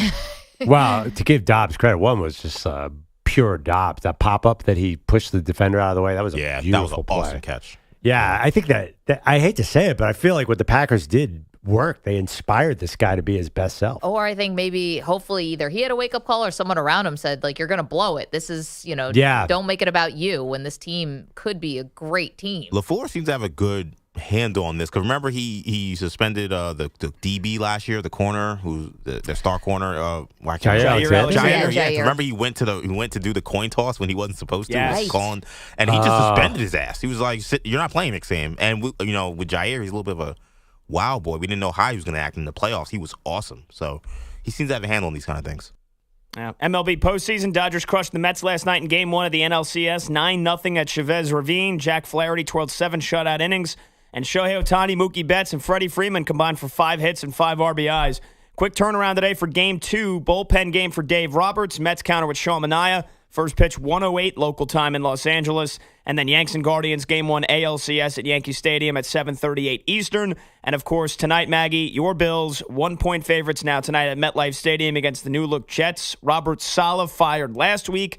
Defense coordinator Jeff Olbrich's the interim head coach. Nate Hackett, the OC, demoted, clipboard taken away from him. Todd Downing, the new play caller for the Jets. Why don't we hear from Todd Downing? He was asked about the largely uninspiring performances from the future first ballot Hall of Fame quarterback Aaron Rodgers, along with the ankle sprain and the hamstring injury he's nursing. Here's Downing. He's not worried. In a 2-decade career, he has very few blips on the radar. And I know that Aaron himself has said that the last couple of weeks aren't up to his standard, but that does not necessarily sound an alarm. Kickoff in Jersey at 8:15 Eastern. If I'm the Jets, I'm running at you, Maggie Gray. Yeah. I'm running at a lot of you guys. Are you afraid of that? Yes. Yes. It's the only thing I'm afraid of, to be quite honest. Not yes. Rodgers.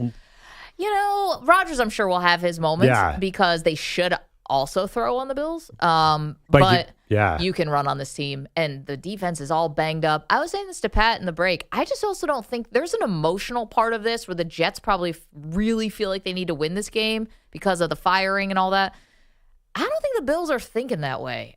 They lose this game. They go to 3-3. You've got some quote-unquote easier games coming up. I don't think they're seeing this as a must-win for the division. They're going to split with the Jets. Well, who's playing tonight? Is Khalil Shakir playing? I doubt it. I don't know the final injury. That's the other question. It's important. If your guy is questionable, are you going to put him out there? That's the big question, I think, is you're right. But it's funny you say that because I thought 3-3 would be like the sky is falling in Buffalo. No, you knew this was going to be a tough stretch. Yeah. These are 3 road games. You played against the Ravens, the Texans, and then now the Jets, who you split with even when Zach Wilson was the quarterback. So Ed Oliver is out. That's not good. Questionable is James Cook, Khalil Shakir, Taron Johnson, the cornerback.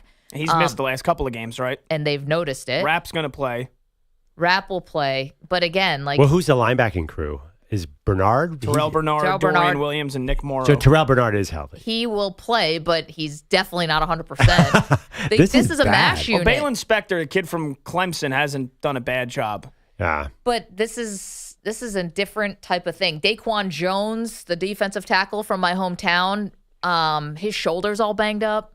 But you're the Jets. The Jets have just as many issues, though. Aren't they all, like, limping around? C.J. Mosley questionable, and their slot corner Michael Carter's out. Yeah, but Rodgers. I mean, yeah.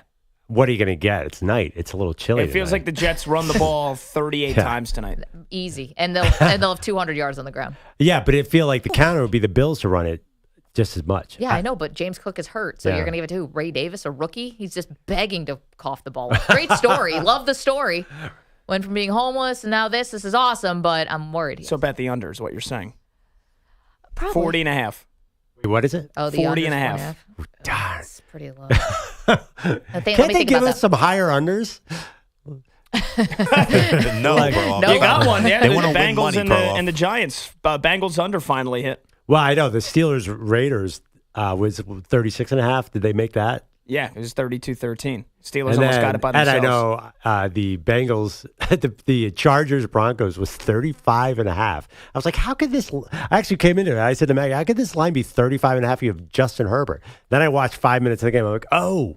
Oh, right. Yeah, Bo Nix. Pat, thank you so much. Coming up, we will make some picks for tonight, but also the one person who is feeling it this morning. Look over your shoulder, pal. Do that next. You're in a 5-minute break.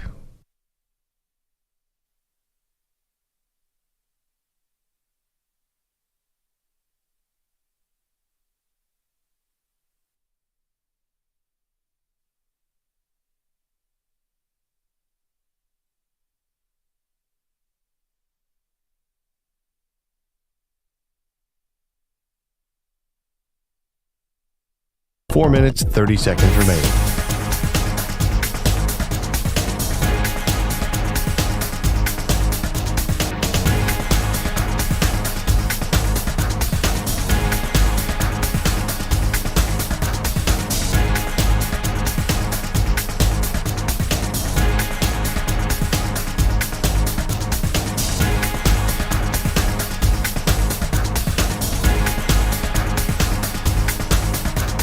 Four minutes remaining.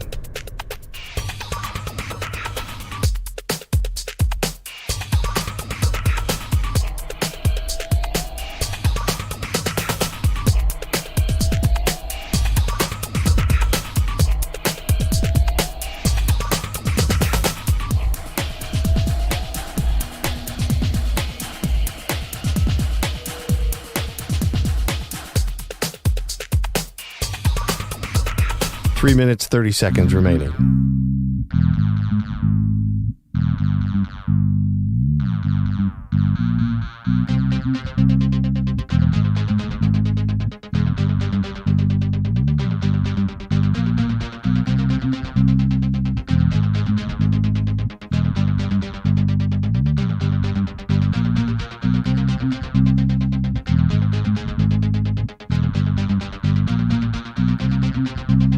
Three minutes remaining.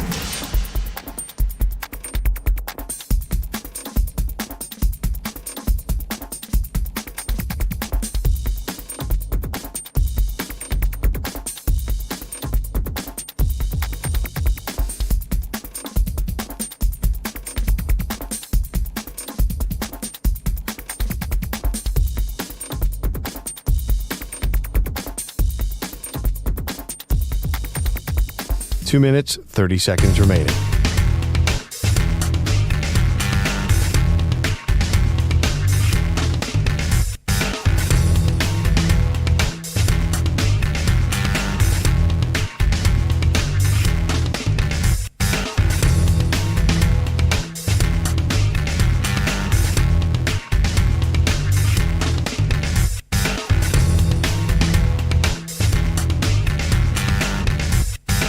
Two minutes remaining.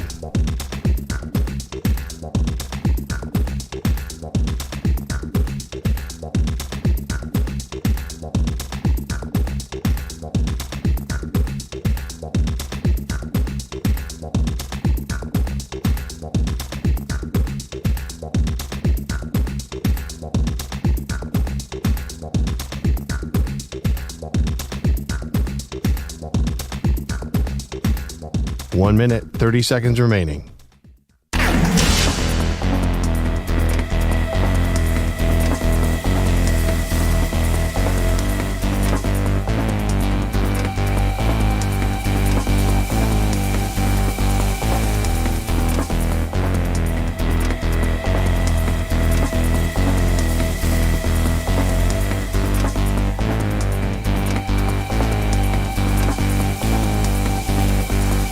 One minute remaining.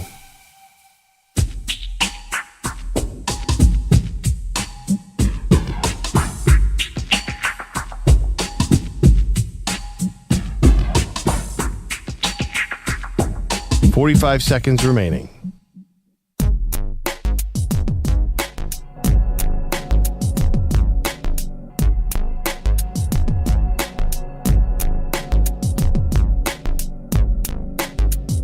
$30 seconds remaining.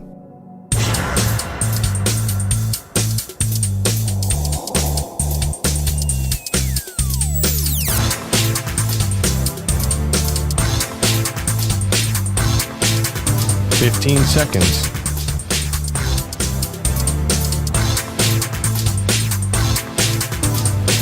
Break ends in 5 seconds.